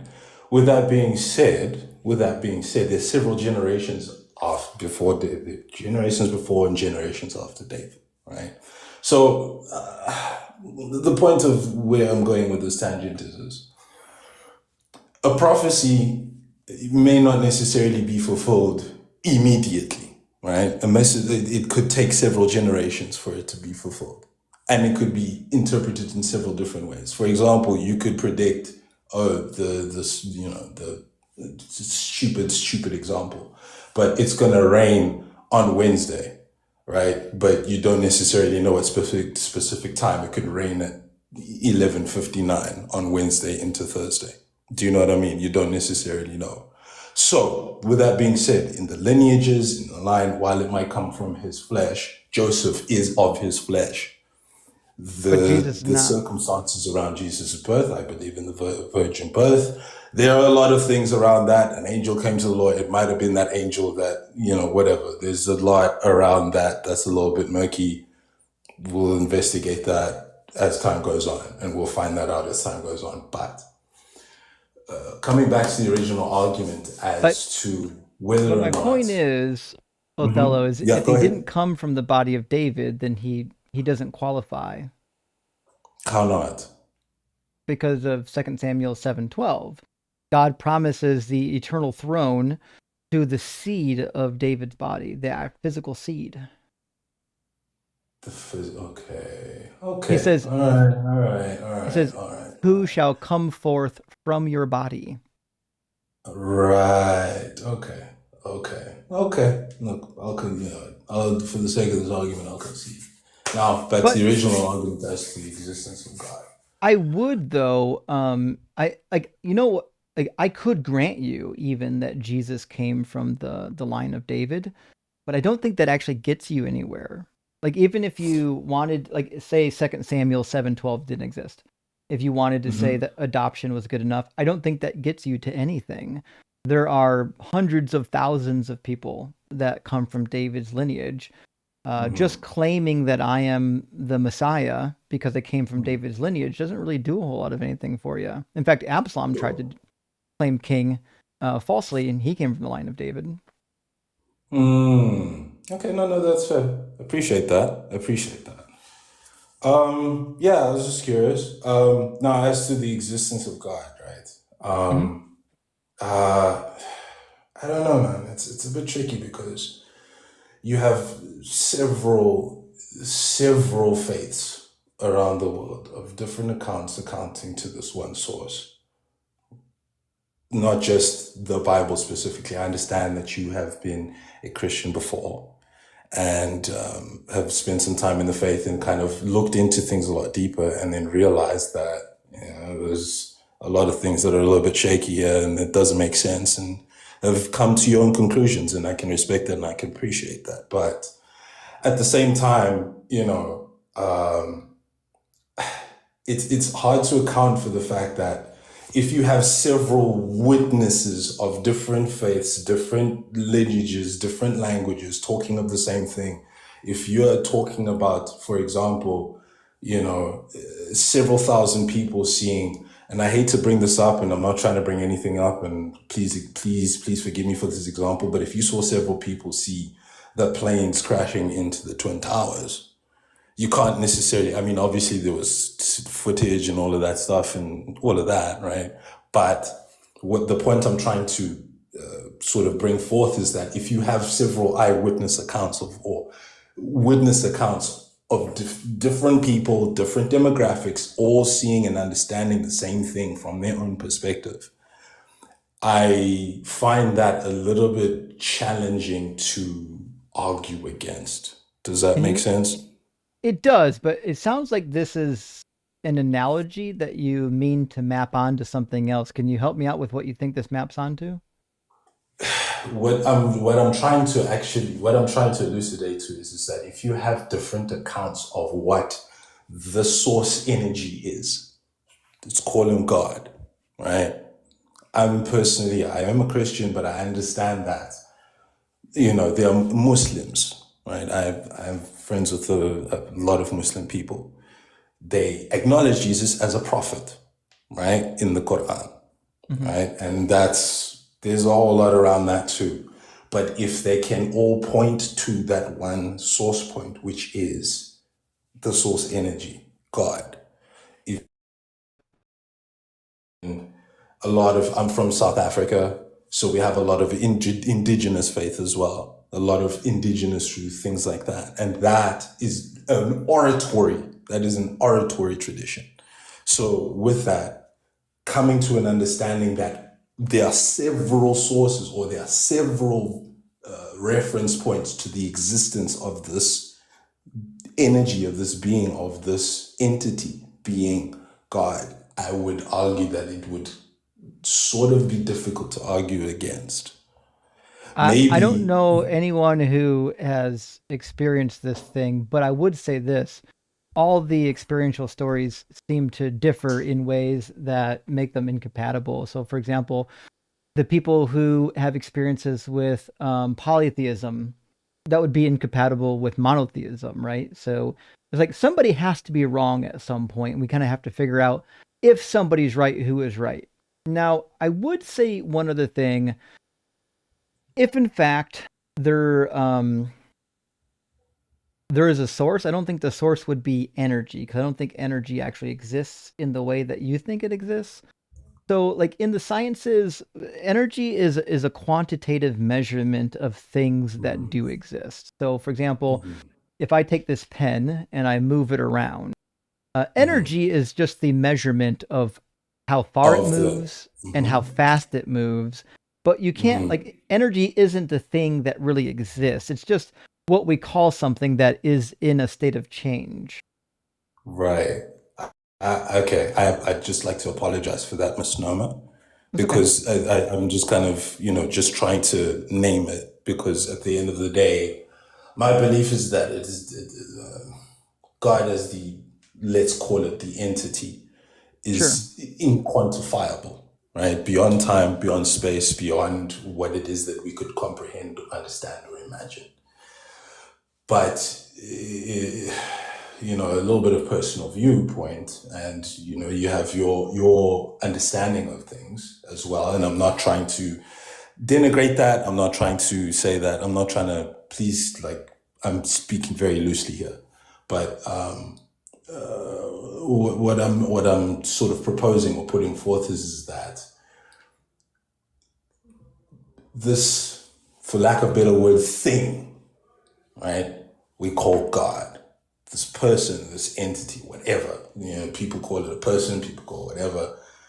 If they have multiple acknowledgements of this entity, if you have different perspectives of their experience of this entity, I find it challenging to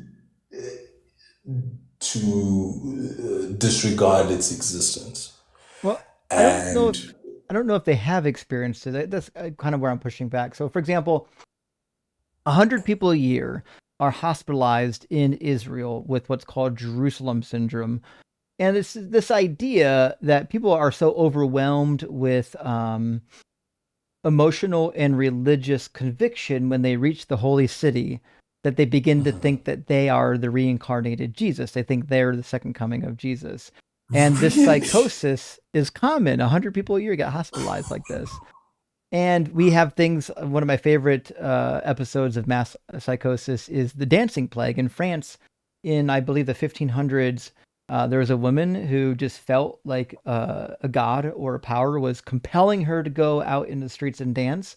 And then other people saw her doing it and they felt the need to dance. And before you know it, you've got hundreds of people out in the street dancing. Some of them, according to legend, we don't have actual data, but according to legend, some of them danced into exhaustion and possibly even death because they just felt something was compelling them to do it. So I do believe that people feel and they believe that they're meeting these spiritual entities, but I don't really have a good reason to believe that that's what's happening. Because when people, typically in the modern age, when people report these experiences now, a lot of times they get medicated. And the interesting thing is, when they get medicated, these experiences go completely away. And I'll just say one more thing. I had a friend, unfortunately, a couple of years ago that lost her husband. I think they were married about 10 years. And he was not religious. When he was taking his medication, when he got off of his medication, he often became religious, having visions and experiences and things like that. And the reality was this guy was experiencing psychosis. And sometimes in his episode of psychosis, he would think that he is a semi-divine figure sometimes. So I get it. I know that people have these experiences, but to me, I think this is the brain tricking them into thinking things. Okay. Very, very interesting. Actually, I didn't know these types of things existed. Thank you for sharing that. I'll look into that. Actually, that's quite fascinating. Honestly, it's quite fascinating. I have another good friend named. You're on TikTok. Check out a guy named Morgan Lee. Morgan Lee has talked openly about his experience. He's a friend of mine. He makes a really hilarious series called the Caucasian Space Jesus videos. They're about Jesus' second coming, but never like he's been open and honest about his past. He used to be very religious, and he had similar types of delusions, psychosis, and whatnot. And he eventually, his family was like, "I think you need to get medicated," and he got medicated, and guess what? They all went away. So I get it that people have experiences, and to them, the experience is very real. But unfortunately, it's interesting. All you need to take is an anti-psych medication, and they all go away. Right. You raise a good point, but one could also argue that those are cases of extremity. You know what I mean? Like, you say, for example, Jerusalem syndrome, which is fascinating to me. It's about 100 people or so out of 7 billion. You know what I mean? Like it's like, so what I suppose in what it is that you are sort of purporting or bringing forth is that there are levels of experiences that can be just sort of, and maybe in the writings or anything, there's a lot of stuff that you could say could be derived from psychosis, but at the same time, those are very few and far between.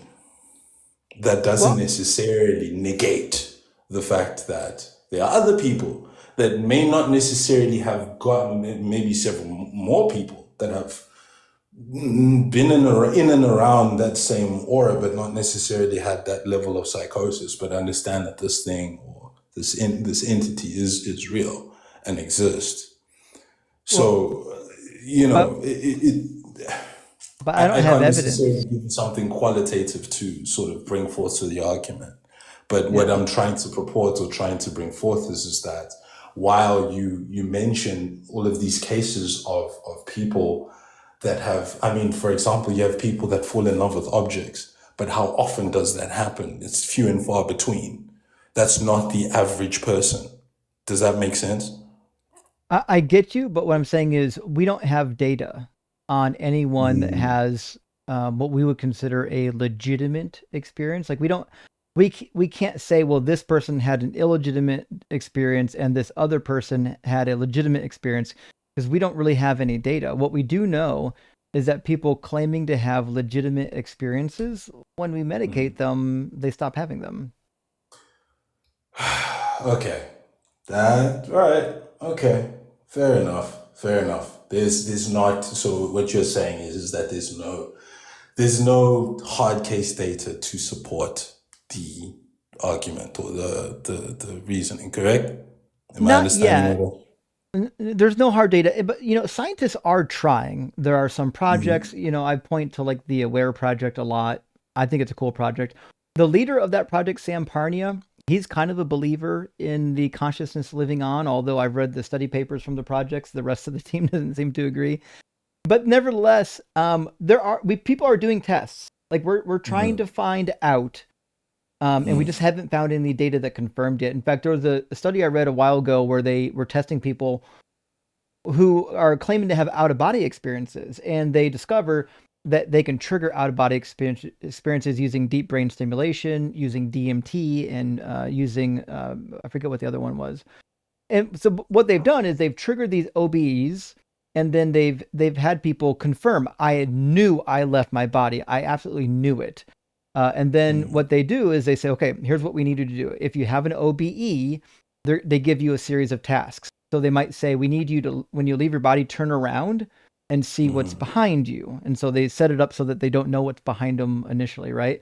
We've done tests like this, and then we've triggered people's brains, and they're like, I left my body. Here was what I experienced. But they can never validate. They can never just do the thing that would validate it. They can never turn around and see the thing they weren't supposed to see. Or they can never, there was one where they said, leave your body and just go into this room next door. We can't tell you what's in the room, but if you can identify stuff in the room, we believe you left your body. And they can't do it, right?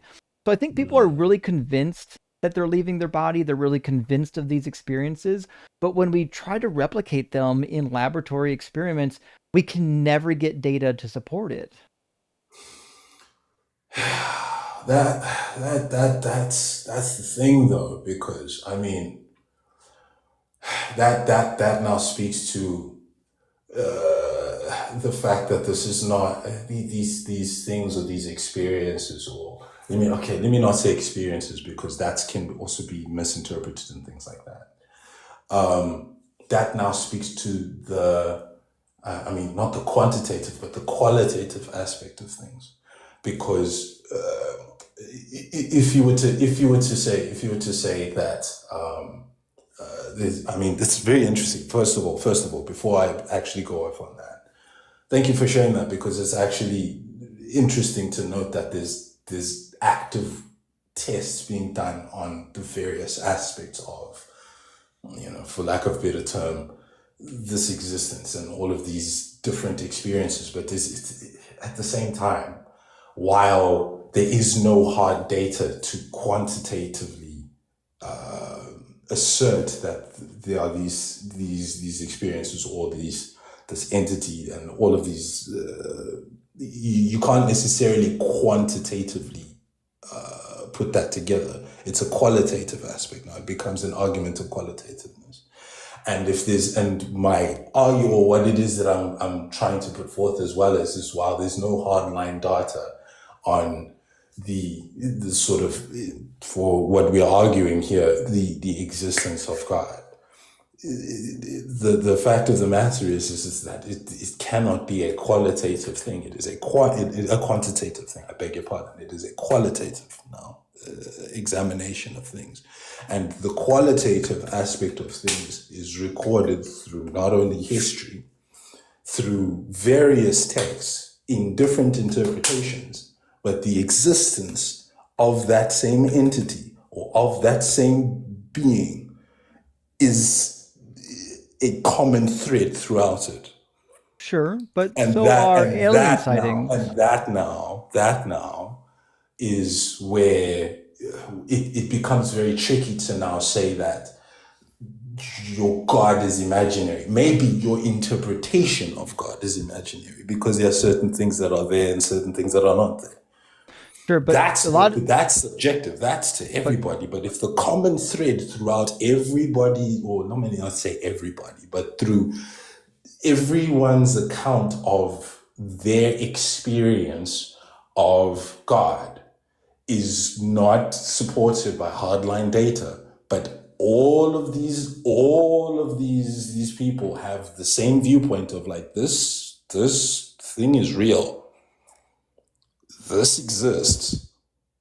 But again, we have same data for people who have seen Bigfoot and have been abducted by aliens.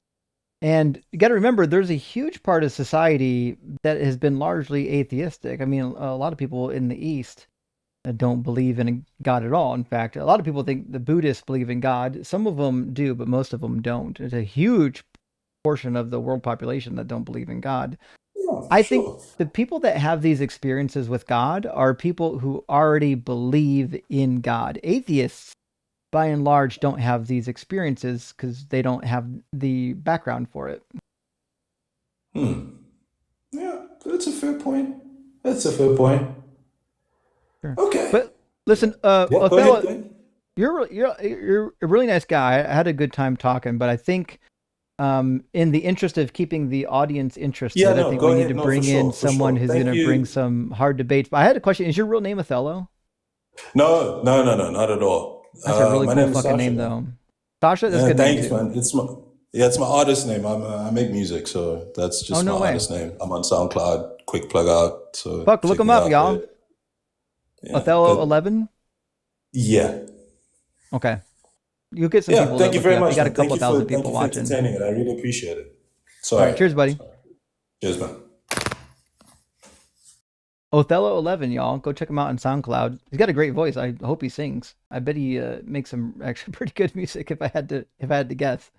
Let me grab some super chats, friend, and we're going to get me in here and then Michael in after that, and then PhD free after that. Acelia Monk says we are cooking at the same time. You're making barbecue and I'm making French onion soup. Thanks for the company. Hell yeah. I've never tried making French onion soup. I'm curious.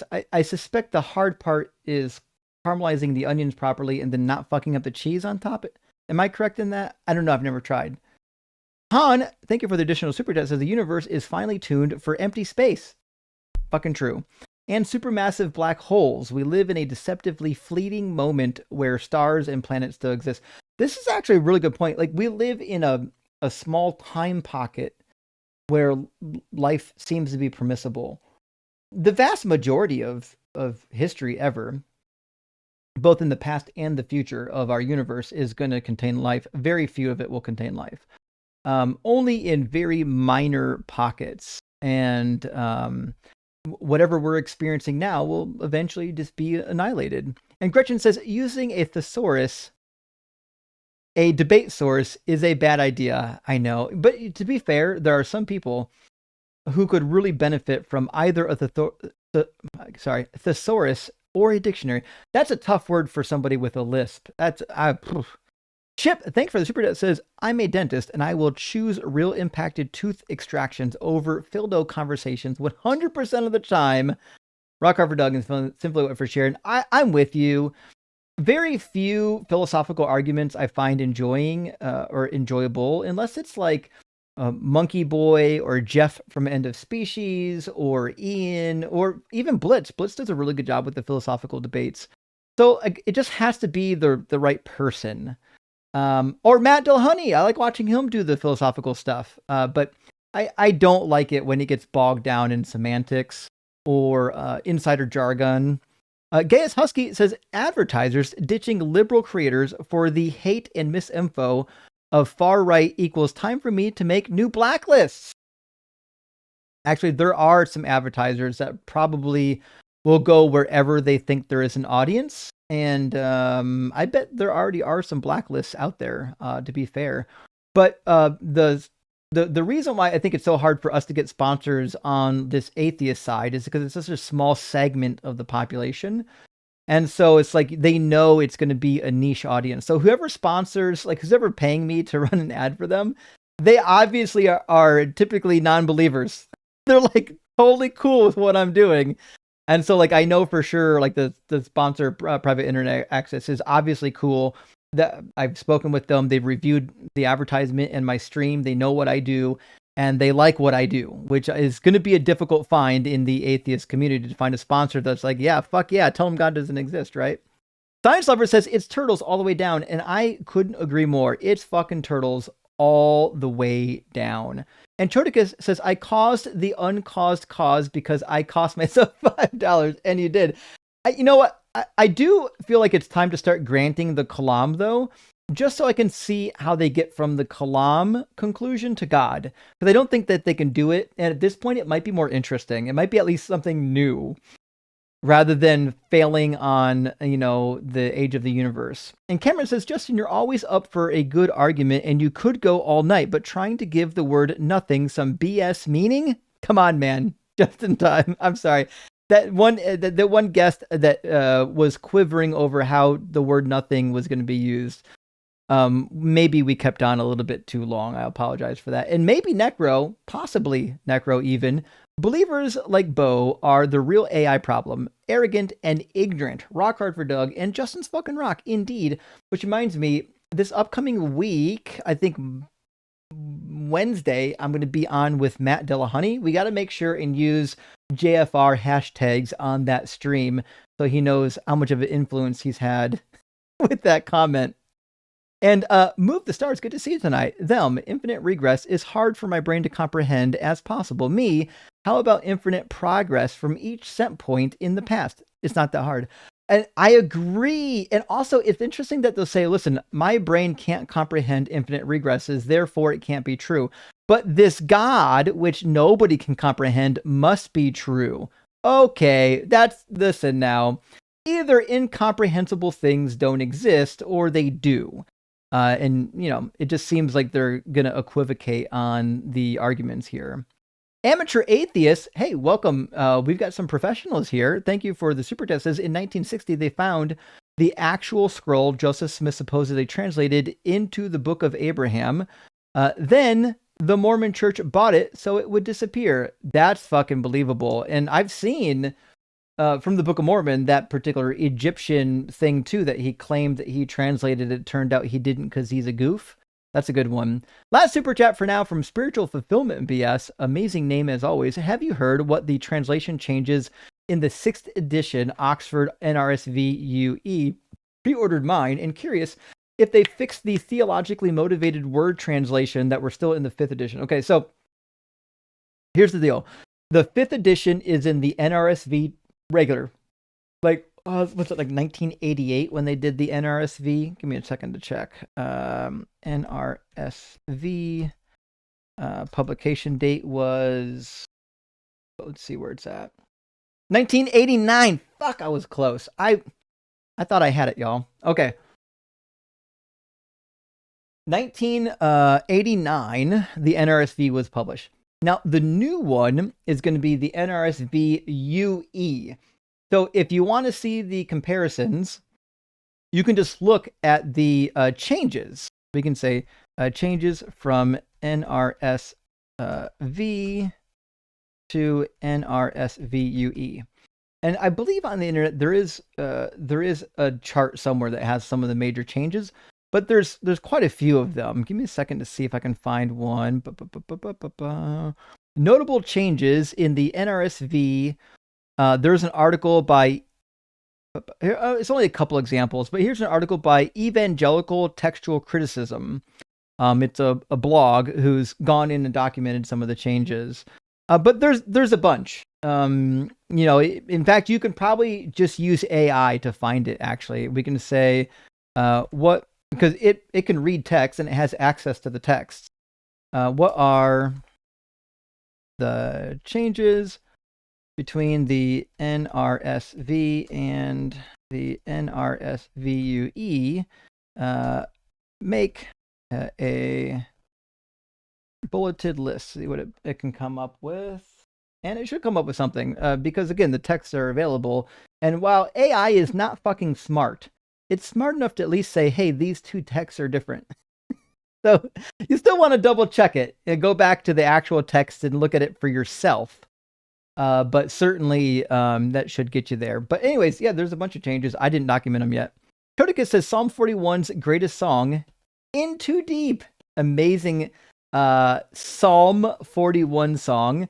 Also enjoyed All Filler No Killer.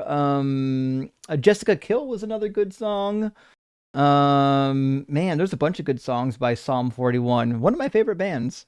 All right, let's get me in here, and we'll keep the conversations rolling.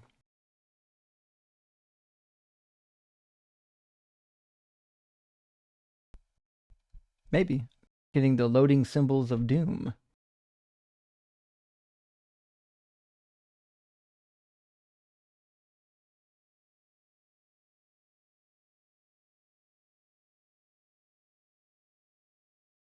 Okay, well, I don't think me is going to connect. Me, if you get the opportunity to come back, hey, come on back and try again. We're going to get Michael in here.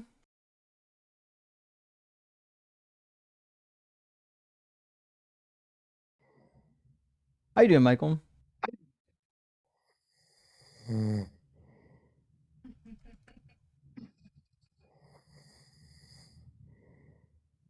Which premise do you reject? What's your best argument for God? Anything?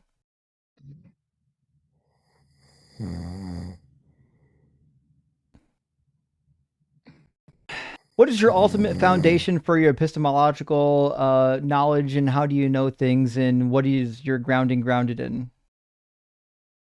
Nothing? Okay, well, we'll try the next one. Welcome in, PhD free. Are you at least 18, and do you believe in God? Yeah, sure. Sure. Now, I see we talked recently, and by recently, I mean, let's see, December, and we talked about David's wives being sexually assaulted, and that looks like all we probably talked about. You're back for a second time. What did you want to talk about this time?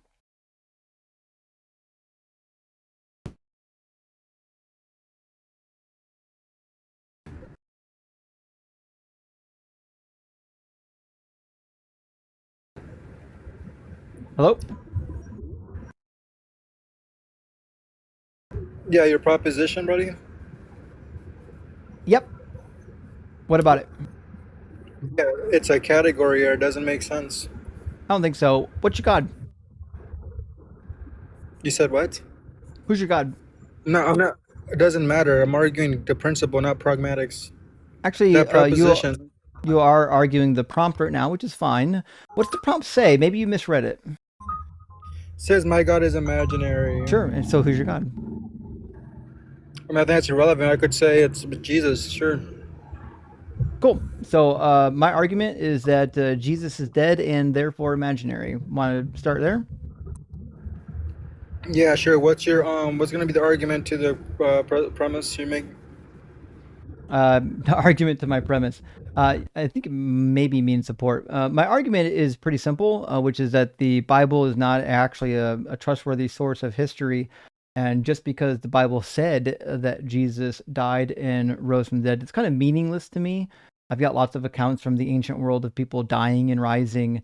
But I think more salient to the point is that the Bible just says things, even Jesus just says things that are patently untrue. So if the Bible just continually says things that are untrue, I'm not really inclined to believe that it's true when it makes claims about God. For the same reason, you don't believe that the gods of King Cyrus exist just because Cyrus existed.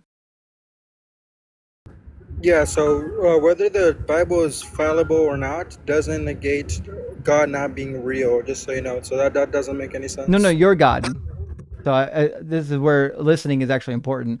My prompt says your God, meaning your specific God, the one that you believe in, doesn't exist. And your God is a Christian God. That's not even difficult to prove wrong. It's easy. Yeah, so when you're saying it doesn't exist, that means that it's prudent only in the mind, correct? What I'm saying is, yeah, like you can only demonstrate this God to exist as far as your imagination exists. Okay, cool. So can you give me the contradiction for my God existing? Your God Jesus is a contradiction because you believe in a Trinity, most likely. Do you believe in Trinity? Yeah, it's gonna be an assumption fallacy. No, I don't. Oh, so you don't believe in the Trinity? Yeah, I know that's stupid. No. Okay, so you believe in one God or three gods? One God. Can you answer the question? What's the contradiction for my God being real?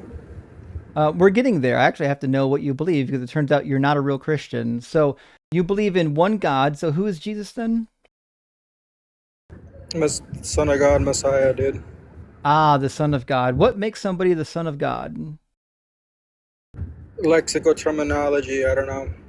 You don't know. Well, why would we accept that Jesus is the Son of God? Yeah, so that's gonna be a burden shift. What's the contradiction for my God being real? Because sons of God don't exist. So the contradiction is that you believe Jesus is the Son of God. You haven't even supported that gods exist. Therefore, Jesus being a son of God is a meaningless statement. Wow, your tracking capability is astonishing. That's not what I said. So what's the contradiction for So my God being real? sounds like you're just struggling right Dodge now. number 3. So that's gonna be the third dodge. We're talking about Jesus right now. Jesus being the Son of God is ridiculous because a son is somebody who is. What is a son? Yeah, that's not the argument for the 5th time. Stop dodging, What dude. is? Holy What's shit, a this is dodge son? number 5. Yeah, that's just gonna be not relevant. One more time. What's the It argument to is. God So being a contradiction? your God has begotten somebody according to your God's book. How does a God begot a non-God? Look, chat's ready for you to kick you getting fried. So what's the argument for my God being a contradiction? They're just annoyed because you're too dumb to actually engage in the honest argumentation that we're attempting to have. Okay, so one more time. God having a it son is sounds irrelevant it sounds because I'm like not a you're Trinitarian. sounds like you're driving right now. Even are you driving right now? I'm in a car, no, but I'm not Trinitarian. So you keep asking about. I'm not driving. I'm traveling, Your Honor. I'm a sovereign citizen. I'm not driving. I'm traveling. Oh, that's gonna be another dodge. It's gonna be dodge number 6, dude. Do you have any more arguments? Yeah. So entities that are outside of space and time can't do anything. How does your God do anything?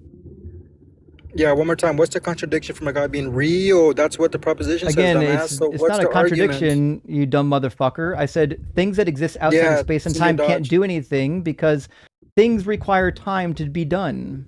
Yeah, time's a state of entropy. It's not actually existence of a tangent No, it's element. not. So that makes time is a progression of events. No, time is a state of entropy, which is a fluctuation of energy change. Time which is a change in delta, progression. which you have no idea Time is a physics. progression of events. Are you gonna pretend to know physics now, buddy? So you're gonna get dodged in philosophy and physics? That's what you're doing.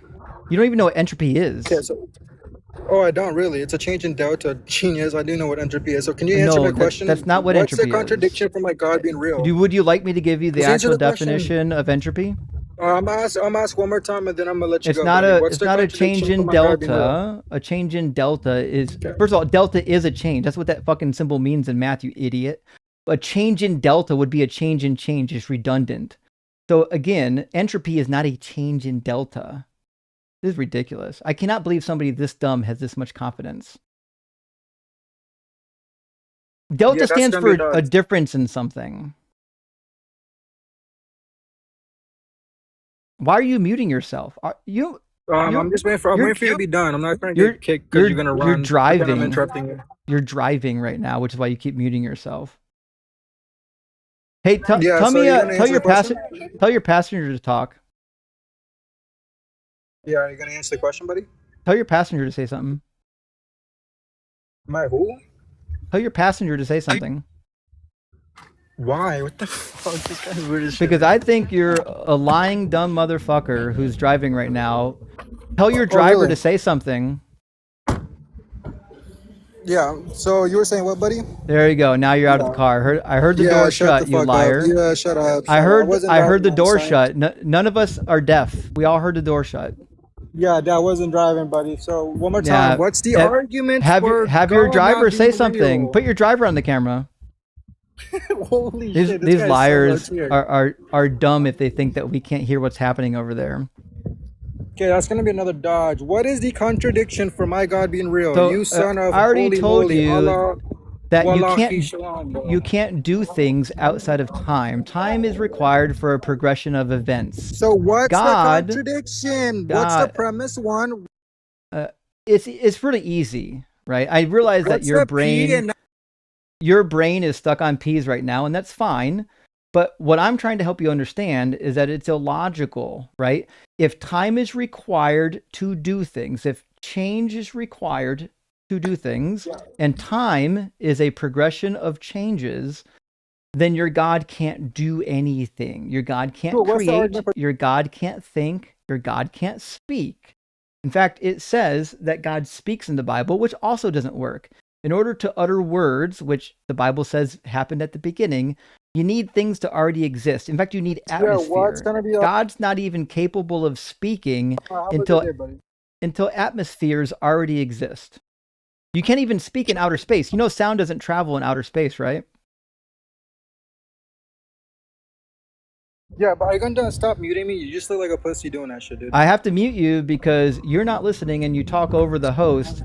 You're the reason why you're getting muted. Okay, so one more time. What is the contradiction? What's the premise for P and not P? I just told you. Okay, so what's the argument for time being real then? Since you want to pretend to know physics.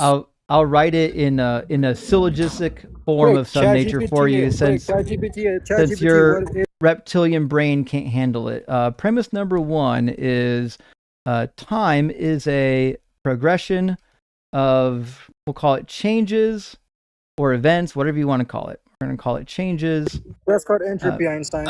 No, it's not. Entropy is a measure of disorder, you dumb piece of shit. No, entropy is a change in energy. Yes, it is. I'm more than happy to fucking show you the definition when you shut up and let me. No, you didn't Google the definition. Google it. I don't need to Google it. I actually went to school and had to take fucking thermodynamics, you idiot.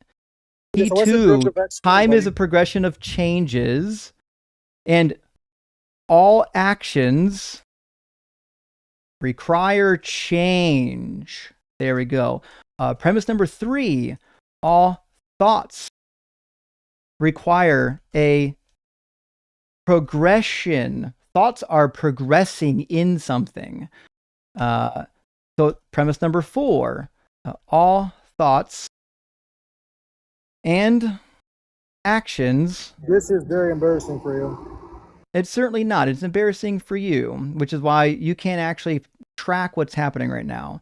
So all thoughts and actions are going to require a progression of changes, which means, conclusion, all thoughts and actions require time. For something to exist for no amount of time and in no location is describing non-existence. If your God is indecipherable from non-existence, then your God doesn't exist, and neither does your brain. Yeah, can I answer? You're more than welcome to try. Yeah, quick question, buddy. What's the inference rule you're applying to that? Don't care. Where did I go wrong in my syllogism? He doesn't even know. What a dumbass. You tell me then. You don't even have an inference for me. your premise. You tell me. What's my inference rule? Oh my god. Oh my god. W in the chat. Imagine thinking you won an argument by asking you didn't me to win name. The argument. Imagine thinking you won an argument by asking to name off some niche vocabulary. It's fucking crazy.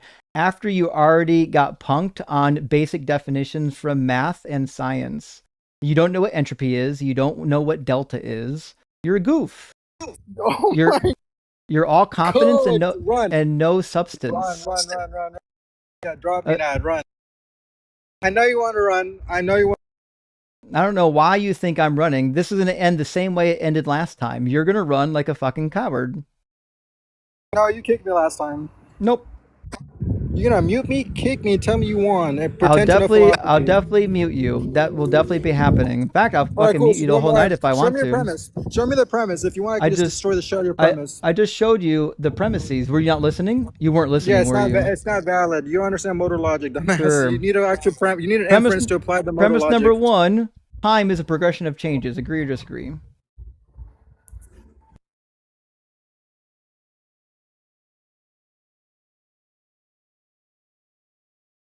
Yeah. What's the premise? I mean, excuse me. What's Don't the care. inference? Premise 1: agree or disagree? Yeah, sure. The equivocation is a bad definition for premise 1. I don't agree with that at all. Okay, then give me a definition of time. Yeah, it's gonna. Well, I don't believe in time, so that's just gonna be a burden shift again. Oh, you don't think time exists? No, I think time is nothing but a state of action of change. It's not actually measurable because there's constant change, which is universal. Okay, so if time doesn't exist, that means God didn't create it? Yeah, well, first of all, okay, so if time doesn't exist, then there's no problem with an infinite past, is there? Why am I making a premise for him? This is easy. Actually, you just made my entire argument for me. So if time doesn't if time doesn't exist, I actually just had this conversation the other night. All right, bro, if time doesn't exist, then what that means is you actually now lack an argument for why an infinite regress in the past isn't possible. An infinite regress in the past. What's your evidence for that? I'm asking you, do you think that it's impossible? What's the contradiction? Yeah, dude. What's the contradiction? Give me the P and not P. Give me the contradiction in infinite regress. Give me the contradiction. I'm waiting for it. Yeah, you're just gonna keep muting. It's gonna. I'm waiting for the contradiction. I didn't mute you. My hands are right here. I'm waiting for the contradiction. Give me the contradiction. Give me the P and give me the P and not P. Yeah, define infinite regress. You know what it is. It's an infinite chain of causes in all directions, in the past, present, and future. Yeah, so first of all, that's even my proposition. Give me the contradiction. Give me the contradiction. Give me the contradiction. Yeah, that's Buy me the contradiction. Again. Waiting for the contradiction. He hasn't answered my original argument. Waiting for the contradiction. Now he's running. He's a coward. He's running. He won't answer. Give me the contradiction. All right, sure. So I can say it only becomes a problem if, well, I don't know. I don't think there is one. Waiting for the contradiction. Still waiting for the contradiction. I never even made the assertion. Still waiting for. Okay, so there's no contradiction with an infinite past and future. Buddy, why am I making your argument? What the fuck? Listen, I'm just asking you. Is there a contradiction with having an infinite past and an infinite future? Yeah, you're pathetic, buddy. Is there a contradiction? Yes or no? So, do you know what my argument was? Is there a contradiction? Yes or no? My argument was it was a false. Is there a contradiction? Yes or no? It's not equivalent. Is there a contradiction? Yes or no? Is there a contradiction? Yes or no? Yeah, you're dumb. Is there a contradiction? Yes or no? Buddy, you're still Is there a contradiction? Yes or no? All right, I'm gonna just listen. Just keep saying this. Keep saying it. Is there a contradiction? Yes or no? Keep going. Boom. Okay. Well. Keep singing. Come on, bro. I guess since he's too much of a coward to actually dialogue, I'll just go into reading super chats and we'll just ignore this clown. In fact, I'll just turn your volume down so no one can actually hear anything you're saying. That's fine. And then I'll turn my volume way up on TikTok so they can literally only hear me rather than your dumb pie hole. And we'll just go and start reading super chats. Hey, Lancelot Cockblocker of Galahad, good to see you tonight. Chuck Norris is dead. Keith Richards still alive. Rock hard for Doug. Indeed, that is the case. Chuck Norris is unfortunately dead, and I think he had to get God had to get permission to Chuck Norris to turn on the lights at the day of creation, according to that. And Not a Robot says, looking forward to all the finely tuned minds tonight. Well, we found one that isn't finely tuned because he's afraid to find me the contradiction in the argument. Oh no, he ran. Who could have guessed that? Oh no. No one expected that. Oh well. Hey, good to see you, Not a Robot, and I still believe you. I know you're not a robot. And Jammin' Jay, hey, awesome new PFP, by the way. Thank you for the super chat. Says, I wish hubris had more consequences. Rock hard for Doug and fuck ice. Couldn't agree more with both of those statements. In fact, I got to write notes for PhD free. Caught up in the prompt. misuses science words, won't find the contradiction in my position after posturing for 15 minutes about needing to find contradictions. Cool. Easy enough. Imagine being that big of a clown on the internet and then thinking that like you're cooking. It's wild. Nikki says, I want to ask guest what he thinks nothing is. You know what? Unfortunately, that guest that got caught up on the word nothing was too much of a clown to actually engage in like, can you define this word type dialogue? And it was just obvious that they weren't going to answer. That's why I tried to get them to answer and they wouldn't. Steve Wright says, shuck 'em. Hell, it damn near killed him. Amazing joke, by the way. In fact, superb joke. So here's what we're going to do. We are out of guests. PhD Free was our last guest. So I'm going to read super chats. If like a really tempting guest shows up at the guest box, I might take them because I don't know. I think if we don't take another guest, we might end early. So if I get another guest while I'm reading supers, I'll definitely take them and argue with them. But I'm going to read the supers and see where we can get. Move the Stars. Thank you so much for the super chat. It says, hi, book rec. How Minds Change by David McRaney. Let me check that one out. Hold on. How Minds Change, David McRaney. How Minds Change, the new science of belief. Actually looks pretty good. I think somebody else recommended this to me the other day. The Science of How Minds Change. You know who might be interested in this book and probably already read it? I'm thinking is John Cohen. I suspect John Cohen already knows about this because he has done a lot of live streams on how Christianity is nonsense because you don't get to control what you believe. It's not like a conscious choice that you get to make. And Scribbles by Janice, good to see you. Marcy, you're looking gorgeous. Are the bangs new or am I misremembering? I'm sorry, I didn't see this when Marcy was here. Marcy always looked fabulous. And good question. I don't know if the bangs were new or not. I'm trying to remember what she had last time she was up. But agreed on all accounts, Scribble. And Marcy's wicked fucking smart as well. Dr. Pizza says, trust my gut. The same gut that shit my pants last week. Oh, fuck. I mean, there's a few of our guests that I believe may or may not be into shatting pants. But it's hard to tell. Who was the name of that guy that had dumb guy voice a minute ago? Hold on. Nathaniel, was that the guy? Hold on. Yeah, Nathaniel Ward. That dude, I would believe, shat his pants. Fuck, he probably shat his pants in the middle of our conversation.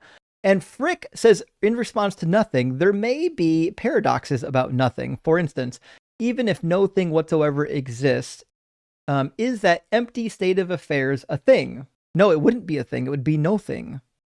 But I get what you're saying. I've heard people give the argument, like, if nothing exists, it would still be a thing because nothing is a thing. Like the word nothing, the description of nothing would be a thing. But I don't think so because the description itself wouldn't exist if there was nothing.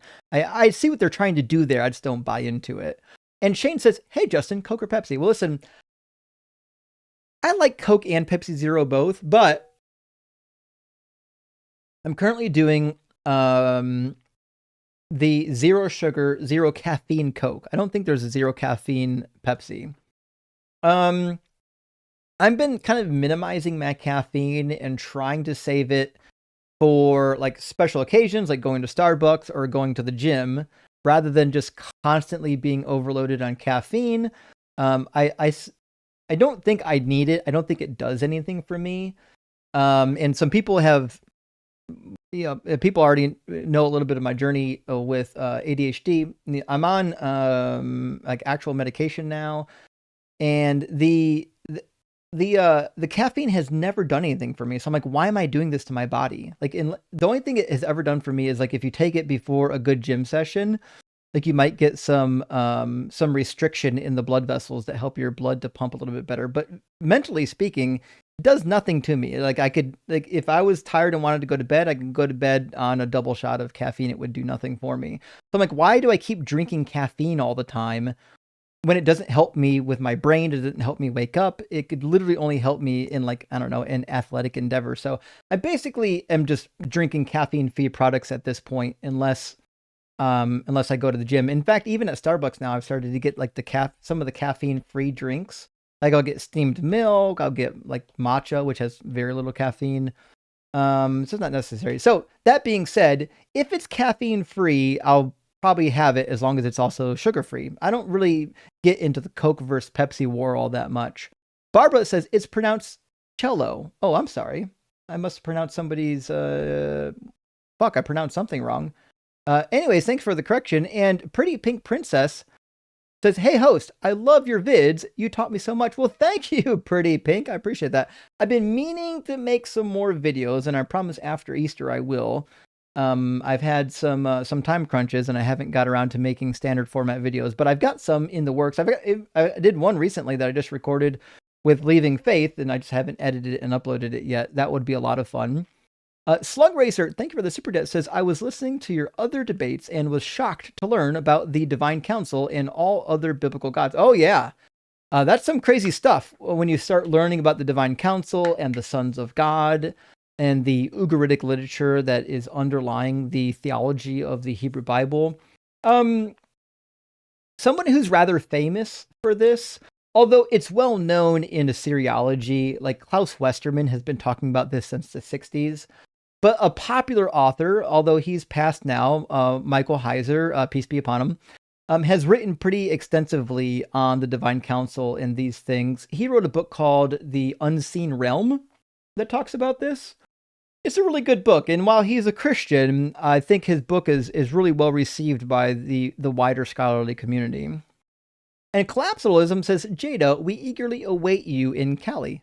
Ha ha ha ha ha. Wait, who's Jada? I hold on. I see a lot of people that I talked to tonight. Even a Jake. I don't see a Jada. Am I missing something? Is there a Jada that I'm missing, y'all? This might be my fault. Maybe this is a reference to something that I don't know that was happening. But Claps, good to see you, friend. Hope you're doing well, and also your pro bono work. Steve Wright, thank you for the super chat. Says, question: if Doug is hiking, falls, and starts a rock slide, and it takes out a bus full of Christians, is he charged with manslaughter, or is it an act of God? It's an act of vengeance for the Christians blaspheming Doug the God, the God of the Hebrew Bible even. It's divine judgment, I would say. And Jessica Transmetal with another super chat with rhythm says, there once was a man named Justin who put theist callers into his queue, debunking the lies and myths and hate in his apologetics barbecue. That is beautiful. And I love this separation of the individual phrases with the song markers or the music marker. That's really good. I appreciate that, Jessica. Percy, good to see you tonight, says gravity is a money lender. Jesus is going to be mad. I know, Jesus did not like money lenders. He's going to be pissed at gravity. It's crazy that he couldn't understand the situation with gravity. Like, so you don't need an energy force or a mover to start things moving. They will just because of the existence of gravity alone. And if gravity is, I don't know, fundamental and we'll say even eternal, there's no good reason to believe that you need a prime mover. The movement would come from, in fact, gravity itself. Percy says gravity is... Oh, yeah, sorry, I just read that. Game Guy, my friend, thank you for the super chat, says, I bet Bo could have won the debate if he said, cause, just one more time. I know, maybe if he listed 10 more different causes, we could have actually got an answer. Also, let me catch up on some other chats. Nick Lebensky, thank you for the $30 on Cash App. I really appreciate that. Here's 30 pieces of US dollars. Can you please explain the most common apologetics for Matthew 27, verse 9 bullshit? Yes, I can. The most common apologetic for Matthew 27:9 is they'll say, well, he's performing midrash. In fact, I bet you in this Bible, in the New Oxford Annotated Bible, if there's a note, I'll bet money it says that. And we'll explain what that would mean if he was doing some form of midrash. And it'll make more sense in a second. But I'm curious what they actually say. Matthew 27. Okay,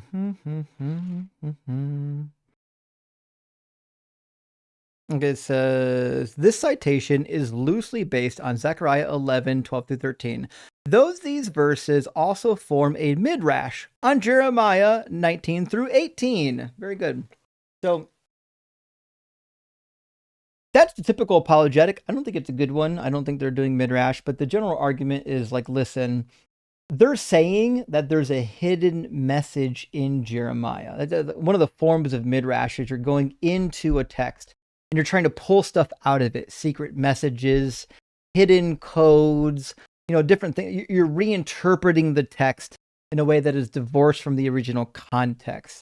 So essentially what he would have been saying is Jeremiah is actually doing a midrash on Zechariah, which obviously wouldn't be possible. Zechariah came after Jeremiah, but nevertheless, that's kind of the idea where the author is saying, listen, there's hidden messages in Jeremiah. And that's, I don't know, to be fair, that might be the best explanation. The better explanation is he fucked up, just like Mark fucked up in chapter 1 and quoted part of Zechariah or Malachi rather, and gave it to Isaiah. Just got it wrong. Chodicus Maximus says, new screening question for callers. Who's your daddy and what does he do? Praise Lord Arnold and Rip Chuck. I love that quote. Who's your daddy and what does he do?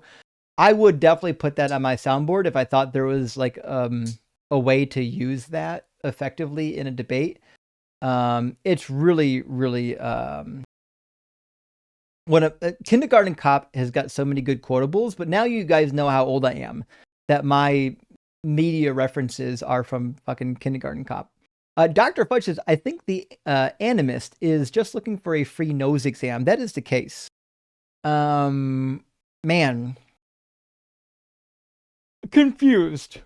The animist went from animism to pantheism to polytheism to just straight up confusion. But he will get clipped, and it'll be fun to watch the second time around. User, thank you for the super chat, says, has there ever been child sacrifice in the Bible outside of the obvious prank God pulled?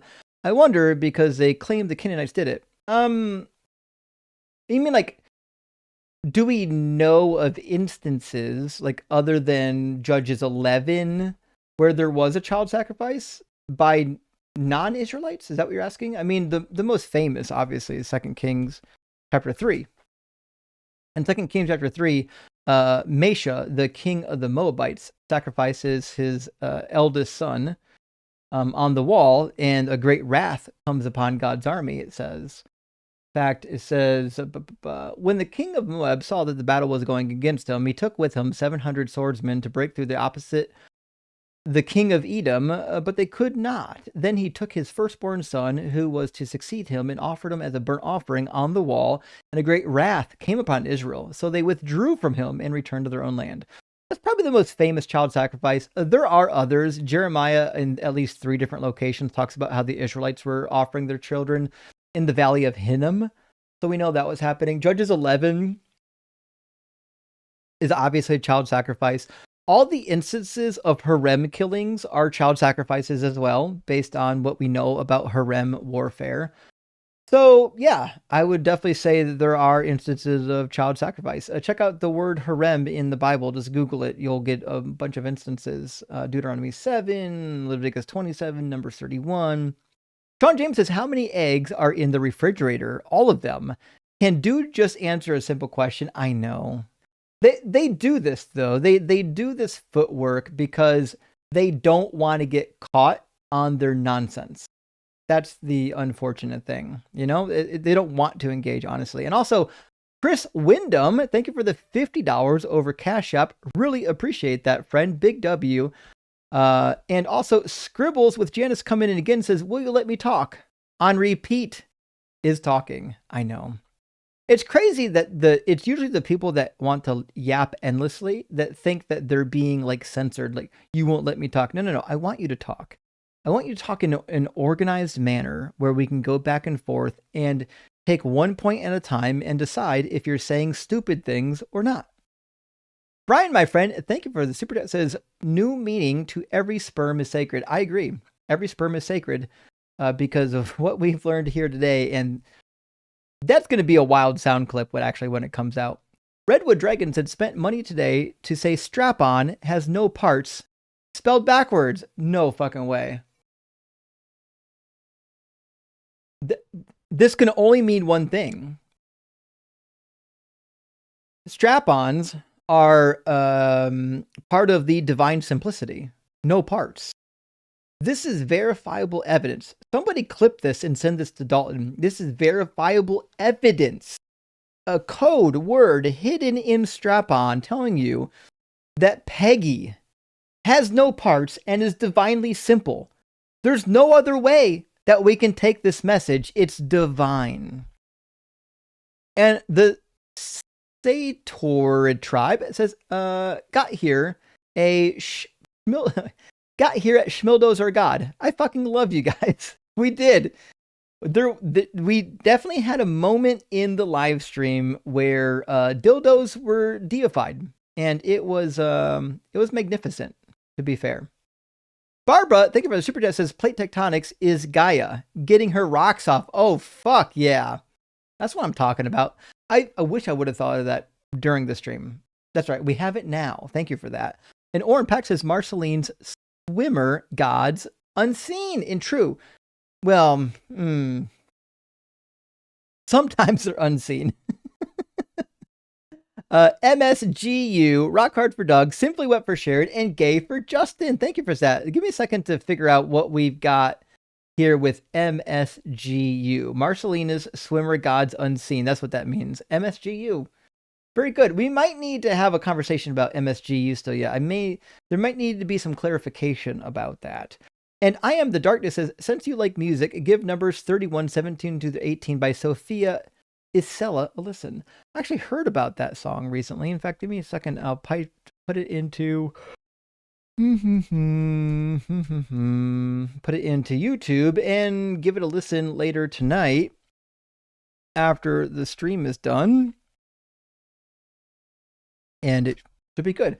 I hope. I don't know who Sophia is, but I kind of hope it's done in the in like the vibe of the band Kitty. If y'all know the band Kitty, I think Kitty would be the right band to do a Numbers 31 song. And Duskframe says, if sperm is God, then I have a whole pantheon in my sock. We might even say that pantheon is dried up. It has to be fresh. It has to still be living.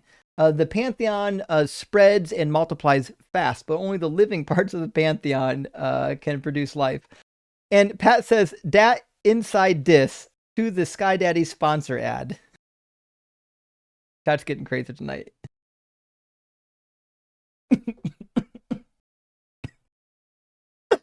We did. Guys, keep in mind. Fuck. I'm dying.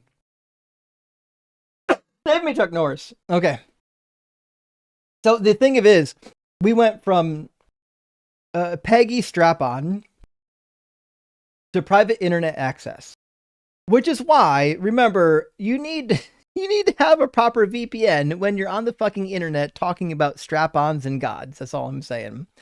And Jay Graven says, could you point me in the direction of a good high-resolution picture of Doug and Sharon for my next tattoo? I'm having a hard time finding one. Well, I know there's one floating around in the Discord, but if you email me, I'll send you one of my raw copy photos. I've got raw copy photos in my Canva storage. I can download one of them and send them to you, and I would love to see your Doug tattoo. And please, by all means, if you get a Doug tattoo, please, please, please, pretty please, notify everybody in the Discord so we can cheer for you and applaud you. Guitar Atheist, thank you for the super chat. Also, the artist formerly known as Charles, if I remember correctly, says known as, oh, yeah, it's right there. Known as the former Charles Ledbetter 907. Stealing a line from Prince, one of my absolute favorites. Prince, one of a kind. Prince really was one of a kind. But I feel like this chat might have been in reference to something other than the name change. If not, sorry if I misunderstood. But yeah, the artist formerly known as Prince is what you're invoking here. You're now the artist formerly known as Charles Ledbetter 907. And we appreciate you, buddy. And also, as always, cute pup. Jay says, we need an atheist tacos spot on the Discord. Wonder how we would do that. You guys know I'm down for tacos. Tacos are life-changing in many ways, actually. Ways that might not even be known to everybody. That being said, W fucking tacos. If we can make it happen in the Discord, let's make it happen. Jennifer, thank you for the super chat, says, don't fear the raptor. Rock hard for Doug. I feel like there's a play on words with Don't Fear the Reaper, which was, what the fuck? What band was that? Give me a second. Who Don't Fear the, hold on. Don't Fear the Reaper. That was like one hit wonder, right? Blue Oyster Cult. More cowbell. Oh, wait. That's a wood block on the video, not a cowbell. That's a wood block. Okay. That almost worked. I don't actually have a proper wood block to do the Blue Oyster Cult SNL skit. That's a shame. That is a damn shame. Oh well. Bruce would be very disappointed. I'm sorry, Bruce. I didn't mean to let you down. Peace be upon him. Jessica, thank you for the $5 super chat. Says, there once was a god named Doug whose glory was revealed as we dug. We worship and pray to his hardness each day. Let's put his face on a mug. We do. In fact, I did recently change the gift shop over to a new organization because I received word that the prior gift shop we were using were fumbling. They were delivering stuff late. It wasn't getting there, like sometimes not within like weeks and weeks. I was like, this is not fucking good. We got to do this. So I did change out the gift shop. I don't know how much has been listed. I connected everything to my YouTube account, and it usually takes like 2 to 5 business days for the connection to like actually go through. Let me see if it's actually connected now. Let's see. I don't see anything in my products on YouTube for some reason, but the store does exist. I'll link to the store and then put that in my link tree. And then I'll find out why YouTube's not updating. I don't know why it's not updating. I'm using Fourth Wall to do the merch. In fact, let me log in.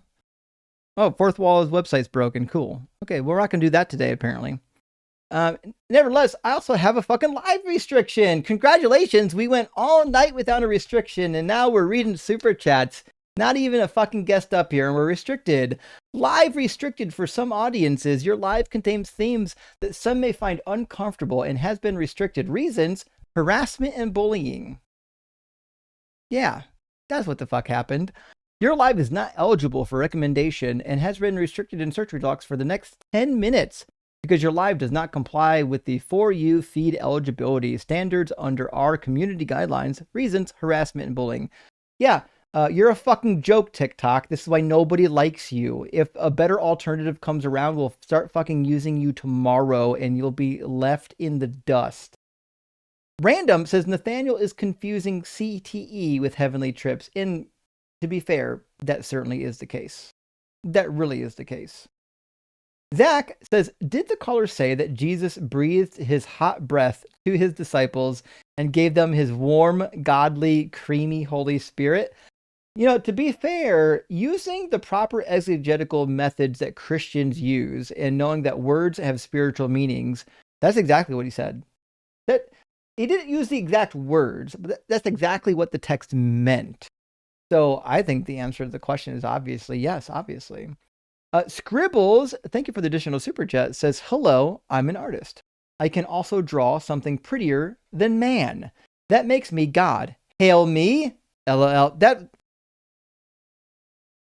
Can you make something prettier than mankind is unfucking believable. We didn't even get around to the conversation of you can't tell anyone what is objectively prettier or not prettier or better looking than anything else, because these are all subjective measurements. Everybody disagrees on what is pretty and what is not pretty. You can't just tell me that mankind is like, what scale? What fucking scale are we measuring with? You know what I mean? It's ridiculous. Gamer says, W for Nathaniel, finding men appealing. Actually, to be fair, big W. If I had to guess, Nathaniel might be gay for Justin as well, which is unfortunate for him because he could come over to our team and not like have to live with that guilt, you know? Pat, thank you for the super chat. Says, Justin, that Volta drawing is horrific. You know what, Pat? I take umbrage with this comment. I used beautiful artistry, and a lot of people on the live stream thought it was beautiful. My picture of Volta. In fact, I still have it right here. Do you want to make Volta cry? Volta! Where'd Volta? Pat said you're ugly, Volta. Do you believe this guy? Volta's crying. See what you did? You made Volta cry. Well, hold on, I gotta draw fucking tears falling down. You made Volta cry, Pat. Look, he's crying now. There's a tear in his beer. What rhymes? What cat food rhymes with beer? What are we doing with this one? If he was on top of my face like usual, there'd be a tear in my ear. How about that? That's all I'm saying. And look, we got other people are mad. This blasphemy will not stand against our precious Volta. Will not stand. Mods ban Pat. No, please don't ban Pat. We love Pat. Skepticus says mental illness is sad. Arrogance coupled with stupidity is enraging. That actually is the thing, actually. Listen, it's one thing to be stupid. It's one thing to be wrong. It's another thing to be both stupid and wrong, and then also very fucking confident that you're right while being embarrassingly wrong in public. That's the most enraging thing. And then not only are you wrong and stupid, but you're talking over the guy, trying to explain to you why you're wrong and stupid. It's an exercise in futility for sure. Hayden says, doesn't know what an internal critique is. Not at all. They never do. To be fair, at least the Philbro types, while their brain has been ruined by philosophy, they typically at least know what an internal critique is. And not a robot. And believe you me, I won't tell anybody if you are. Nathaniel says, in Dolly Parton's name, is Doug real? Oh, fuck. Are we swearing in Dolly Parton's name now? Peace be upon her. Wait, she's not dead yet. When she is, though, peace be upon her. I hope she never dies. Dolly Parton's like 1,000,000 years old, but I hope she never dies. Hold on, how old is Dolly Parton now? Let's see. 80! Fuck. Dolly Parton's 80, y'all. Dolly Parton looks better at 80 than I look in half of her age. Hold on. Y'all, I'm just gonna say, I don't get into music stars very much, but Dolly Parton's a national fucking treasure. Can we just admit that Dolly Parton's a national treasure? She for where she grew up and what she did, she moved against the grain. She went against society and tried to make the world a better place. Doug bless Dolly Parton for sure. And Jennifer says, also great showing on History Valley. Oh, thank you. I appreciate that. Yeah, it's really funny because I forgot our topic. And when I talked to Jacob right before the stream, he's like, I want to talk about how the Bible is really kind of Epstein-ish. I'm like, oh, we're in luck. I got a whole bunch of talking points for that. I was literally just doing live streams on this point. And so we got to cook on all of the amazing Epstein talking points for the God of the Bible. And Guitar Theist, also Charles, 907, is this a double name change? Caller, prove your God exists. Moron, you're making the claim. Yeah, he's been sucked on a bottle tonight. Yeah, you know what? Nathaniel, we're still talking about Nathaniel. That dude was not sober. If he was sober, then I don't want to know what he's like intoxicated. People that brains are that mushy, like we should revoke their rights to consume alcohols. They're already too far gone. Like they shouldn't be mixing with polite society while also, like, you know, having their brains impaired. Just not a good look. Voodoo pins. Hey, beautiful dog. Is that a corgi? Anyways, oh my fucking god, your kitty has a whittle stash. He does. Volta, the Hellraiser that destroys everything in my house, also just happens to have a Shitler stash. Coincidence? I don't know. It's hard to tell. Nevertheless, it is really fucking interesting. Although, listen, I put the Easter grass behind me on the set, and he hasn't eaten it yet. He might not even realize it's there. But I'm suspecting the Easter grass is going to get the same treatment as the fake snow I had there for Christmas. Time will tell. Nick, my friend, thank you for the super chat, says, the Bible was written by humans, so it's flawed. Damn, too bad an all-powerful God has literally no other way to communicate or prove he exists. I know.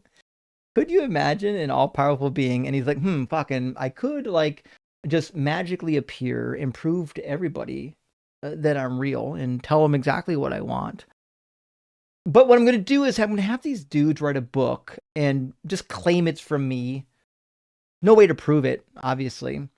In a time where there's no cameras, fucking no film, no pictures, no mass media. Just hope for the best. What could go wrong? And a DIY parent says, DZ, keep working and doing your thing, bro. Well, thank you, DIY parent. And to be fair, we're all kind of DIY parents, aren't we? Like, we're all just kind of figuring the shit out together. People say, you know, wait till you're ready to have kids. And I agree. You know, if you can wait till you're ready to have kids, do it. But, like, to be fair, we're all fucking figuring it out. If you're a first-time parent, like, there's so much shit you don't know. You just kind of have to learn on the fly. You're just figuring that shit out. So if you're thinking about becoming a parent, don't worry. You'll figure it out. You'll do on-the-job training. You'll be fine. Royal, thank you for the 99-cent super thanks. I appreciate that. And Boogit, great to see you tonight. Chuck Norris was a homophobic Trumper. Was he fucking really? That's depressing. God damn it. Hold on.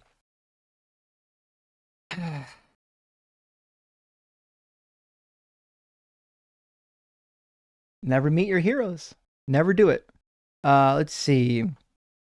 Chuck Norris dead at 86. A history of controversial actors anti-LGBTQ plus comments. Oh no. Oh boy. Okay. Well, I'm not surprised he was a Christian. I wouldn't be shocked if he was fucking an anti-Semite as well. Christians seem to exhibit a lot of transphobia, homophobia, and anti-Semitism. It just like it's part of a bundle, like a package deal. And J Danger says Chuck Norris was a mega bigot, homie. I didn't fucking know that until now, y'all. Sorry about that. Unfortunately, y'all know my what's the word I'm looking for? My knowledge of the what happens in like the pop culture world, or you know, in the lives of actors is pretty fucking minimal. Except for a few. There's a few people I've looked into that I'm like, I kind of fucking like them. Juju Penguin says, if we elect Obama, we'll be condemning our children to 1,000 years of darkness. Chuck Norris. I'm only sad he won't see the world he voted for. Fuck me. He said that shit? So he's racist too. Great. Glad to see it. Okay. Well, Chuck Norris, you can go fuck yourself. Jack. If theists don't sin, then Jesus died for nothing. That is the case, actually. Now, I would say this. I think even atheists need to go sin, or else Jesus died for nothing. And you know the reason why is because we could still come to Christ, right? If we come to Christ later in life, we need to have a life of sin to show for it, right? Because if we're perfect, we don't need Jesus. So we have to make sure we're not perfect when we come to Jesus. So whether you're a believer or not a believer, it's okay. If you don't sin, Jesus absolutely died for nothing. Jessica, Transmetal Alchemist, with another ditty. Thank you so much. Jesus was a liar and a bum. The prophecies he fulfilled was none. An apocalyptical fraud who died by the sword, and now his body is chum. This is... Jessica, listen, these rhymes are actually really good. I wish you would write an entire song and like put it on like Suno for us so we can hear this. These are pretty dope lyrics. Don't let Suno write your lyrics. Fuck Suno lyric or origination. Write your own lyrics. Find a song, put it to a ditty, send it to us. Put it in the Discord. We'd love to hear it. Also, a good time for, while we're reading Super Chats, to join the Discord, friend. Just go to tinyurl.com/DZ Discord, if I remember correctly. tinyurl.com/DZ Discord. Yep, that's it. It's not tiny.cc, it's tinyurl.com/DZ Discord. Join the Discord, y'all. And Prisoner Fan, good to see you tonight, says, we've been spending most of our lives living in an atheist paradise. I love the Coolio reference. We've baby-paced theists once or twice, living in an atheist paradise. This is fantastic. We should do a rendition of Atheist Paradise. I'd be down for this, actually, if we could, someone could put that together. I don't know if anyone's got videography skills. We can even do a video for it. We just, you know, you got to be careful, you know, with how you depict Coolio. He is past, and, you know, we want to respect the dead, unless it's fucking Chuck Norris. We don't got to respect that shit, apparently. And Puppy Coco, thank you for the $2 butt comment. W. And also, Guitar Atheist, thank you for the additional super chat. Says Luke Crawford Z9 is going to cry because we keen to apes. Moron, you know there was Neanderthals before us. Try getting an education. Idiot. Rock hard for Doug. I assume it's somebody in the comments who thinks that apes gave birth to humans. I'm so concerned at people's lack of understanding for evolution. It's not hard. If you make tiny, tiny changes and then you make billions of them, then what's going to happen is after billions of changes, you're going to be drastically different than what you started with. It's not difficult. You just got to add them all up. It's a large number. Billions are large numbers, y'all. And 15 below is good to see you tonight. Thought you'd find this interesting. In a study published in New York Times, it says that scientists brought dead brain cells partly back to life. Oh, fuck. I believe that, actually. Let me find the article. New York Times, dead brain cells back to life. I'd be interested to read this one, actually. Yeah, look at it. PBS even reported on it recently. Okay. And the National Institute of Health. Ah. No way. Okay. I see the National Institute of of Health talk about this. There's a couple of different articles on it. I will absolutely give it a look. This is really interesting, actually. I wonder how long the brain cells were dead for. Of course, it's behind a paywall. Yeah, okay. See if I can find the original study. Hate getting stuck behind paywalls.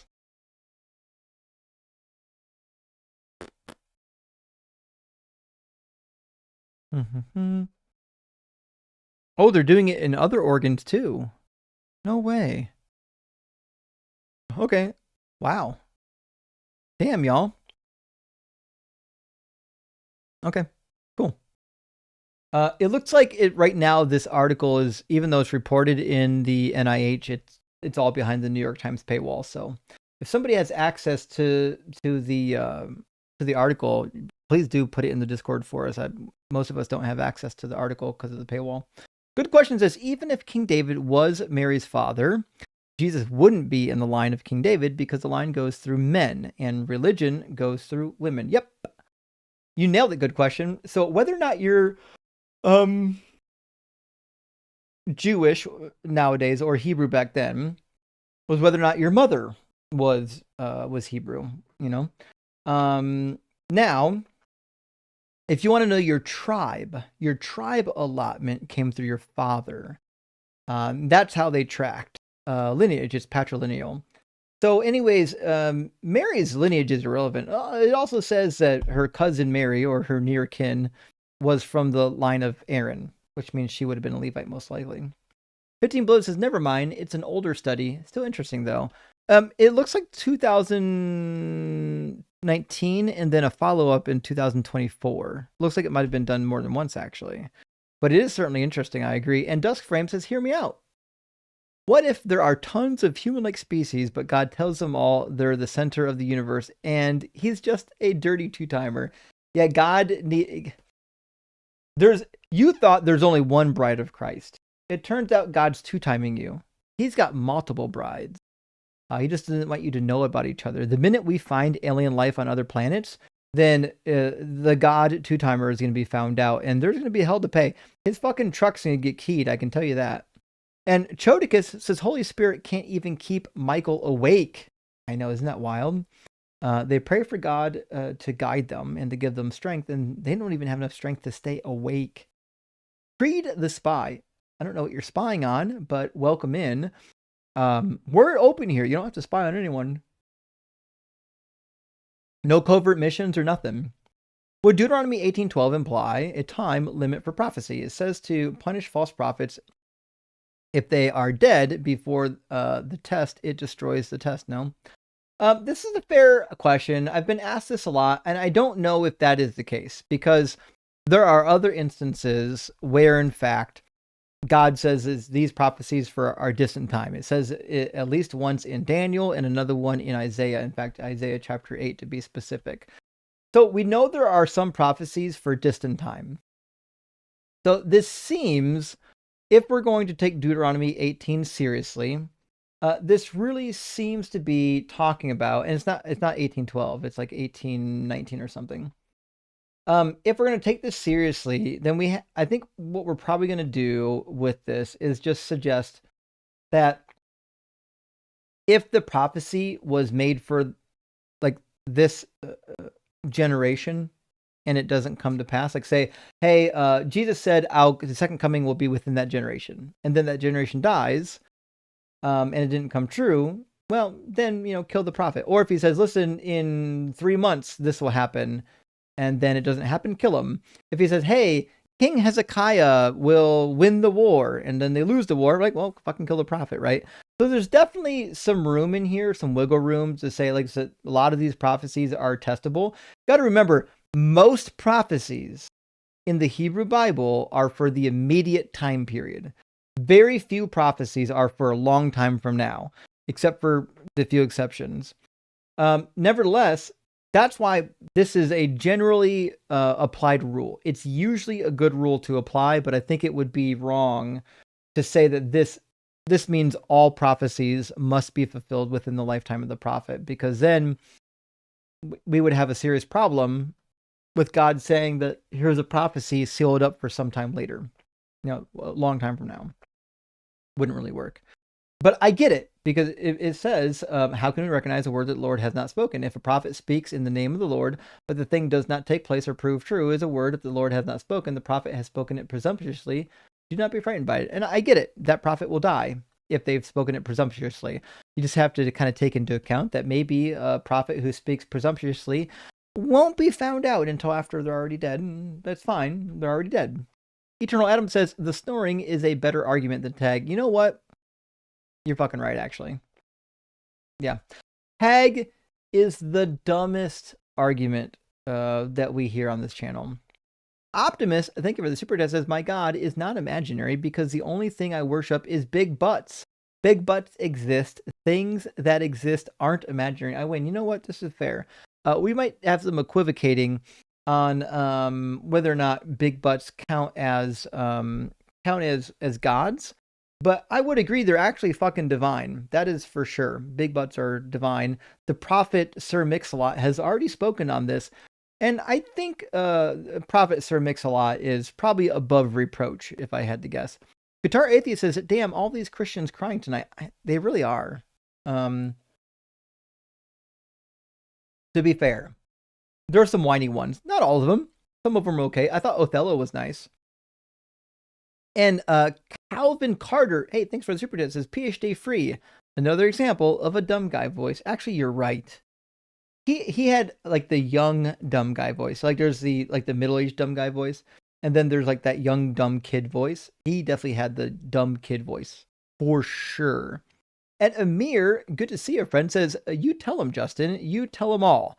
You're the quickest on the verse draw. One by one, they all fall down. Thank you for your service. Well, thank you, Amir. I appreciate that. And also thank you for being a member for 12 months now. I can read the member symbol in your name. 12 months, Amir. I really appreciate that. We've actually got quite a few people now have been members for a full year. Thank you to all the channel members that have been here for over a year now. I really appreciate it. And Amir sending out 5 Deconstruction Zone gifted memberships. Thank you. I appreciate that. Big W. And also, Carnage Asada in the house. Thank you so much for the $10 super chat. Free has 2 jobs, delivering fast food and also the worst arguments anyone's ever heard. That is true. And you know what? I would bet money that he was trying to deliver these arguments as he was like door dashing, or delivering pizza or whatever the hell he was doing in his car. I actually don't know what he was doing in his car, but he was doing something in that car, and he wouldn't put the passenger on / driver.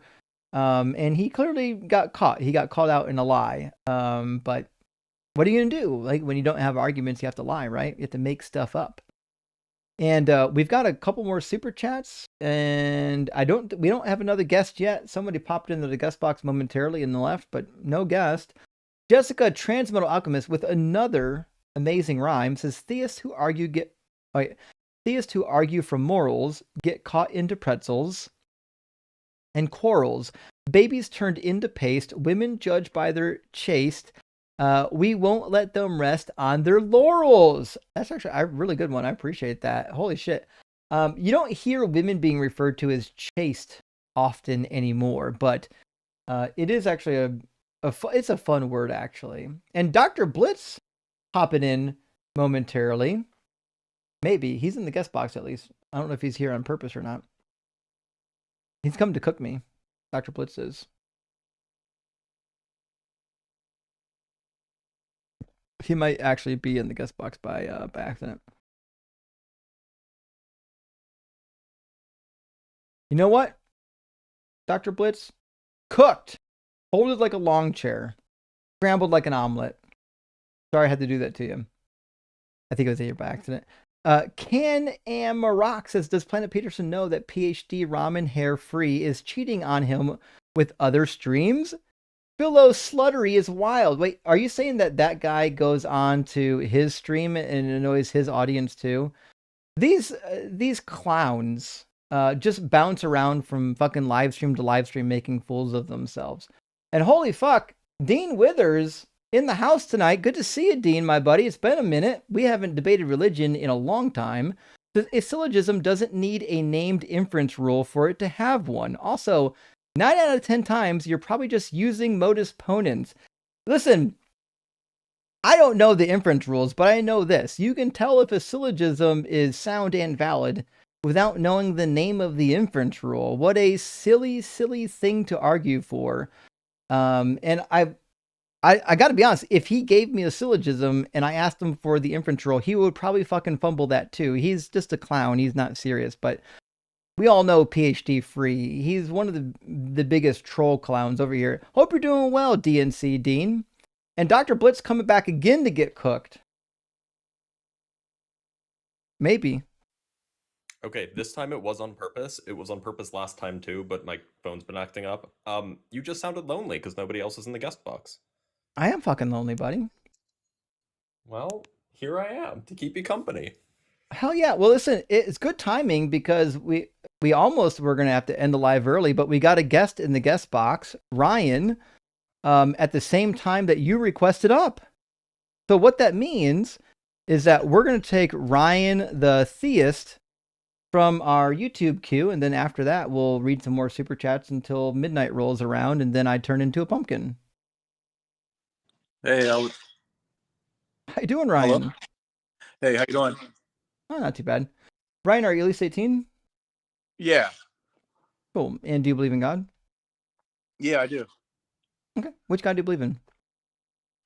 I would say the creator God of heaven and earth in Genesis, Yahweh. Okay, so you're Jewish. I'm a Christian, student of Gotcha. the Bible, study the Bible. I believe that. Okay, so you're a Christian then. Cool. What do you think? Yeah, I was raised Christian. Sure. Well, what do you think is the best evidence or argument for the Christian God existing? I would argue for the creation account of 7 ages of creation. So I accept a theistic evolution theory, and I believe in the Big Bang theory. So I'm not a person who denies science. Sure. In Genesis chapter 1, it says that it was created in days, and I assume you're going to argue that days don't mean days? Yeah, it's yom. Yom is used as eons or ages. You can pull that up in the context. In Genesis, you can pull up the word yom. Yeah, I can actually. It's interesting though, even if you don't know Hebrew, and I assume you don't, it literally just says at the end of each day, God called the light day and he called the dark night, and there was evening and there was morning the first day. What is an evening and a morning in this context? Yeah, Reverend Boker. I believe those are the beginning and ending of the ages.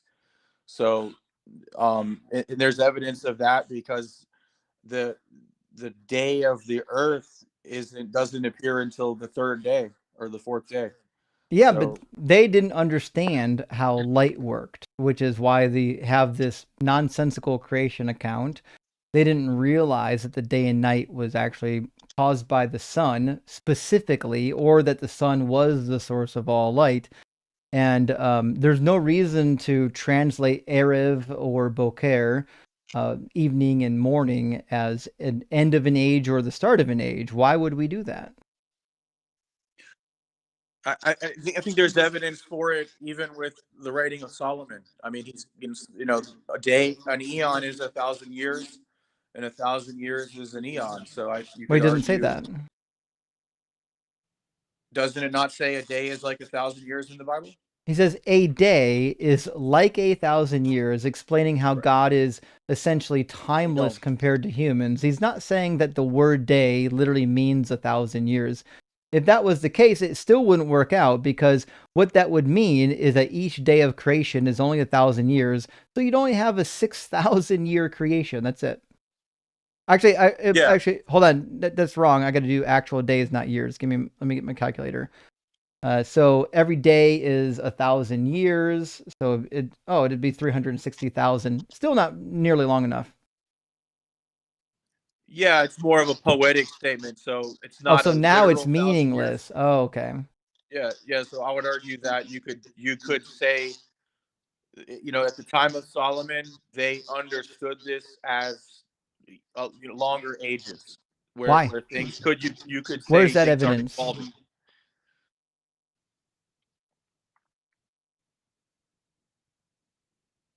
Sorry, what?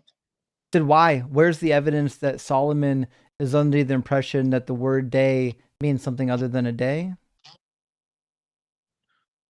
Oh, I think it's seen as more poetic expression. That's the way I would read Genesis. So Yeah, I know that's how you're reading it. I'm asking you to support your reading of it. there's a lot there that would say that, like Like what? the fact that the sun, the moon, and the stars don't appear in the sky until the fourth day. So But according if we're to assuming the science, day was a sun revolution, then that can't be. the Earth was created after the sun and stars.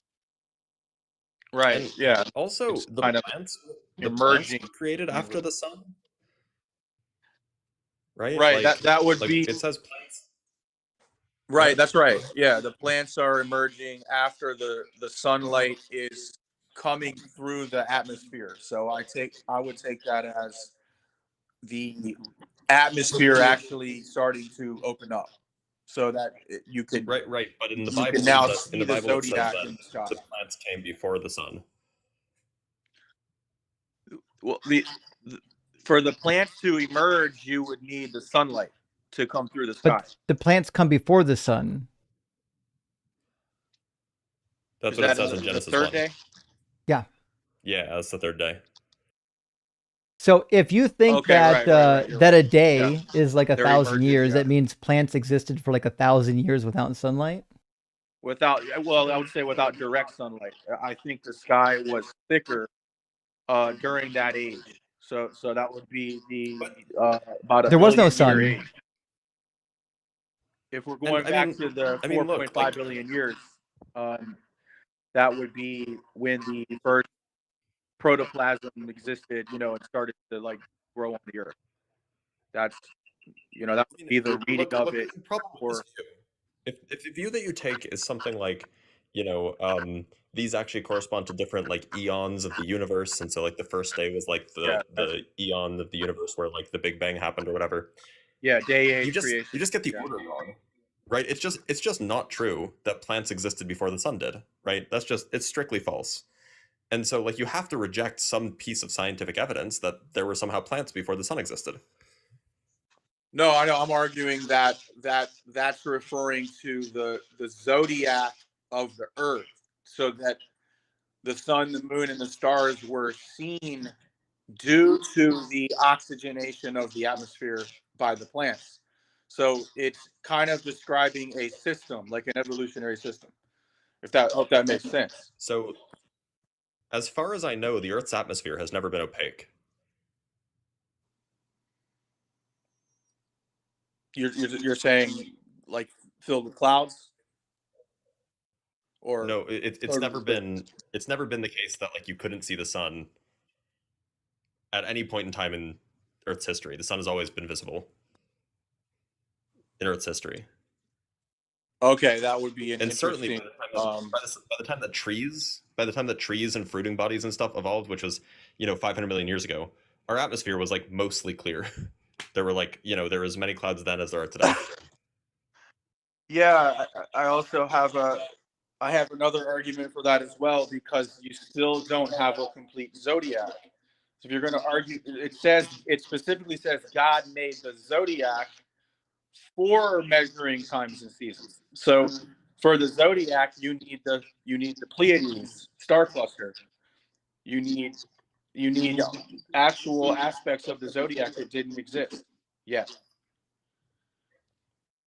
Blitz, do you understand what he's trying to say? Because this doesn't make any sense. No. The universe doesn't need the Pleiades or the zodiac. And where is that mentioned in the Bible? From is the that mentioned somewhere? It actually is mentioned. The Pleiades is mentioned in Job, as is Orion's belt. Right, but not in Genesis. No, not in Genesis. Well, no, but it says God appointed stars for measuring the times and seasons. Yeah, he didn't say which stars. Well, yeah, but you'd have to go on the ancient farming, concept. This was where we'd have to look into, like the Bronze Age mentality to understand. I have. That doesn't address the problem. Nothing about our universe requires there to be a zodiac. I also still don't understand how we have plants before the sun. Right. Like, I don't know how we got around that.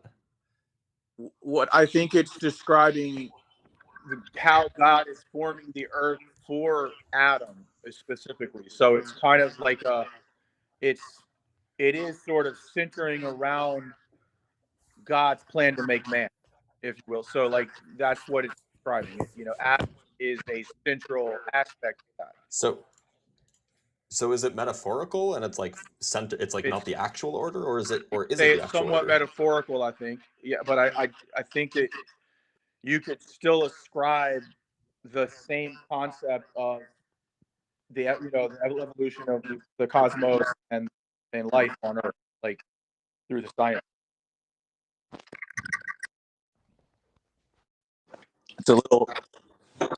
It would take a little time to fully explain it, but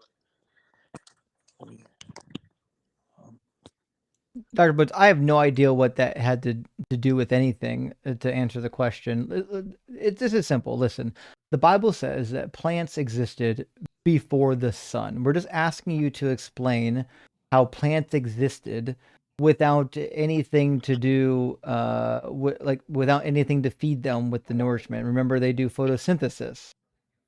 Yeah. They need oxygen. It more says he appointed the sun, the moon, and the stars in the sky. So it's not necessarily saying that's when he created them. So God is describing it for a Bronze Age audience, if you will. So like a farming audience is how he they said. would understand it. He said, "Let there be lights in the dome of the sky to separate the day from the night, and let them be for signs and seasons, for days and years." So the lights in the firmament, because remember they believed in a flat earth with a firmament over top of it. Those are the sun, moon, and stars. That's when they were created. They were created on day 4. Let them be. In verse 16, it explicitly says, God made 2 great lights, right? Yeah, the lesser lights will rule the day, the lesser lights will rule the night. Yeah.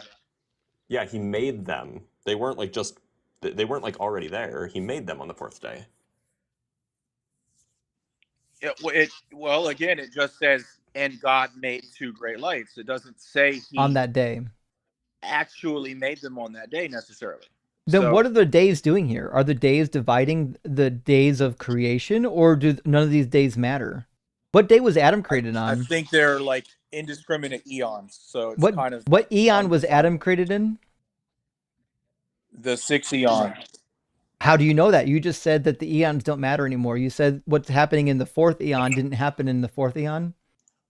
I mean, I think you could say they merged together over time, because again, he made the light on the first. So Adam could have been created on day number 5. Well, he made the light on the first day, though. So it's like, where does? So we have no idea what the order is. All the light of the universe is coming from the first day. No, what I'm saying is, based on your hermeneutic, we have no idea what was created in what order, because you're saying that these days aren't actually a progression of events, which is the craziest thing I've ever heard about the creation account. Well, I think it is a progression of events. But there is a system of thought here. So then if there's a progression of events, then what happens in that progression is that, just like Dr. Blitz said, on day number 4, all the luminary bodies and the sun is made.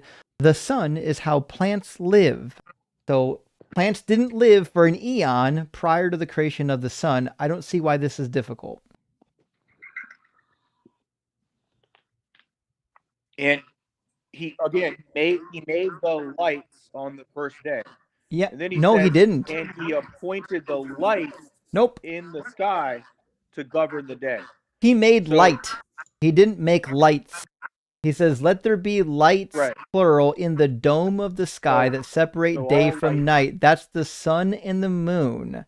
The lesser light and the greater light. The sun and the moon were made after generic lights were already made, after photons were made.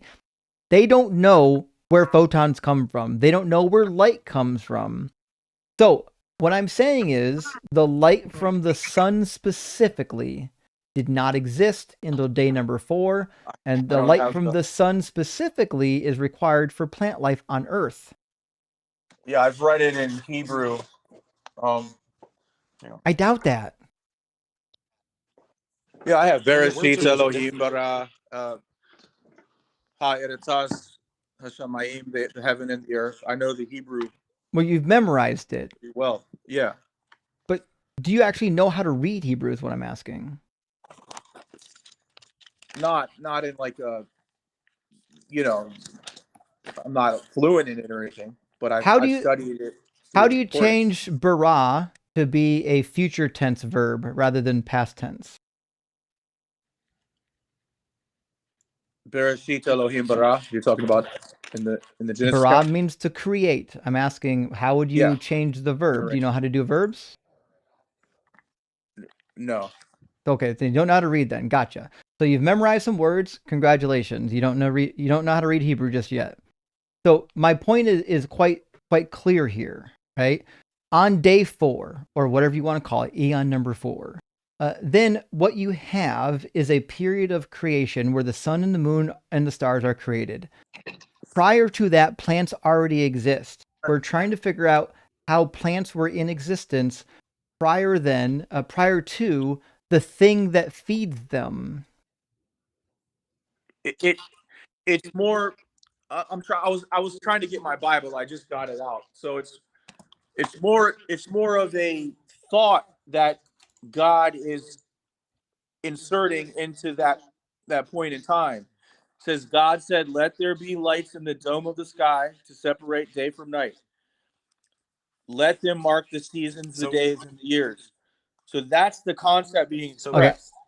Is Maybe how the do relevant humans Go ahead, Bud. distinguish time? So there's something to be of note here. So if you go look at Genesis 3, or 1 verse 3, the word that's being used is or. It's aleph vav resh, right? This is the word that refers to light as like a concept, the kind of thing that you see light. It's not an object, right? This is the concept of light. Yeah. Right. And if it's just, and if you go look at the word in verse 16, when it talks about God making the 2 great lights, it says ham orot. Now, the prefix he just means the, so that can be thrown away. And so we have me'orot. Now, me'orot is a related but distinct word. So this is a different thing being created that's being referred to. If this was the same kind of thing, if God had already made this and he was just appointing them or something, it would have used the same word, but it doesn't. Right. I would say that during the 4th day, it's God is setting forth the expression how mankind is going to be able to distinguish time, and that would require. That's why you have the zodiacal signs, and so that's alluded to in the text. Okay. But maybe, Dr. Bush, maybe we can attack this a different way. I don't think he understands the problem yet. So I'm going to put a couple questions on, one question on a notepad, and we're just going to try to get linear answers. Question number 1. Okay. When was the sun created? When? I mean, scientifically speaking, Nope. it According was to the created book. with the Big Bang. Are you talking about in the Genesis account? According to Genesis, when was the sun made? Well, it's expressing a thought on the 4th eon.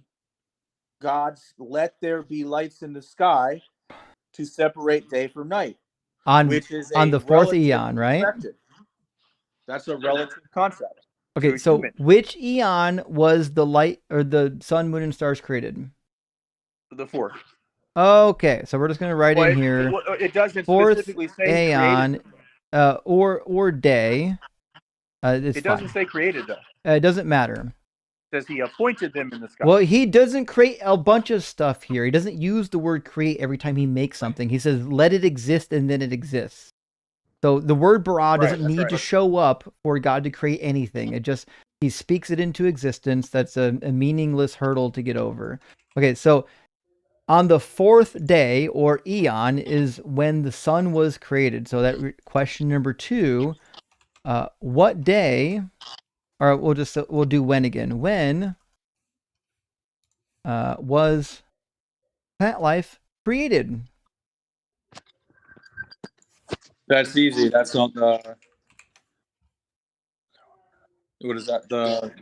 During the 3rd day, is it? Partially, yep. On the 3rd day, we get fruit-bearing trees and vegetation and all kinds of stuff. Okay, so we're going to say the earth growing plants. Yes, during that would be the before the Cambrian explosion. No, we're not asking about your science background. We're asking about the Bible. Okay, so question number 1, when was the sun created? 4th eon. Question number 2, when was plant life created? 3rd eon.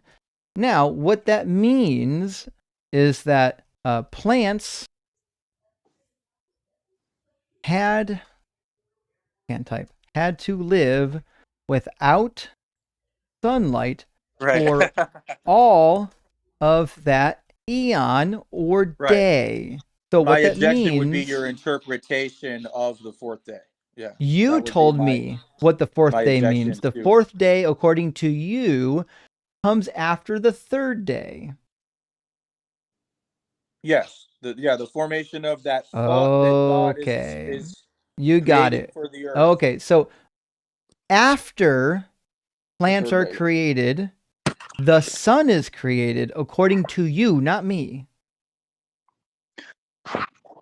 The sun, the moon, and the stars are being established, as it says, let them be for signs and seasons to.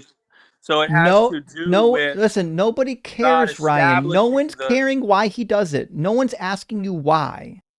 All they're trying to do is establish the facts of the matter. And the facts of the matter is that the sun is created after the plant life. Can we agree on this? I don't agree with that interpretation. I would say that you Okay. could read it that way, but we could also assume all the lights were created on the first day. When he says "Let there be light," we but could they assume weren't. that's the light of all the galaxies that They were not. I'm asking you about the sun specifically. What day was the sun, the thing that feeds our plants, what day was that created? that ties into it being that's its association with the earth is being defined right there. Let it be for viewing time, seasons, and days. No. So that has to Look, be it associated seems like with human relativity. I think to that me, you're right? equivocating. God a bit here, because doesn't live verse in time. 14, verse 14 is not what we're talking about. We're talking about verse 16. But if we want to look at verse 14, when it's talking about making the stars that divide, or letting the lights in the firmament of the heaven to divide the day from the night, that segment, let there be lights in the firmament of the heaven to divide the day from the night, that is a separate clause from and let them be for signs and for seasons and for days and for years. So first, God says, let there be these lights in the firmament.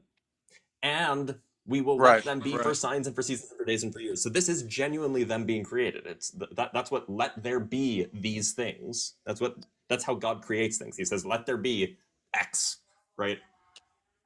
I think you could read it from a, like you said, heliocentric perspective, but I wouldn't deny that you could possibly interpret it as from the perspective of the Big Bang cosmology. That's all I'm suggesting. By the way, Justin, there is a secondary issue, namely that on day 3, the fruit-bearing trees are brought into existence, but fruit-bearing trees came after ocean life, which is on day 5. Right. So there's another piece that gets the order wrong. I don't know how you make sense of that. They're separated by 2 days. You're talking about within the evolutionary tree of life. Yeah, like sharks existed for like 250 million years before any fruit-bearing trees did.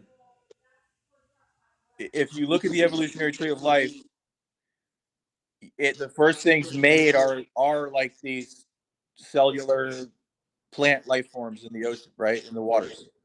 Isn't that? I'm talking specifically about fruit-bearing trees.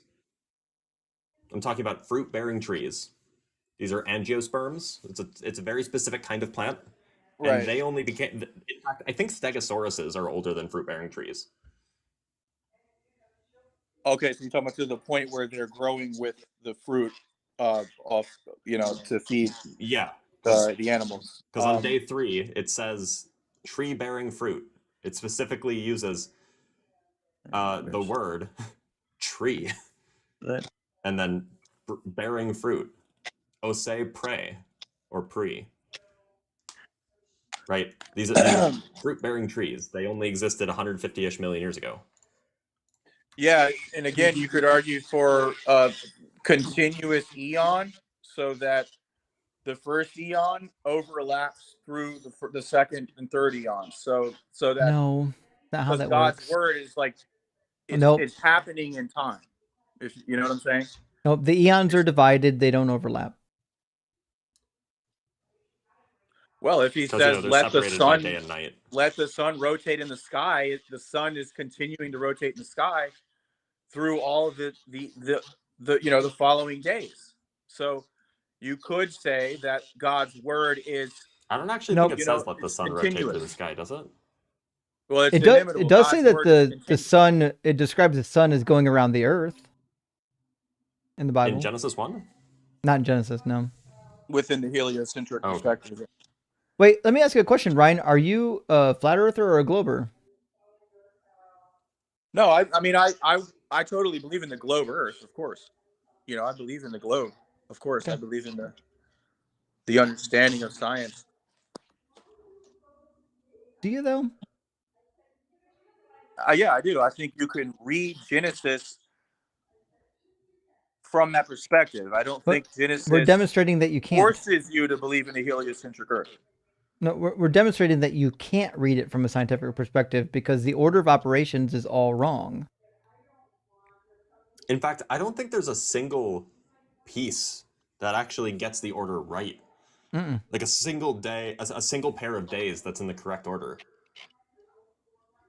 You've got the last 3 days, which is creating the Cambrian explosion, the amphibians, reptiles, mammals, Oh, and no, humans. but that order's wrong. That's the order's last wrong because on day 5, 2 billion years. So on day 5 you have fish and birds, but birds came after land animals, even though birds, according to the story, are on the 5th day and land animals are on the 6th day.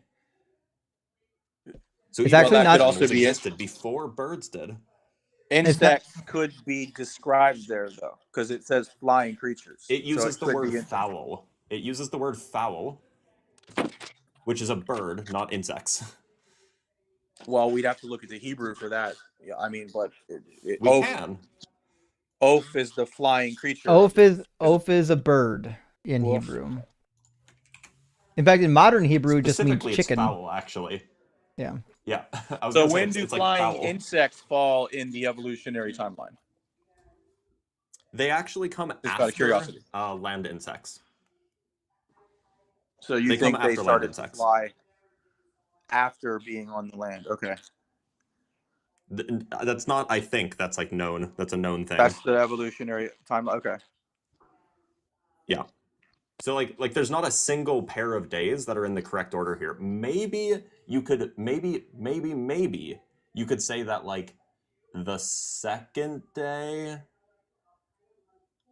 Oh, what was made on the second day? This is when you split the. No, even then, the second and the third day can't be in the right order.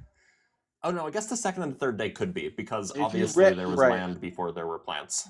You had we had the globe Earth spinning around the sun, and it didn't have any life on it. No, but And the did sun it didn't not exist have yet. a volcanic ash layer around it, or was No, there I don't. an atmosphere? Not that I'm aware of.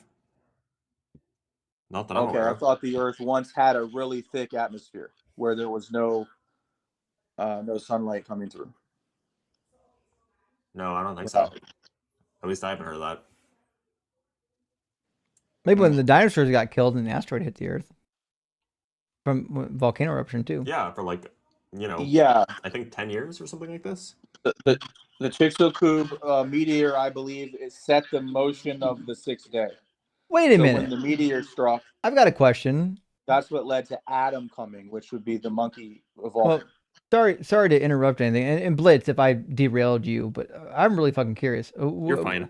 What the fuck are we supposed to do with the dinosaurs? Why don't they show up in the Bible? That would be the creatures of the field, the beasts of the field. No, that's cattle. That's your amphibians and reptiles. Nope, it's just like cattle. Creeping and crawling things. It says God created the sea monsters and all kinds of crawling living creatures. And which the water teems. I'm asking about the dinosaurs though. The dinosaur. Well, a lot of the dinosaurs were winged birds. They found that a lot of them might have had wings. So you have like raptors, right, that had feathers. Wait, No. Weren't a lot of them Well, birds? they had. So, look, all birds are dinosaurs. Not all dinosaurs are birds. And in fact, all of the dinosaurs that went extinct are the non-bird dinosaurs. Okay. So the bigger dinosaurs would have died off after the meteor. Okay. Yeah. No, I understand the scientific thinking. Just to, I think that Isn't you it could. weird? Isn't it weird that there's like maybe one pair of days that actually gets the order right, and then literally everything else is wrong? Well, again, you've got the creatures in the water. The living creatures are first in the water, and then you've got them teeming out onto the land. So you could possibly read that as evolution in Genesis, the Well, fifth yeah, day. except Where does it say that? in the same God said, "Let the waters teem with the abundance of life of living No. creatures." Where did it say the aquatic animals came off the land? Well, it says, "Let the waters teem with abundance of living creatures and let the earth's birds fly beneath the dome of the sky." So, But that doesn't say that animals are coming from the water to the land. well, God's word is setting the pretext for the evolutionary cycle. That's But what that's I'm not seeing. in So there is what I'm if saying. he says, "Let it You happen," said that the text says that the water was teeming with animals that came onto the land, but it doesn't say that. well, but he's saying, "Let it happen," meaning No, he didn't say it. the process that God Give me the verse. does it is through time. Give me the verse. What is it? Genesis 1:20? Yeah, Right. 1:20. Let the water teem with life. Yeah, I agree. Let the waters teem with life. Yeah. It doesn't say that the life is coming out of the water to live on land. Well, then it says, and then it specifically gives you a cue. Let the birds go onto the land and fly. So if It did not say that. No. You have a It process says, let in the between. waters bring forth or teem with swarms of living creatures, and let birds fly above the earth across the dome of the sky. It doesn't say anything about coming out of the water. I would argue that God's word is happening through the age. So it's not necessarily. I would argue that the text doesn't say what you said it said. The text doesn't specifically describe the process of evolution. It doesn't describe any of it. God. What? It doesn't describe anything. Not a single thing in here can be described by evolution. I mean, I think you could read it as God is Look, speaking it out. You could read it as some kind of evolution, but it's just a wrong version of evolution, right? That would be. I mean, like it just gets the order ways wrong. you could read this. I think that could look. I mean, like let's be honest here. If we were trying to develop a theory that describes the order in which animals were created, or the order in which animals began to exist on Earth, our theory, according to this text, our theory would say first fish and things that live in the ocean, then birds, then land animals. And your theory would make a wrong prediction. It would predict that you would find bird fossils lower in the fossil record than you would find land animal fossils, and that's false. Anything else you is need just amphibians. like gymnastics You need to try to make it amphibians work. on the land first before birds, right? That would be the order. Yeah, but like that's not what the chapter says. And so like, look, you can like squirm and wriggle to like try to make it work however you want, but it's just not the plain reading of the text. No, I think it sets a possible precedent for thinking of the creation in stages or a process. It's obviously not describing 4.5 billion years of a scientific theory, but you could read it that way. I would say. Nah. But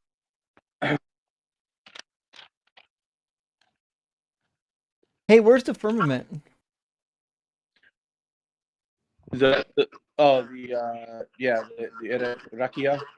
Yeah, I where's believe that? that's the firmament. I believe to be the upper sky or the atmosphere, and then Does it say atmosphere? Going all the way out up into the universe. Did you look up in your lexicon what rakia means? Opening? Is it an expanse or an opening? Nope. Rakia is how do a you read that? hammered out vessel. It's something that is hard, which is why Job 37 says that the sky is spread out hard like a cast metal mirror. That's why in the King James and in the Latin you find firmament. Firmament is the King James. Firmamentum was in the Latin, and it means a hard surface. And even in the Greek Septuagint, they translate it as steroma, which means the same thing as firmament, a hard, flat surface, because everybody in the ancient world thought that the world was a flat disk with a dome over top of it, and so did the Bible authors. I think the Earth was covered with ice layer before the Great Ice Age. It went up 5 miles high with ice. The firmament, though, it says that the birds fly across the face of the firmament, so the ice can't be that. In fact, it flies under the face of the firmament. Okay, well, you definitely had the Earth being different back then, geologically speaking, like the clouds in the ice area was most of the northern hemisphere. I have no Like a idea lot what of you're the talking northern about. hemisphere Was there covered by ice in the sky? Well, it from that perspective, it went up into the sky Was there where it ice touched the in the cloud. sky Well, not dividing? literally, no. No, of course not. Well, the sky, But it says, is hard like a cast metal mirror. I don't know that verse. Is that in Job? Yeah, it's in Job. In fact, I'll grab it real quick. I'd be curious to read that. Should be Job. I thought it was Job 37, but give me a second. I'll grab it. And I would Job link was to you that, written of pretty course, late, people in the Bronze Age I know. had a different conception of probably of the world around them. I'm sure, of course. Yeah. So in Job Doesn't 37, mean they didn't conceive of God, though. says, "Can you, like him, spread out the skies hard as a molten mirror?" What chapters? Job 37:18. Oh, he froze. Where'd he go? Lord took him. Okay. Well, Wait a minute. Why is Job so long? so Job is written in a time period where they were very fond of two different things. Actually, we're going to call it three different things. So Job is laid out like a very long stage play. It's got basically, I think, three main acts. And so that's part of it because it was entertainment. The other thing is they were fond of doing two different things. They wanted to have something that counted as a theodicy, explain the suffering, what's going on. And the other thing that was super fond or super popular at the time period was trying to explain the universe. So sometimes you would find these long texts that doubled as a theodicy or an explanation for the universe. Perhaps another example is the Book of Enoch. The Book of Enoch does the same thing. And, they build these long texts because they want to have something to answer everybody's question. Okay, I mean, because like the story is pretty short, right? I shouldn't say the story is short, but like because it's obviously long, but it's very quickly summarized. It wouldn't take a lot just to tell the actual story. I know. Yeah, the story, most people, Christians, think that it's a real story. It's not. In fact, I've never met a scholar who thought this was a real story. I mean, it'd be crazy if real, right? Yeah. Overwhelmingly, scholars understand the story as being a fictional story that is designed to teach a lesson. And that lesson is that, hey, sometimes the righteous people suffer and you can't fucking question God. He'll do what he wants. And then the other thing is, including. Mm-hmm. I was just gonna say, including making an arrangement with the devil, right? Right. Well, so people ask, why in the post-exilic period have literature like this? Well, in the exilic and post-exilic period, a lot of people were trying to figure out why are God's chosen people, the righteous people, still suffering? What is happening? And we find in the post-exilic period, we find texts that are dealing with this particular problem a lot. In fact, even in like the book of the Maccabees, First and Second Maccabees, we find people still wrestling with this exact topic, and they're making excuses. Well, this is why God punished us. Well, this is why God punished us. So if you're part of the Jewish people, or what was left of the Jewish people, the Hebrew people at that time period, and you think you're God's chosen people, at some point you have to ask, if we're God's chosen people, if we're the one he actually likes, why is he fucking us up so bad? And they had various ways of explaining it. I mean, that question's still asked 2,000 years later, right? 2,200 years later. Yeah. I mean, that's like the whole thing. Have you read any of the Bart Ehrman stuff? I read quite a bit of stuff when I was younger, when I was still a Christian. And the thing that converted him to atheism was this idea of theodicy. And, the longer I do these debates, the more I think that a theodicy is a really good reason to be an atheist. Yeah, no, I can see that. I haven't actually read any of his books, but I've read some of his blog posts. Yeah. Because, like, if you really believe in a God that created humans, that loved his creation, is like a fatherly figure, then the suffering and the outrage and the nonsense, the supposed punishments, none of them make sense. Like, it's hard to make sense of that. Yeah, I mean, you would think that you wouldn't need to come up with some elaborate explanation as to why it's the case, right? You would think that it would be clear as day. So the fact that theodicies exist to begin with is some indication that something's amiss. I'll be right back. I have to power cycle my phone because it's acting up. Don't worry about it. In like 2 minutes. I've got to read super chats and end stream. It's past midnight here, so I got like another 15 or 20 minutes and I'll be out. I appreciate you stopping by though, Blitz. Well, then I'll catch you on Sunday. I'm about to ask, are you available Sunday morning? Okay. That I am. Perfect. Can't wait. Thrilled. Y'all make sure Sunday morning you're watching Unapologetic. It'd be Blitzian and myself, and we'll be doing our thing. Indeed we will. All right, I'm going to take care, bud. Cheers, buddy. Good to see you. Big fucking W for Dr. Blitz. Okay. All right, then. Give me 1 second. I've got to move something over here before my cat knocks it on the floor and makes a huge mess. 1 second.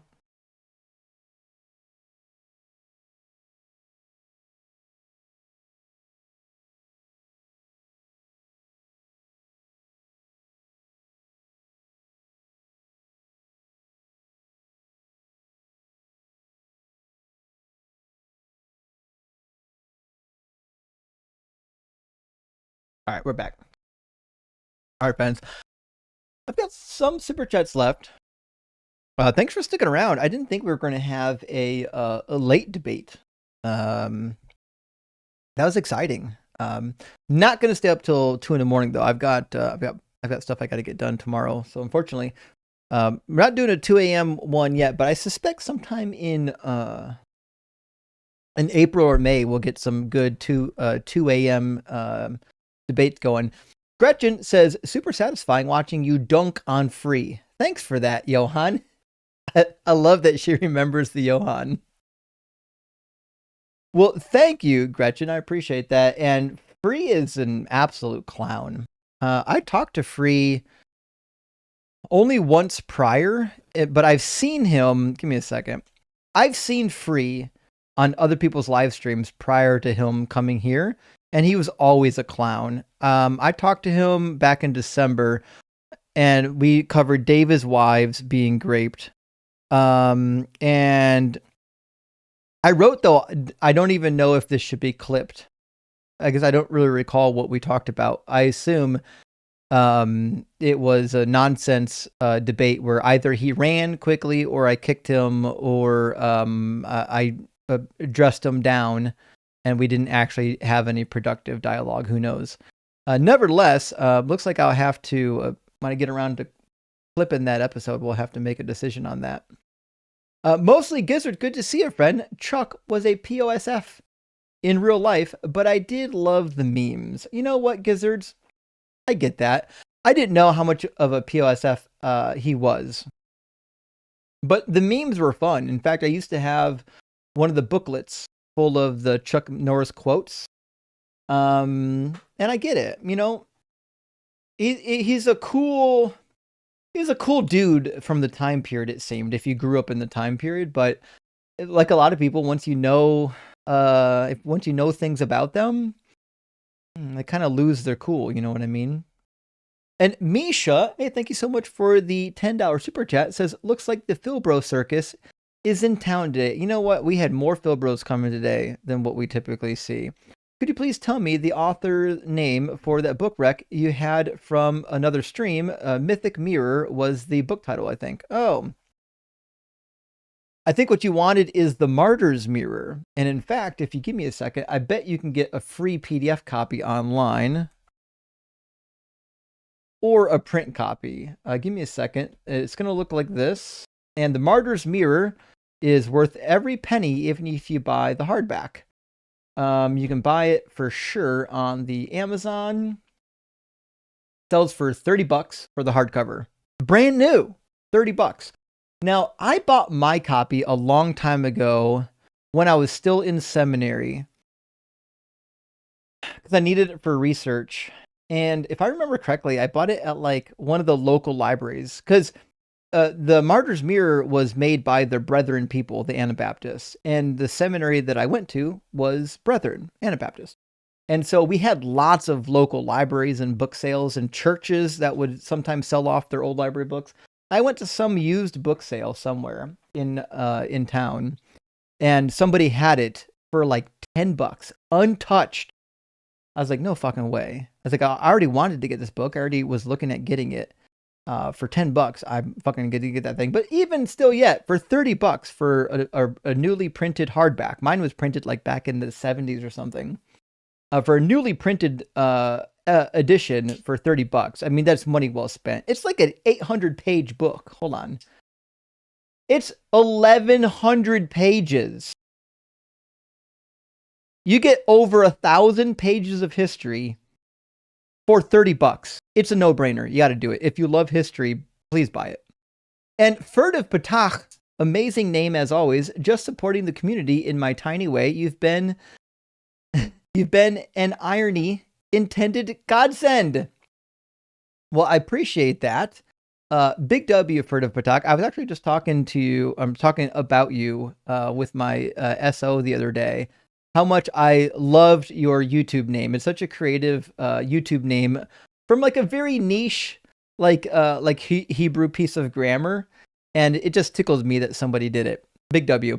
Absent-minded professor, good to see you. It says best way to chop up Paul. All I have is the slavery comments. Uncle believes anywhere Paul and Jesus disagree, the Jesus quotes must be wrong. Interesting. So if Paul and Jesus don't agree, then Jesus is wrong and Paul is right? I've had some people request that I run the live stream, Christians follow Paul, not Jesus. I think it might be boring because we talk about the topic enough already. Let me know what you think. I'm curious how many Christians are aware that they actually follow Paul rather than Jesus. I bet most of them don't. Eric says, Justin doesn't put you on mute. You put yourself on mute. Checkmate, Theus. And that is the case. I like how you did that. That's like, God doesn't send you to hell. You send yourself to hell. And you know what? It is true. Like, listen, we had all kinds of people come up here tonight. We talked to like 10 different people. Nobody needed muted other than Free, because Free's a clown. So again, if you come up here and you have decent conversation and you're not acting like a clown, you're not going to get muted. I only mute people that need to be muted. And Simeon, thank you for the super chat. It says, I sent you a question on Discord, by the way. No pressure. Well, thank you, Simeon. Actually, tomorrow, Saturday, I'm not streaming and I have some plans, but my goal for tomorrow, hopefully, is to catch up on my messages. And then also on, hopefully on Monday and Tuesday of next week. I realize I'm way behind. I apologize. It just is one of those things. I'm at a really weird stage where I had a very busy month, and when you run out of time, and something has to go, like you have to cut something out of your schedule.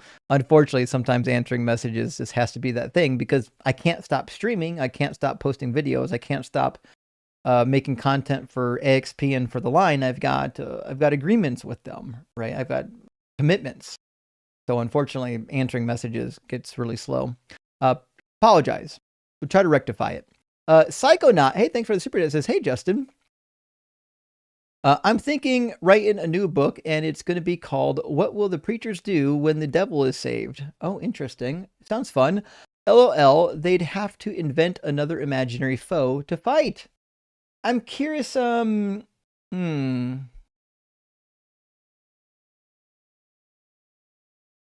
the devil in Christian theology? Is the devil savable? I don't think so. I think in Christian theology, the devil is like beyond saving. I could be wrong. In Christian theology, Jewish theology is different. So I assume it's fictional, but imagine if the devil did get saved. If the devil did get saved, I can only imagine that the unforgivable sin wouldn't exist. Because if the devil could get saved, anyone could get saved. It'd be an interesting fictional book. William Atkins says, where does God or Jesus say the law of Moses will return in the new heaven? I'm debating a friend and can't remember. Well, he doesn't say it will.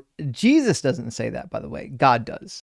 So if we go to Jeremiah, and we'll find it in Jeremiah, it's in Ezekiel chapter 40 to the end of the book as well. But if you go to Jeremiah, I think we have one of the best references to prove that in the Messianic age, there's going to be the laws of Moses. I would say Jeremiah 33 and Deuteronomy 30. So in Jeremiah 33, it talks about the Messianic age, verse 14 to 18. It says, the days are surely coming, says the Lord, when I will fulfill the promise that I made to the house of Israel and the house of Judah. In those days and at that time, I will cause a righteous branch to spring up for David, and he shall execute justice and righteousness in the land.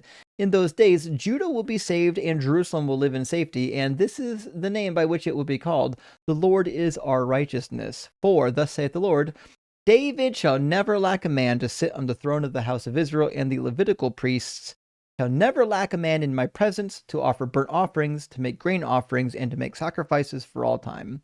And these sacrifices are described with much verbosity, or is it verbosity, in Ezekiel chapter 44, 45, and 46. When the Messiah Prince comes, which he's described in chapter 37, verse 24. Another passage I don't think gets a lot of attention, but deserves mentioned in Deuteronomy 30, talks about the Messianic age and the law. It says, moreover, the Lord your God will circumcise your heart and the heart of your descendants, so that you will love the Lord your God with all your heart, with all your soul, in order that you may live. Now, Christians have one or two options. They'll say this happened when Jesus came, and Christians have their heart circumcised, or they'll say this hasn't happened yet, this is for the future. Either answer gets you to the same conclusion when you keep reading, because he says, the Lord will put all these curses on your enemies and on the adversaries who took advantage of you. Then you shall again obey the Lord, observing all his commandments that I'm commanding you today. So what that means is that when God circumcises the hearts of the people, all of the commandments in the book of Deuteronomy will be followed again. That's the law of Moses, y'all. It's going to happen. Shirley says, if nothing can't exist, then explain the album, and then nothing turned itself inside of the band Yola Tango. You know what? This is a fair challenge, and I'm going to have to do some more research on it. I don't know yet. Noah's lions ate dead babies on the ark. Good to see you. I hope you're doing well. And I'm curious, are you going to the California meetup that's happening in April? I'm planning on being there. I have to get my ticket still yet, but let us know. We'd love to see you out there. I know you're out on the West Coast. It says, we don't believe in science. We believe in the Bible. Quote from the stepmom as she stood in the hospital after my dad had open heart surgery. Oh, if you believed in the Bible, you wouldn't need open heart surgery. If you believed in the Bible, you wouldn't even need cell phones. The Holy Spirit would lead you in all truth. If you believed in the Bible, you would lay hands on people. They'd be healed. And God would give you anything you ask in his name. But that shit doesn't happen because God isn't real. I used to criticize Jeff for Truth a little bit. You know, when people ask him why he left Christianity, he would say, well, the promises didn't come true. And I'm starting to think that that's a better argument than I used to give it credit for. The Bible makes very serious promises that are hard to wiggle out of. They just don't come true. No hope for humanity, says Chuck Norris didn't die. Death was required to receive Mr. Norris. Yes, that's actually a pretty good Chuck Norris joke, actually. And unfortunately, as we've learned earlier today, Chuck Norris was actually a major POS, a homophobe, transphobe, all the phobes, which is sad. Jeff Robibby says, please tell me we're getting some Justin Has Risen shows coming up. The Shaw Get Up and the Preacher Holy Speak is always hilarious. We are actually. Justin is the Messiah. It will be coming for sure. Maybe part of our resurrection day. We'll see. But we are definitely overdue for a reappearance of Justin as the Messiah. Maybe for Halloween, maybe for Christmas. I think the triumphal entry might be a good time to pull it out as well. That's coming up. Famous Amos, thank you for the super chat, friend, says, when Chuck Norris starts counting at the beginning of infinity, he can get to now. Just saying something while sending my tithes. Justin's fucking rock hard for Doug. Well, thank you, Famous Amos. And that's a good one. You incorporated a Chuck Norris joke and a meme from one of our previous conversations about people's inability to comprehend how infinities work. And I appreciate that. And Godwin says Chuck Norris died for God's sins. Well, fucking A. That's a wild one. I haven't heard that one before. I'm actually a little bit shocked. And Super Bold Joe, hope you're doing well, up in the Great White North, says, had to put my 14-year-old kitty down today. I'm sorry to hear that. That is awful. Here's my cherished companion, rock hard for Doug. Well, here's to your cherished companion, Super Bowl Joe. I'm sorry to hear that. I hate it when a family member, whether it's got fur or not, passes away, and especially when you've had one for 14 years, you've had all that time to bond with that family member. Heart goes out to your friend. I hate to see anyone lose a dog, puppy, kitty, fuck, even a farm animal like a goat, one that they really liked. I had a friend once with a pygmy goat, really fucking sweet animal. You get attached to the animals; they're precious. You shouldn't just be going around slaughtering them, except for fish. Fuck fish. Jeff Roby says Jesus is sitting at the right hand of himself. Thank you. The Trinity is ridiculous. And as a bastard, he would be allowed in the assembly in the first place? Or would he be allowed in the assembly? No. According to Deuteronomy 23, nobody born of an illicit union is allowed to be in the assembly of the Lord. That's actually a really funny verse, too, the way it's worded. Give me a second to grab that. Deuteronomy 23. Was it verse 2 or 3? Verse 2. All right, Deuteronomy 23, verse 2. If I remember correctly, it's got an even more interesting wording in the Hebrew. If I remember, I could be wrong. We'll see. But I remember it having an even more interesting connotation, having to deal with the not having a father. Give me a second. Which is why some translations would say bastard. Oh, interesting. A mamzer. Okay. A pretty typical word. We know mamzer. It just means somebody who is of illegitimate birth. Let's see what the actual lexicon Brown Driver Briggs has. It says a bastard. More specifically, a child of incest. If Jesus gave birth to his mother, or if Jesus impregnated his mother to give birth to himself, then he's definitely a mamzer. He's a child of incest and a bastard child, which means, according to Deuteronomy 23, he would not, I repeat, would not be allowed in the assembly of the Lord. As it says, those born of an illicit union, or those who are qualified as a mamzer, shall not come into the assembly of the Lord, even to the 10th generation. None of their descendants shall come into the assembly of the Lord. Seems to include Jesus, y'all. Pat says, you got to be kidding. They are restricting your streams on TikTok. Yes. TikTok is a shit show to survive on, but that's where a lot of these debates are happening, and that's where the guests typically come from. So we've got to, we got to play with TikTok. You got to kind of keep it happening, When I was brand new on TikTok, I got my live stream taken down a lot. now my live streams are bigger, I'm more established, and now they just give me warnings. Misha, thank you for the super chat, says, so funny that Drew something more beautiful than man guy is so derisive of Islam when also tipping off Islam's. Can you write a verse as beautiful as the Quran's argument? Rock hard, like, fair point. That argument from the Muslims, like the Quran is immutable and perfect, and nobody has produced anything like it. Well, nobody fucking should. We've got Shakespeare. Why are we fucking around with the Quran that's repetitive? It says the same thing 1,000 times. Every page talks about the fire of hell. We don't need to hear it. There's no context, by the way. There's no fucking narratives. It's just a random book of text thrown together. It's not even good to read. And Space Barbarian says, please dog or cat if appropriate. Oh, praise dog or cat if appropriate. I agree. Fucking praise dog and praise cat.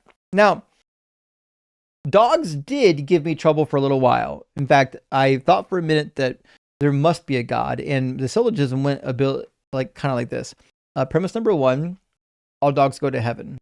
Conclusion, checkmate atheists. It's cut and dry. I don't know how we get around this. I'm still working on this one, see if we can defeat this. And Mr. Baggins says, Dolly gives books to kids for free. Helped my kids. Indeed, I've got some free books as well. Dolly has done a lot of philanthropy. Dolly Parton is just a really cool person. I hope I don't learn anything bad about her, because I really like Dolly Parton. And D, or D-I-E? This sounds like a bad name to have on the internet. Love the Kraken, love Justin, love Reason. Well, I'm with you. I love Reason and Kraken. In fact, I might have some after this stream. I got a little bit of Kraken Gold, in fact, right here. I don't have anything to pour it in. I don't have any glasses in here. It's unfortunate, but it's the world we live in, you know? Thank you, D1E. I appreciate the $25 Euro chat. Big W. And Eris, good to see you. Thank you for the super chat. Says Dolly received the role of America's female national treasure from Betty White when she passed, and Dick Van Dyke is the male version. Maybe, yeah. Although I know enough about old men in the film and / entertainment industry to know that Dick Van Dyke probably did some shit. If I was going to guess. You know what I mean? Just guessing. He probably did some shit. I hate to even speculate. B-Cat says Stallone is a mega chud too. I knew that about Stallone, actually. That's disappointing. But he got hit in the head too many times filming Rocky. Unfortunately, also my cat Cleocatra thinks your picture is perfect. Thank you, B-Cat. That must be your cat in the PFP, and a beautiful fucking tuxedo cat it is. And I must say, Cleocatra is a fucking phenomenal name for a cat.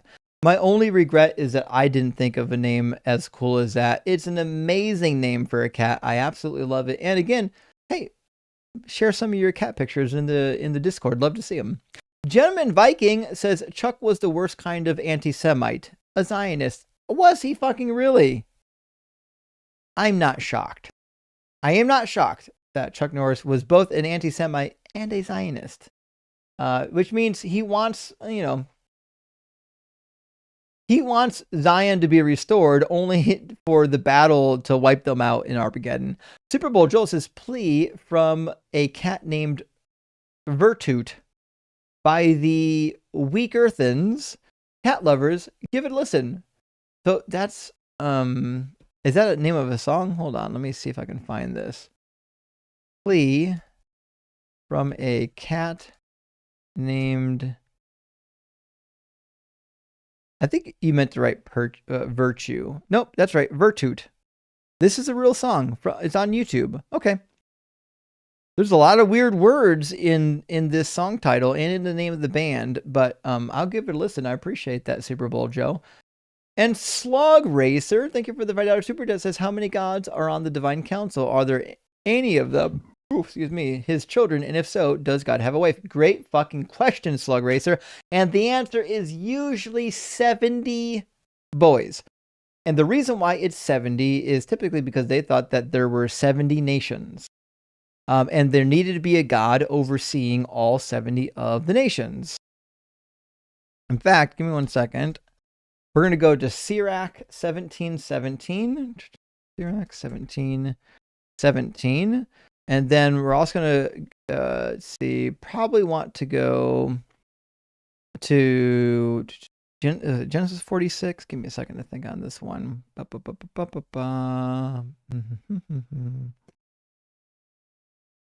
right, we'll get there in a second here.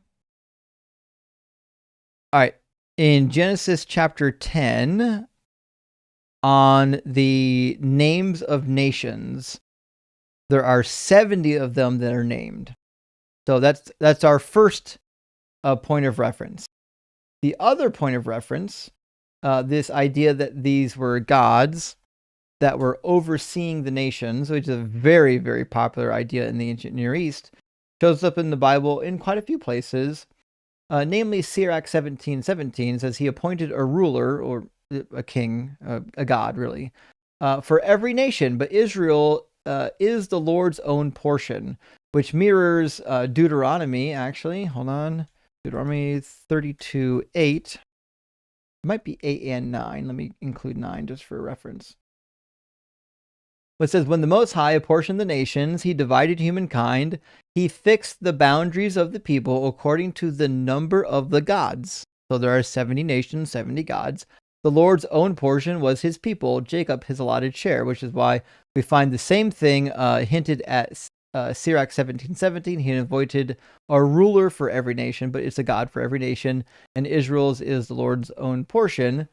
And so we get also a glimpse in the divine council in Psalm 82. The other thing is the wife. So if we go to Ugaritic literature, we find that El, the high god, the same guy in the Bible who had a divine council, he had a wife. She's referred to as Atirot in the Ugaritic literature, which is a variant of Asherah, according to most scholars. So the wife of El, not Yahweh, the wife of El was typically Asherah, and that's who the 70 sons were born to. In fact, we find a number of references of the 70 sons of Asherot, or Atirot, in the Ugaritic literature. In fact, I bet if we Google, John Day talks about this in his book, The Gods and Goddesses of Ancient Canaan. 70 sons of Atirot, if I can spell, and I bet we'll find I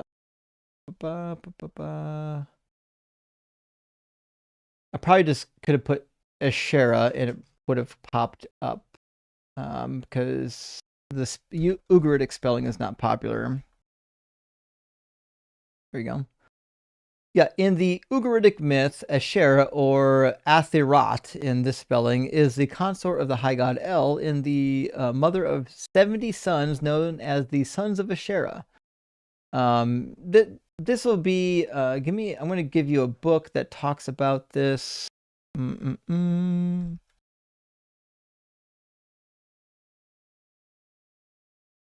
second, I'll put it on the screen. You want this book here, which I think might already be in the cheat sheet under resources. It's Yahweh and the Gods and Goddesses of Canaan by John Day. Amazing book. I would recommend anything by John Day and Mark Smith on this particular matter. William Devers as well. William Devers has done a lot of work on Asherah. He's very, very fond of Asherah. So definitely check out the works of William Devers and see what he has to say about it. And my cat's trying to destroy my computer. Hold on. Okay. So hopefully that answers your question. JH, hey, thanks for the super chat, friend. JH asks, all these amateurs, but I unlocked the cheat code to avoid God's wrath. Get a vasectomy and you can waste seed all day without receiving Odin's curse. Fair. Yeah, although it seems like Odin's curse was lying so he could boink his dead brother's wife, or widow rather. But nevertheless, yeah, I mean, to be fair, if you get a vasectomy, it might be a loophole. I'm saying. And Jeff coming in again says, imagine threatening hell, damnation, curses, and other nonsense to people who don't believe in magic. Crazy. may as well say beware of Voldemort. This is fair. That's why when I talk to people, I ask them, like, are you afraid of going to Muslim hell? Because I'm only as afraid of Christian hell as you are of Muslim hell. Like, we're not afraid of it. We don't think it exists. It's nonsense. And Jay Graven says, I don't see your email in the link tree. Also, while I have great appreciation for tacos, I was posing an atheist tattoo page on Discord. Rock hard for Doug and Simply Wet for Shared. Well, you're more than welcome to do your tattoo promotion on the Discord. As for my email may not be in my link tree, but it is for sure in my on my YouTube page. If you go to my YouTube page, it'll be listed under emails. I don't know if you use the web app if it shows up, but it certainly does show up if you use the internet browser. So that might be what's happened. And Not a Robot says your final guest is Timu Volodymyr Zelensky. Rock hard for Doug. Did he look like Zelensky a little bit? I don't know if I saw I didn't look that close. I'd be curious now when I go back to clip the video what he looks like. But I have to assume that Zelensky was smarter. The same. Evan, my friend, good to see you tonight. Says, speaking of tattoos, I just got a 2-scale tattoo of a 12-inch ruler, but it hurts when I'm extra. Rock hard for Doug. Oh. Okay. Listen, Evan over here is talking about having a foot long. So that's some serious shit, man. I mean, listen, if you were normal size, you could have saved money on ink. That's all I'm saying. And 15 Blows says, on the 4th day of creation, my true God gave to me a partridge on a zombie pear tree. And that is the case. We do need to do a live stream sometime and reference zombie Jesus. Like, we have to do something with zombies. It's preposterous we haven't done a live stream without doing, like, specifically a zombie live stream. And Collapse, my friend, thank you for the super chat, clearing up Jada. Justin, Jada is a community member moving back to Cali, and we are making sure she got some support for when her as finally lands. Ex-evangelical is her at. Oh, okay. I think I actually know who you're talking about now. Thank you for the clarification, Collapse. Got to remember, there's a lot of people, and it helps to use like the full name or the handle so I know what's happening. Like if someone just says Jada, I'm like, there are a couple of Jadas perhaps. And I see Volta now on my set wanting to destroy it. Go ahead, buddy. Pat, thank you for the additional super chat. Says, there goes one egg. Then what do we do about the dinos? Fucking dead. I know. The dinosaurs just don't fit into the Bible. It's just there's no point for God to create the dinosaurs only to turn around and kill them all. Right? And Genji, with a $12 super chat, thank you, friends, says Adam and Eve were members of genus Australopithecus. Maybe, according to the narrative, if we're trying to like marry it up to evolution, that might be the case. Although then again, like they're only 6,000 years old according to the Bible, so I guess they're technically Homo sapiens, if I was going to guess. And thank you for the follow-up super chat, friend. Says the impact of exile on religious thinking of Judeans was so profound and played a pivotal role in shaping their thinking about God. I agree. I think the Exodus was the Babylonian exile. Sorry, not Exodus, exile. Was probably the most formative thing we know of about what the people group we call the Jews. It seems to be the thing that changed everything and shaped everything. It's kind of like when an abuse victim is abused and internalizes the cause and blames themselves for the abuse. And they think, oh, if only I do this other thing, the abuse won't happen again. It's very common in abuse situations. And so I think Israel was doing groupthink in the same way. They're trying to figure out what can we do within our own power to prevent God from fucking us up again. And you get things like the law, the Torah. Sloshy Will says, not saying it has anything to do with God, but apparently there actually are at least a few birds that can indeed fly out of the ocean. Actually, that might be the case, fly into it and fly out of it, depending on the situation. But there is another verse in the Bible actually that talk about quail. If you read the manna and quail episode in Exodus and Numbers, it says that the quail came out of the sea, from the west. How? Why are millions of quails coming out of the Mediterranean Sea? It's preposterous. And Sloshy Whale within another super chat says, gannets and boobies drive from 100 feet to hit the water at 60 miles an hour to catch and eat prey before their buoyancy launches them back out completely dry. Yes, that's what I'm saying. There are divers go in and go out. That's a real thing, and it's fun to watch. It's a pretty amazing skill set, I think. Friends, I got 3 super chats left. While I'm doing these, go on TikTok and YouTube and see who's live right now that we can go send a raid to. Good question, my friend. Thank you for the super chat. Isn't Patach the Klingon insult for cowards? If it is, I don't know about it. A furtive Patach is an interesting piece of grammar. Let me see if I got something to draw on here. In Hebrew, where we'll use the word ruach as an example. So typically you would do a vowel on the bottom of the I'm sorry, it's going to be backwards for vertical stream. I apologize. You'll do a vowel on the bottom of the word. So it's a resh, and then you've got a vav acting as the u vowel, and then you got a hey. And you might notice where there's no a vowel. Well, typically there wouldn't be 2 vowels in a row, but because of the weakness of this word, they add an a vowel just prior to the last letter. So it's in English it'd be R-U-A, and actually this is not a hey, it's actually going to be a het in Hebrew. So then what it actually comes out as is ruach rather than rucha.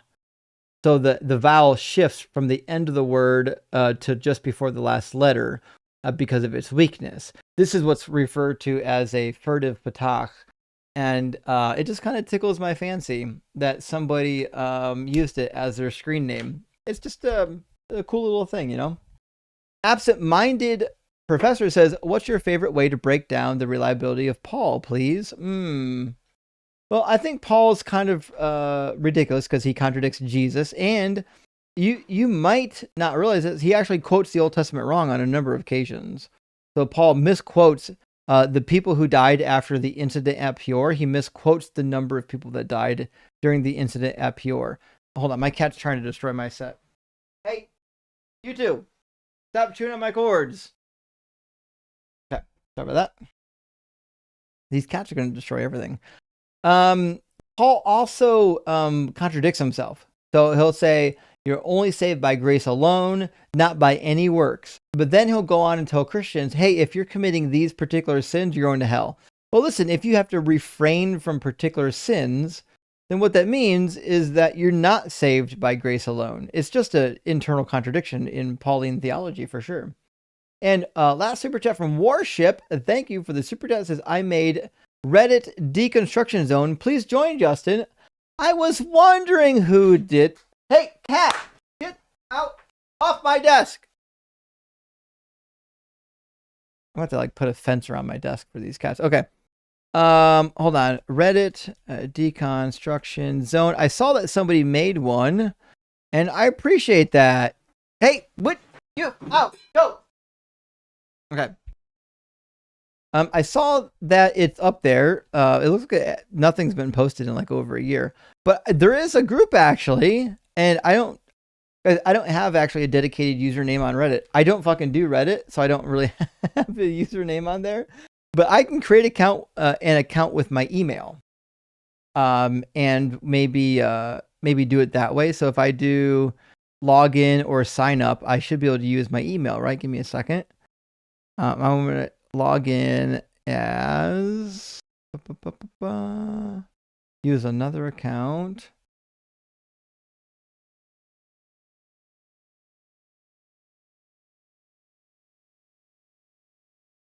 All right. See if this works. I'm not a robot. Okay. And then password's got to be this one. Hopefully. Fuck. Not it?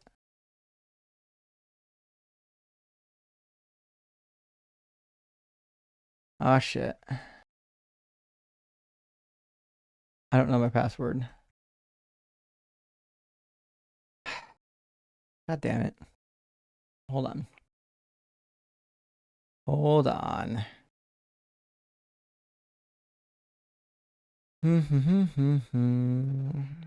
Shirley. It'll be in here. Don't call me Shirley. All right. Where's my passwords? Passwords.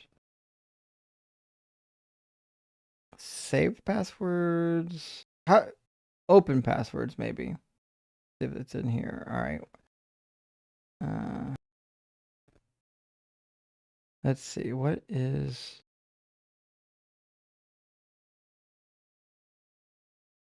Do I have it saved in here anywhere? Probably not. Anyone? No? Nope, not even saved in my phone. Okay.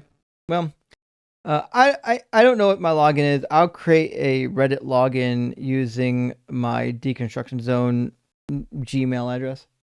I'm sorry, I have no idea why it's not loading, but we'll get it taken care of. I appreciate you making the page, though. It really is nice of you. Maybe I just typed it in wrong. Let me see. deconstructionzone@gmail.com. Yeah, that's it. How... It's linked to my email account. How the fuck is my email account pulling the password? But I'm not finding it here. Hold on. Oh no. My email is not loading it. The password must be wrong here. Looks like I got to reset my password on this account. Fucking somebody already hacked it or some shit like that. Okay.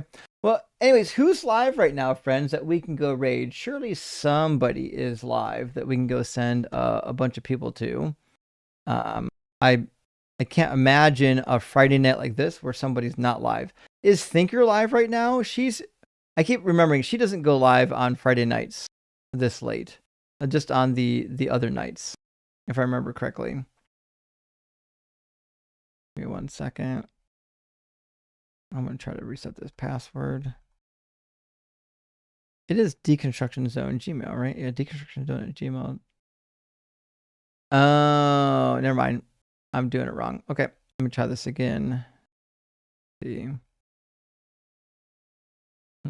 Use another account.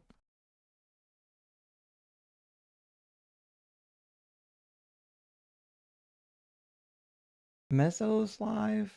Oh, Tiny's live? All right, give me a second. Okay. So if Tiny is live,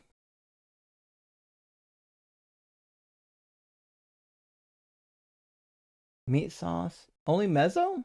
Yeah, I'm looking at it right now. It looks like the only one really live is probably going to be Mezzo. We might have to send everyone over to Mezzo's house. Yeah, I don't see anyone else live. So friends, Mezzo's live. 270 some odd people are watching Mezzo on YouTube. And I'm sure he's got a couple hundred already on TikTok.